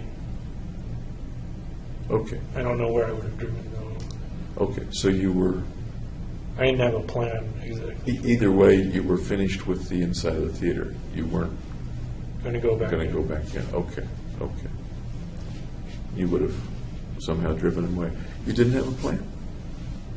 After shooting in the theater, I didn't have a plan of whether to die or not, or to drive away, or where I would go. I kind of left that all up to the spur of the moment. What do you make of that? And here's what I mean. The planning for what went on in the theater was Meticulous. I'm sorry? Meticulous. Meticulous, good word. The planning for what would happen afterward, Was absent, completely absent. non-existent. It's like life stops with the theater. Yep. And that was definitely a possibility. A possibility, but only a possibility, not a sure thing. Certainty. So what I'm asking is, looking back, what do you think about the fact that all planning ended with a shooting at the theater? Didn't even include getting the car and driving away, except that you had some road stars and some first aid stuff. Right. What do you think about that?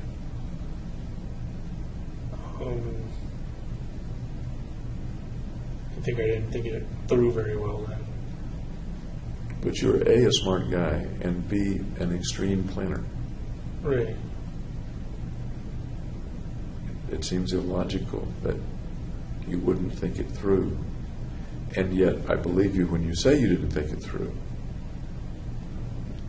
So, what is it that causes a smart guy, an extreme planner, not to think it through beyond the shootings?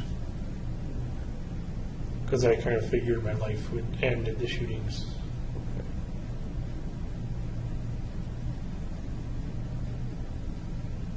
Two ways for your life to end, literally and figuratively. Both ways. Yeah. It sounds like you had no plan, no hope, no wish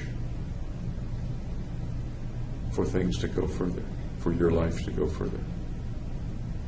Except the basic biological instinct to survive.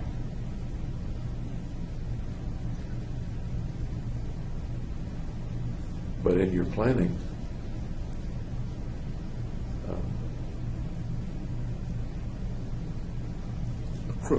a criminal, Yeah. would figure out where he was going to live, where he was going to get food, where he was going to get money, things like that. All that was going to be determined for me, so I didn't have to plan anything out. So I would go to jail or I would die, and then things would take their own course. Was there any third possibility, jail or die? Was there any third possibility? Well, there's the third possibility of getting away, but I didn't consider that. I consider that negligent. No. No. And we're looking back about the way you were thinking at that time. Not the way you're thinking today, but the way you were thinking at that time. Is that what? Yeah. At what point in your planning and your contemplation of the mission, what you're calling the mission, did it become either jail or die and no other real possibility?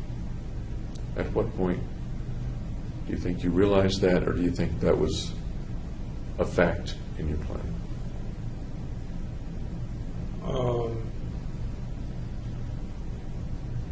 I think it was early on, at least, because I did a status posting on my Match.com and AdultFriendFinder.com. Will you visit me in prison? So I kind of knew at that point I would either go to prison or die, or go to prison and die. So that posting wasn't just a thought or random or for effect. That posting was anticipating, The consequences. rather specifically anticipating. Yeah. That's the way you remember it. Yep. Roughly when did that posting take place? About how? I have no idea. How long before the shooting? A week before? A few days before? A Uh, month before? It could have been as long as a month before, but I don't think so.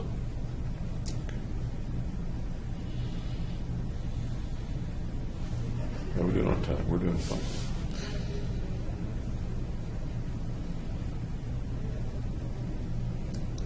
There were things that could have stopped the chain of events. Yeah. You mentioned, for example, if the FBI had stopped you from going into the theater. Right. I think we talked about that yesterday, the day before, as maybe even a wish that would happen. Or no, or am I misunderstanding? Maybe a hope. A hope.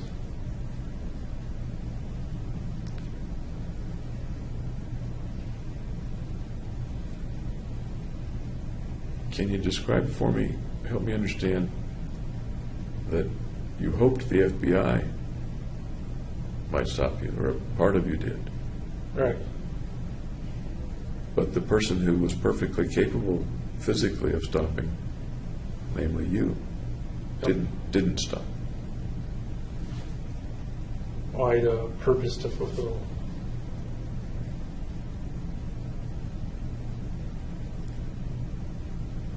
But it would have been okay with you, in fact, you hoped it, if somebody else stopped your purpose, namely the FBI. Yeah. That's also why I think I went to the psychiatrist in the first place and told him about it, the homicidal thoughts. Okay.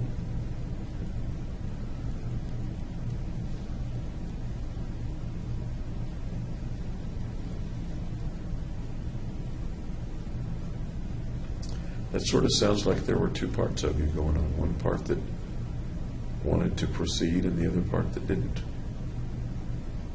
Does that make sense? Yes, there's like internal conflict. Okay. Those are big words, psychobabble crap. Okay. But it sounds like there were two parts of you, one that wanted to proceed and one that didn't. Yeah. Or am I if I'm misexplaining it, then please correct me. Well, one I wanted to be fixed to be normal, and the other was to carry out the machine.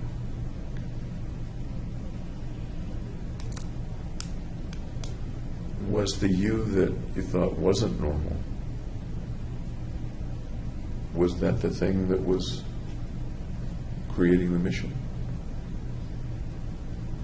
Or was that the normal you, the thing that was creating the mission? I don't think there is a normal me. You don't think there's any part of you that's normal? No, not like that. Okay. I just figure myself as abnormal.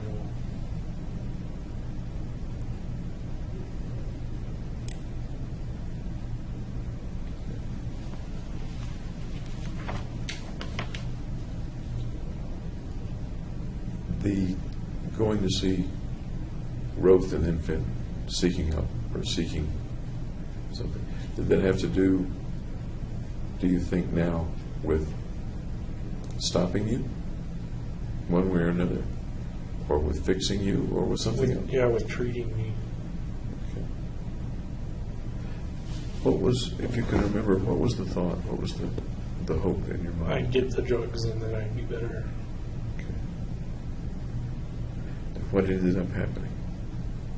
I got the drugs and it abolished my anxiety, my kind of fear of other people, and kind of maybe even facilitated it. So when you got the drugs, Yeah. your anxiety around other people decreased? Yeah, that was one of the main reasons. I'd also told her why I came to see her was to reduce the anxiety. Okay. But coming down to what happened, when you got the drugs, and I'm just saying what you said, I want to be sure that it was accurate and complete in my mind. The anxiety with people decreased. It was easier to be around people. Is that accurate? Yeah. Okay. Did it change the way you felt about the people, that it was now easier to be around? I just didn't fear them. I'm sorry? I didn't fear them. Okay. The last couple of days we've talked about you hating them. Your phrase was, like you hate broccoli. Yeah. Not a, I want to hurt you hate, but a, I want to get away. I want to avoid you. Yeah. Is that, that's what I heard. That's right. Okay, okay.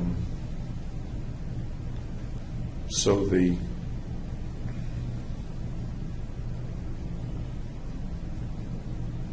I guess that makes me ask, what did the shootings have to do, if anything, with hating people?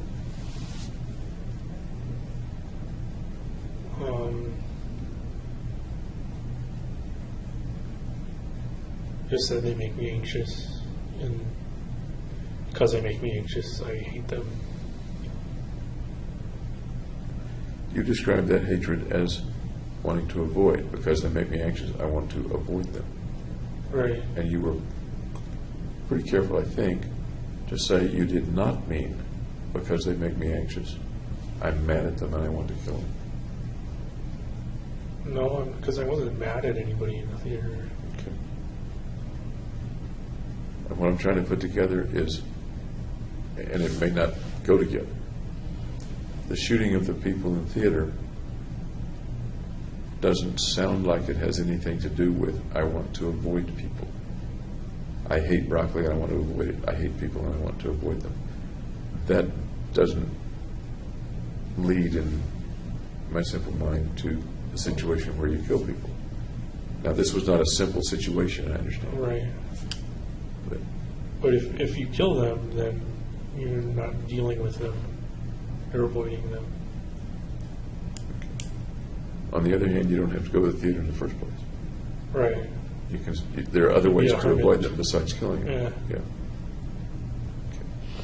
And you said earlier that the killing had to do with assuming some of their value. Right. Okay.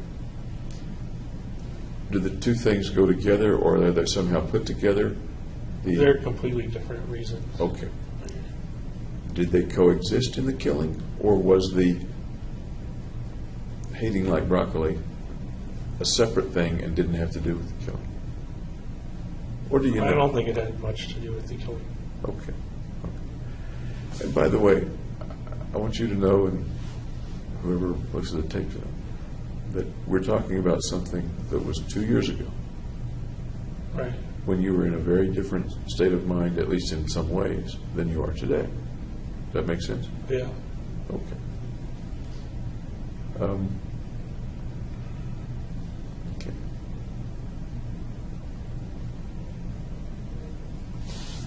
The things that might have helped, what you called the drugs, and maybe there were other things that might have helped. There were 2 or 3 kinds that were tried, as I recall, right? Clonazepam, propranolol, and sertraline. Okay. Did you take those things as prescribed? As directed. Yeah. Okay. And what was the result? Besides, you already told me that your avoidance of people went down, decreased. Right. Anything else happen with regard to the medications? No, not really. Okay. Were there any problems with the medications? There was with the clonazepam that it had side effects. What side effects did it have that you recall? Maybe like tired, I think. And unable to focus. So did you not take it because it made you tired and unable to focus? I took it for about a week, and then once I saw my psychiatrist, Dr. Fenton, then I didn't. Then she said to stop taking it, so I stopped. Okay. You stopped seeing them at some point. I'm trying to think of the order of the appointments. You kept every appointment that was made, as I recall. Yeah. Okay. But at the last appointment, you communicated in some way that this was going to be the last This was the appointment. last one. Okay. Yeah. And as I recall, even left a little early. This is it. Is that accurate? Yeah, that's Okay. accurate. Why did you make that your last appointment?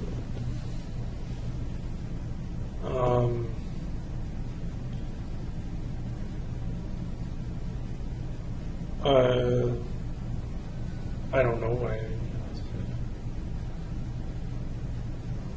If there was a wish to fix you, or to, on the one hand, fix things, fix your mind, and on the other hand, prevent the mission from taking place, prevent the track that things were on, to stop that. That kind of overruled the treatment. It overruled the treatment. Yeah. Pretty strong force. Yep. Where does such a strong force come from?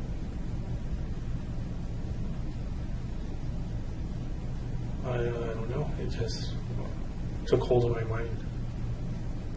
I'm sorry? Took hold of my mind. Took hold of your mind.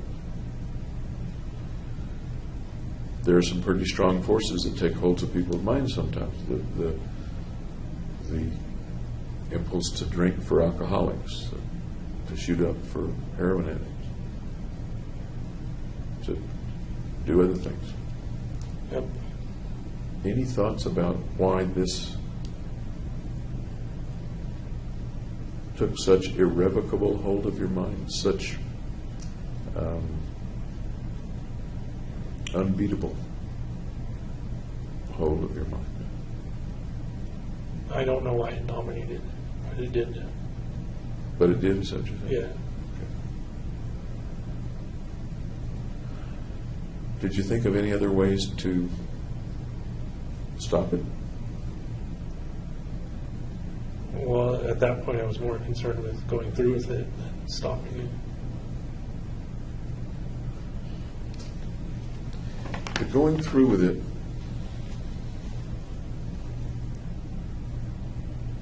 the picture in your mind was that everything was going to end with the mission. That is, you didn't plan beyond the mission. It sounds as if, and once again, correct me if I'm wrong, that nothing existed for you of import beyond the mission. Right. Okay.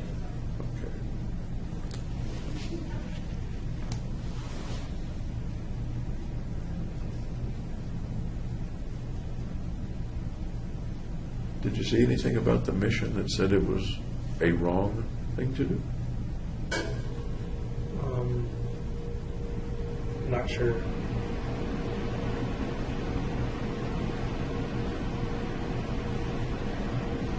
Seems like a pretty simple question. Well, I knew it was legally wrong. Because you get punished for killing people.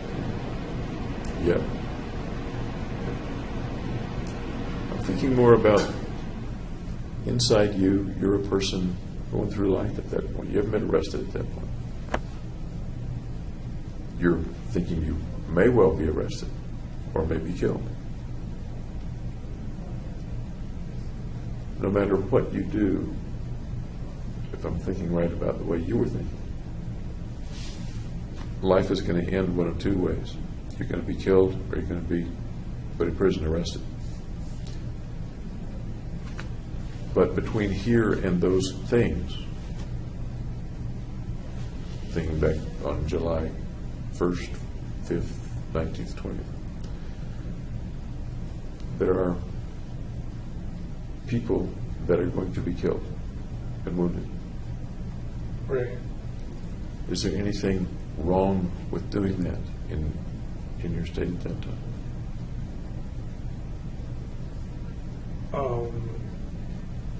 I just consider the numbers really, not people.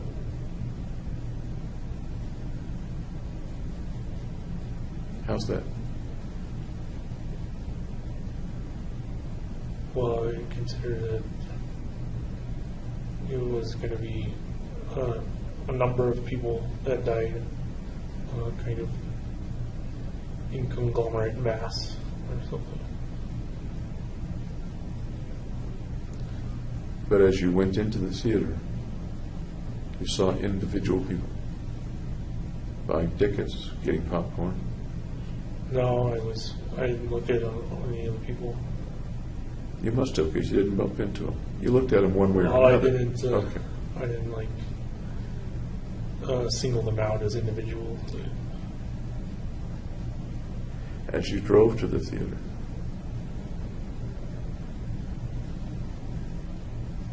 you didn't go out of your way to hit pedestrians or run over dogs. I was concentrating on getting to the theater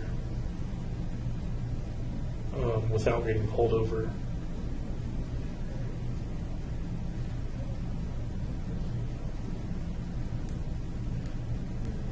You come back to the concept of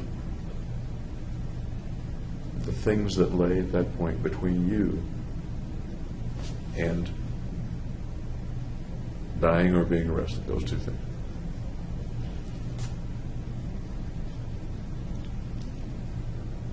Did it ever cross your mind that you were going to hurt people? Not real people, kind of. It was just kind of amorphous people. People are going to get hurt, not John Doe or whatever.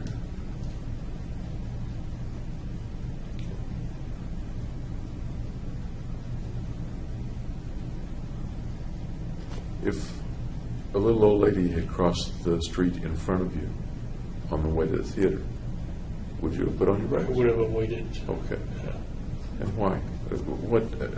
Because What would have gone into avoiding that person? that would have interfered with me carrying out the plan and going to the theater. And that's the only reason you would have avoided hitting the little old lady?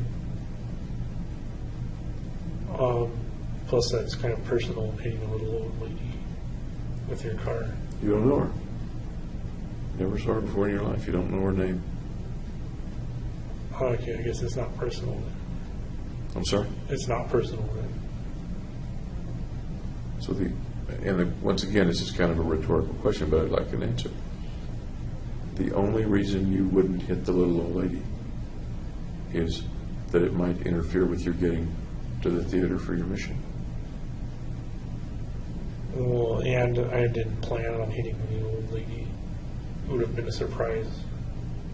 And that's why this is a kind of a hypothetical question. It doesn't really exist. But it may give us some insight into the way you were thinking. You are not saying, one of the things you're not saying, and perhaps that's saying something, you're not saying that that's the only reason you wouldn't have hit the little old lady. Right, I'm saying there's another reason. And the other reason Is I didn't plan to hit an old lady. I wasn't prepared for it. So it would have come as a kind of a shock. And so the two reasons that you wouldn't have hit the old lady, is that A, it would have interfered with the mission, and B, it would have been some visceral reaction to an unplanned situation, That sounds about right. not to hit the little old lady. Yeah.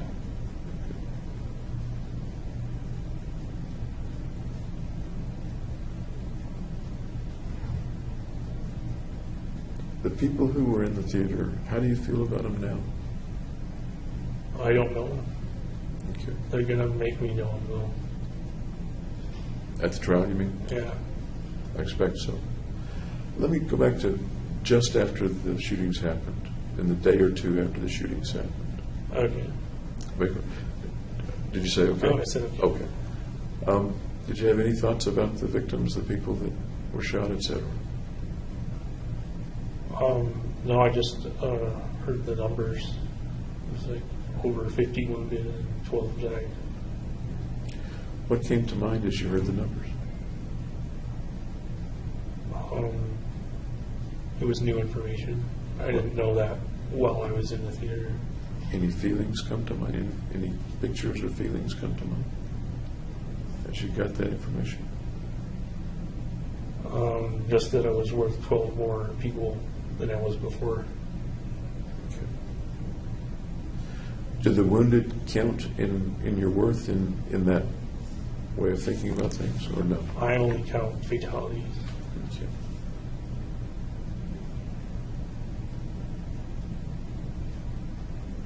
So is there a difference in the way you think about the wounded than in the way you think about the deceased, about the dead? Yes. And what are the two ways that you think about it? What are the two? What are the two ways? What are the ways you think about the dead versus the way you think about the wounded? Well, the dead can't be repaired or come back to life or be normal again. So it's kind of irreversible. And what I heard you say was that that accrues to something positive for you. Right. Okay. What about the wounded? They're like collateral damage, I guess. Any thoughts about them after the event?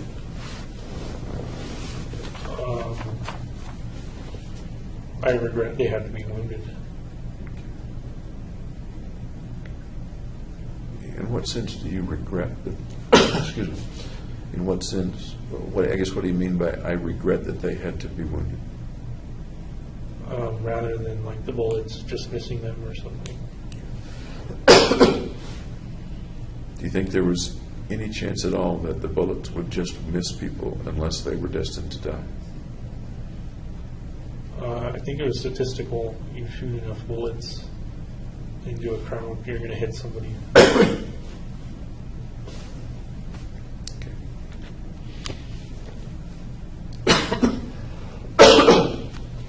Can you help me understand the regret that you felt that they had to be wounded?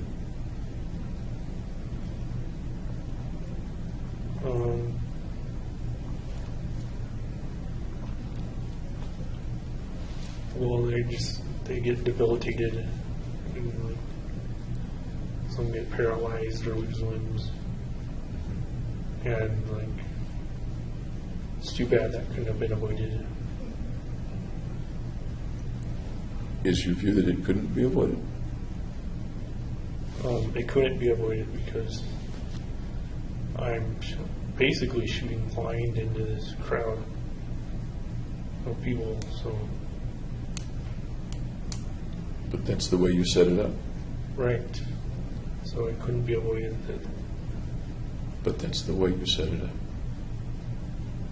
So if I had set it up differently and like aimed specifically for the people, I guess it could have been different. You set it up so that people would be wounded, not killed. Does that make sense?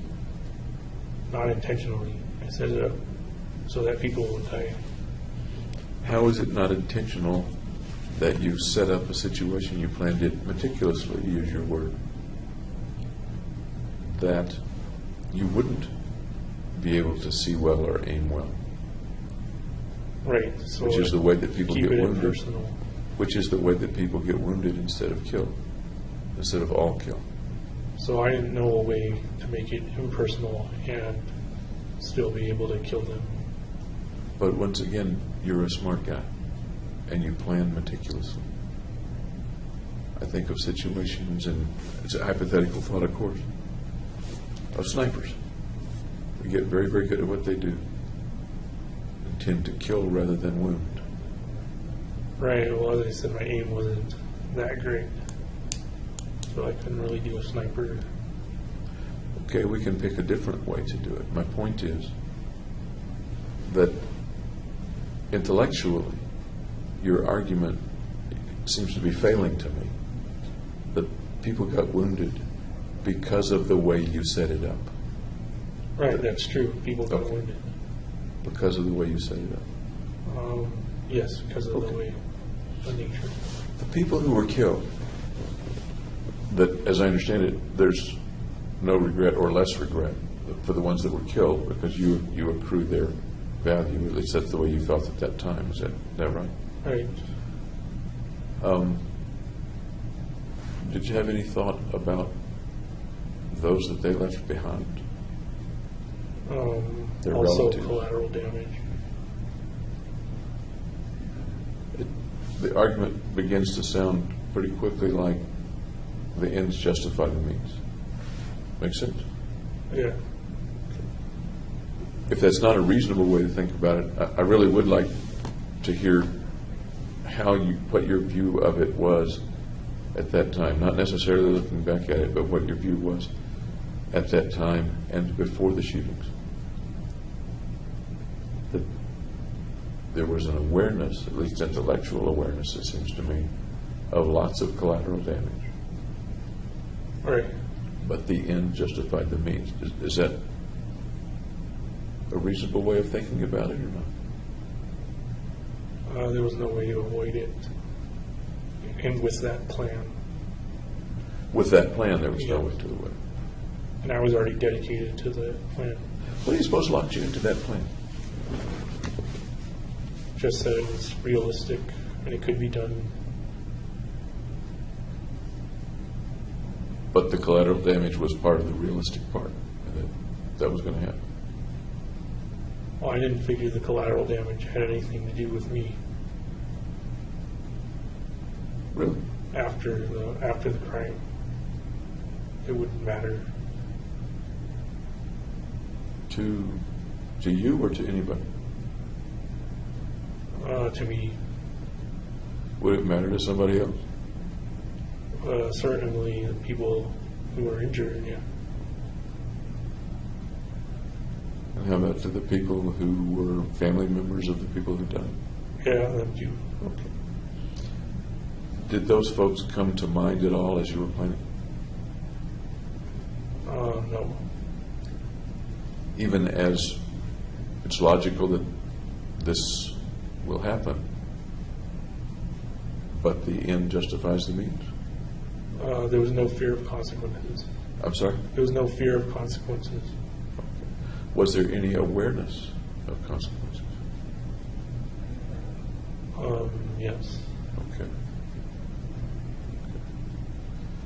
I'm curious as to how you made the awareness of consequences evolve into a lack of fear or concern about the consequences.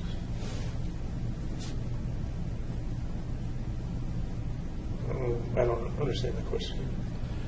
I don't think you're a cruel guy. Okay, I don't either. Okay. I don't think you're a cruel guy. You don't go out and, I mean, in the lab you may sacrifice rats, okay? Right. But you don't go out and hit little old ladies and you cry when your dog dies. You don't go and torture animals or anything like that. I don't think you're a cruel guy. Okay. But somehow, once again, correct me if I'm wrong, the awareness that other people would be badly hurt was not enough to stop the mission. And it sounds as if you're telling me that the awareness that they would be hurt somehow became a lack of concern about the consequences to them or anybody else. Right. Okay. Can you help me with how that, Why that is the way it is. and why is sort of an odd question. Sometimes why is not the right question. Okay. But it may be in this case. I'm wondering about the process. How does it go from there are going to be many people hurt in lots of different ways? How does it move from, okay, that's going to happen, but I'm going to do it anyway, and I have no concern for the consequences? Because I think in general, you do have concern for at least many other people. Right, so that's all kind of appearing now that it's after the fact that it's happened. But before it happened, I wasn't counting on dealing with any of it because I could have died. And you're bringing another part into it that may be real important. You said not dealing with it. I'm not remembering your exact words, but not dealing with the consequences. Right. So now I have to deal with the consequences. Before the shootings, I didn't think ahead, so I wouldn't have to deal with the consequences. right after the shooting, were you concerned with the wounded or whether anybody was going to get hurt at the apartment? I inquired if a child was hurt because I saw a sign that said like child division homicide or something. As you came into the Aurora? Yeah, I inquired over did? the investigators. And did anybody tell you one way or the other whether a child was hurt? No, they were evasive. What do you But I think? put it together What did you put together? that a child was killed the next day, I think. How did you react at that time when you put that together? That they tried to minimize child fatalities by choosing midnight and PG-13. Okay, so it would be grown-ups at that showing of that particular movie. Is that what you're saying? That was what was intended, yeah. So it would be like, Once you learned that a child was killed, that you had killed a child, yeah, it was remorseful. tell me more. Remorseful is 3 syllables. Tell me more in 1 syllable words or so of how you felt. That I was sad that a child had died. Did you think much about it? Yeah. Do you still think much about it? I don't know how it could have been avoided though, other than changing the plan into something else.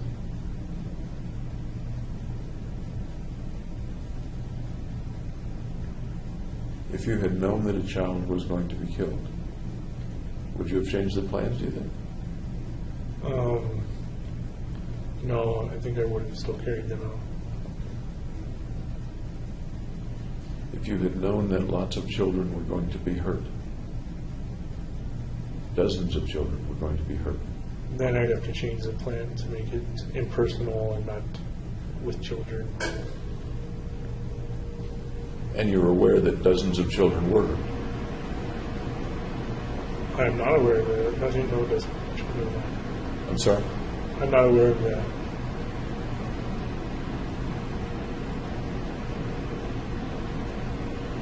Once again, you're a smart guy. You think about the plan meticulously, Right, but not much about the consequences of the plan. right. What about the children of people who are killed? Are they hurt?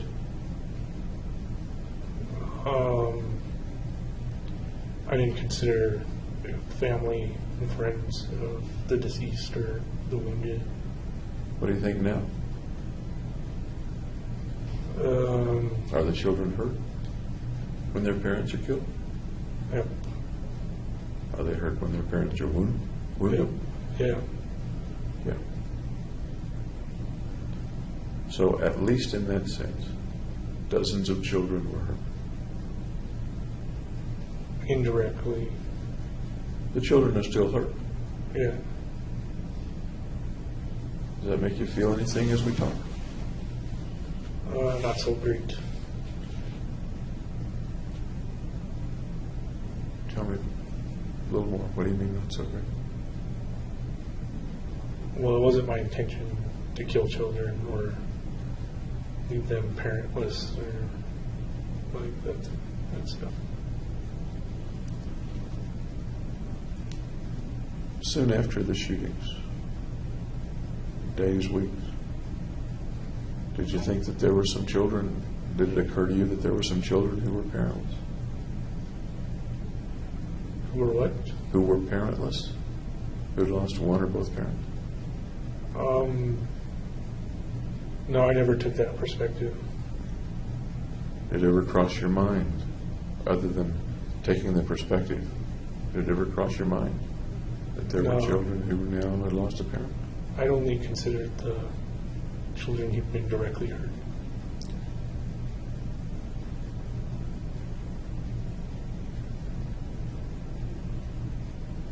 And as you're approaching the mission, approaching the shooting, it sounds as if it didn't occur to you. One way or another, it did not occur to you that some of the people that were going to be killed would be parents. No, it didn't occur to me.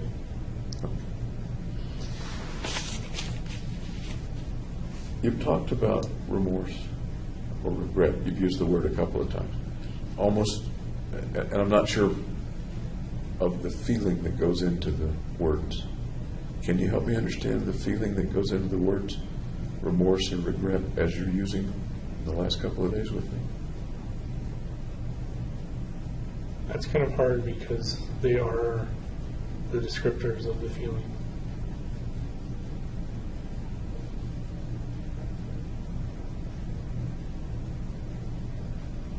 What are some other ways to describe the feelings that you have about remorse and regret?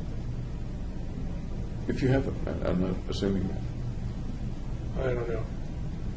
Do you have those feelings? Sometimes. When did they come to you? When do those feelings come? Just when I'm alone in my cell. That's a lot. You're alone a lot. Right. Any particular time of the day or night that those feelings come to you? Not really, no. Sometimes make it hard to sleep, for example. No. Okay. Was there any time, you've been in jail for a couple of years now, was there any time, early, middle, late, that the feelings were more or less, or interfered more or less with you? They were more right after, or shortly after. Tell me what that was like. I'm interested in what that was like. I don't know what to tell you. Just tell me what it was like. What was it like soon after the shooting? What did you feel like?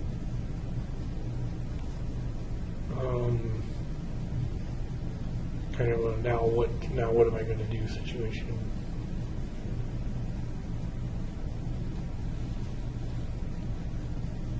Now, what am I, in what context, now what am I going to do? Right. But I don't understand quite what you mean. Now, what am I going to do? That's kind of how I felt. Meaning, what am I going to do for lunch, or what am I going to do with the rest of my life, or Yeah, what? in the long term, I guess.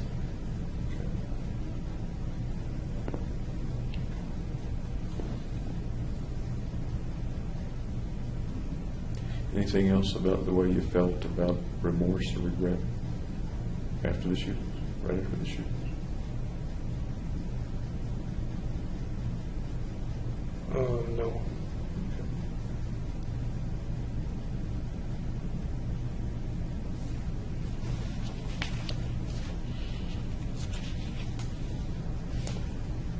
The folks that died, the value, or what are the best words to use? The value, the power that they had, that accrues to you.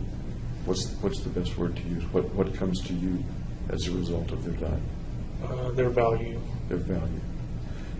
Can you describe to me what value means in that sense? Just what they're worth. And what do you mean they're worth?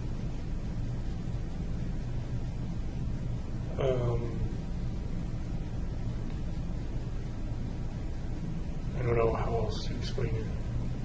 Lots of kinds of worth. What kind of worth do you mean? Their worth in totality. Earning potential? Value of the chemicals that make up their bodies? What do you mean? Just their value as a human being. Okay.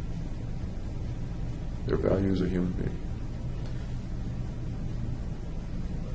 Does that bring up any thoughts or pictures of what one's value as a human being means, or what it is?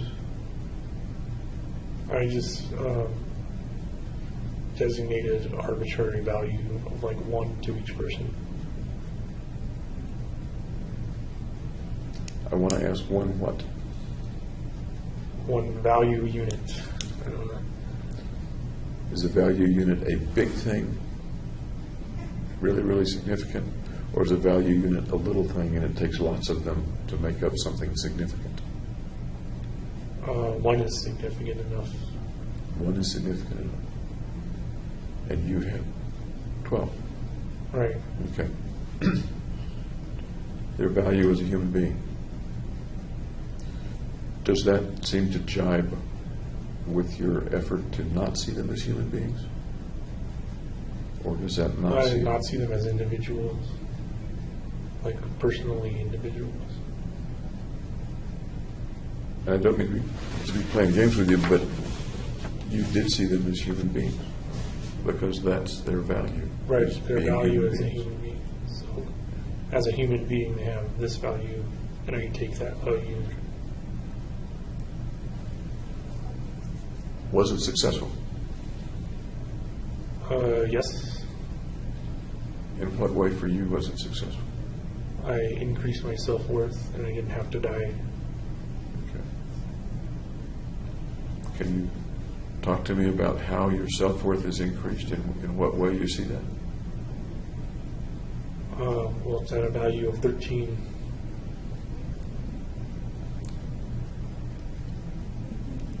In what way then are you enhanced? I'm worth 13, whereas a normal person's worth 1 or Yeah. Do you feel that value 13 or 12 times more than you did before? Theoretically, yes. Theoretically, how about really?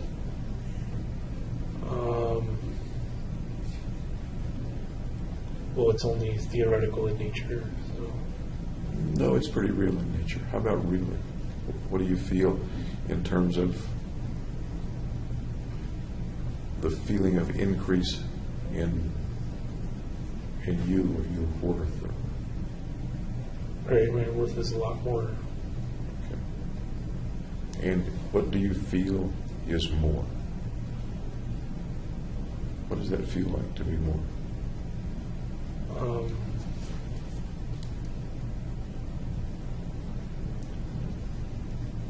I guess that I feel better than before. Okay. Many, many times better, lots and lots better, or incrementally better? Incrementally. Can you put your finger on any of the things that trouble you less, for example, or that you do better now than you did before July 20th?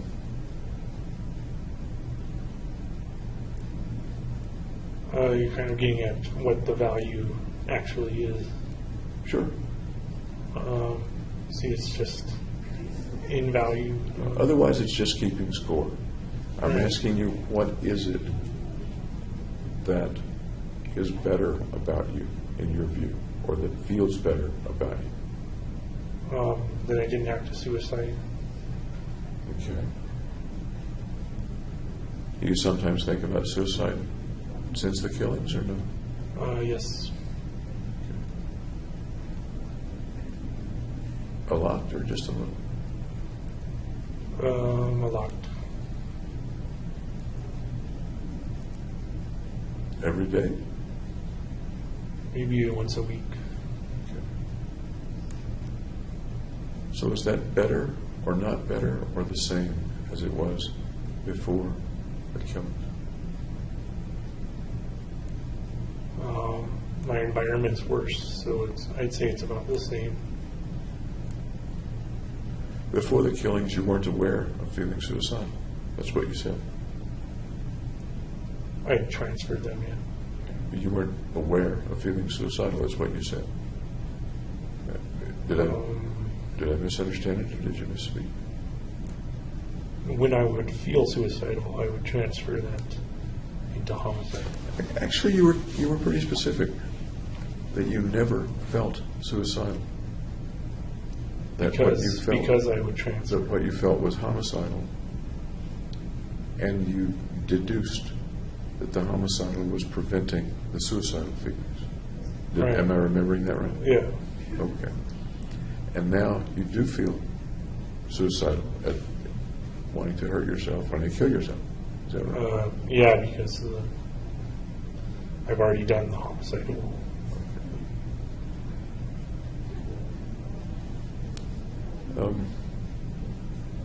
How strongly do the suicidal feelings get sometimes? What's the worst they get? Just they get bad. And what's bad? How can you explain to me what bad is? How bad they get? Whereas I'm contemplating a plan to suicide or not. Have you tried it?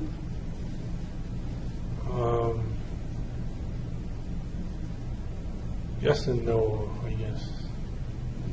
Tell me about the yes part. I was trying to bang my head open in the cell. They had to put me in the hole or suicide watch. They had to put me in suicide watch. And I was still banging my head on the cell, like doors and stuff. That was the day that you fell backwards off your bunk? Right. Okay. And did you also banged your head against the wall on that day? In the suicide watch, yeah. Okay. I've seen both those cells, as you know, when I was there a week or two ago. Okay. How many times did you fall backward or from your Only bunk? twice. They took me to the suicide watch on the second time. Do you remember the thoughts you were having at that time when you were thinking about it or doing it?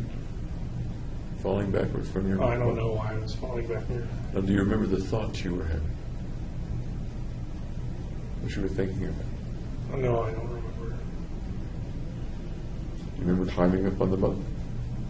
Yeah, and falling backwards. Let's take it a little at a time. You climbed up on the bunk. You remember standing on the bunk? Yes.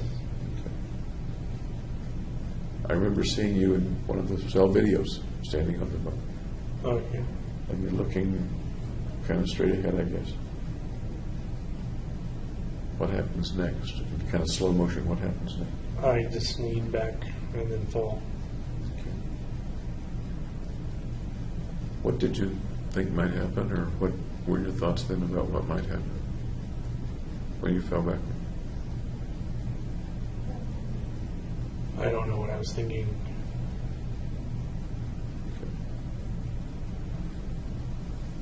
Then they put you in the hole. Yep. Use your word. That's a pretty crappy place to be. Yeah, bad environment. Very bad environment. Barbaric environment. Yep. Tell me about being there. Well, first off, I couldn't see because I didn't have my contacts, and people had like scratched a bunch of stuff into the walls, and I started interpreting them as messages. Do you remember what was scratching the walls, or what your interpretation was at that time? Well, someone scratched like Ethiopia or something. I thought that was kind of applicable. Applicable? Applicable. In what way? And that it was kind of an Ethiopian environment. Okay. And I didn't realize you didn't have your contacts at the time. That you couldn't see. Or you couldn't see very well. Couldn't see very far. Before that, in the days before this happened, had you been getting your contacts regularly and able to wear them? Yeah, but I'd had them out because I was going to go to sleep. But then I did the head. What time of day was it that It was at night. Okay, it was at night, so that's why you had them out. Yep. Did you ask for your contacts? No, Or glasses or something? I figured there wasn't much to see anyway. That must have made it even worse, I guess. not being able to see. And at some point, they came in and strapped you to a chair and started an IV. An IV and took me to Denver Health. I'd like to hear more about that. I think we're going to have to stop for tonight. Okay. Sounds like a very, once again, crappy experience. Yep.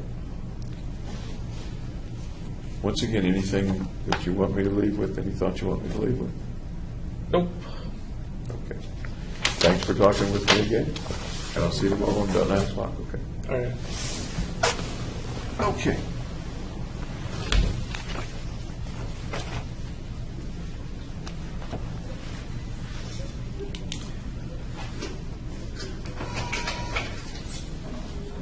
Long day.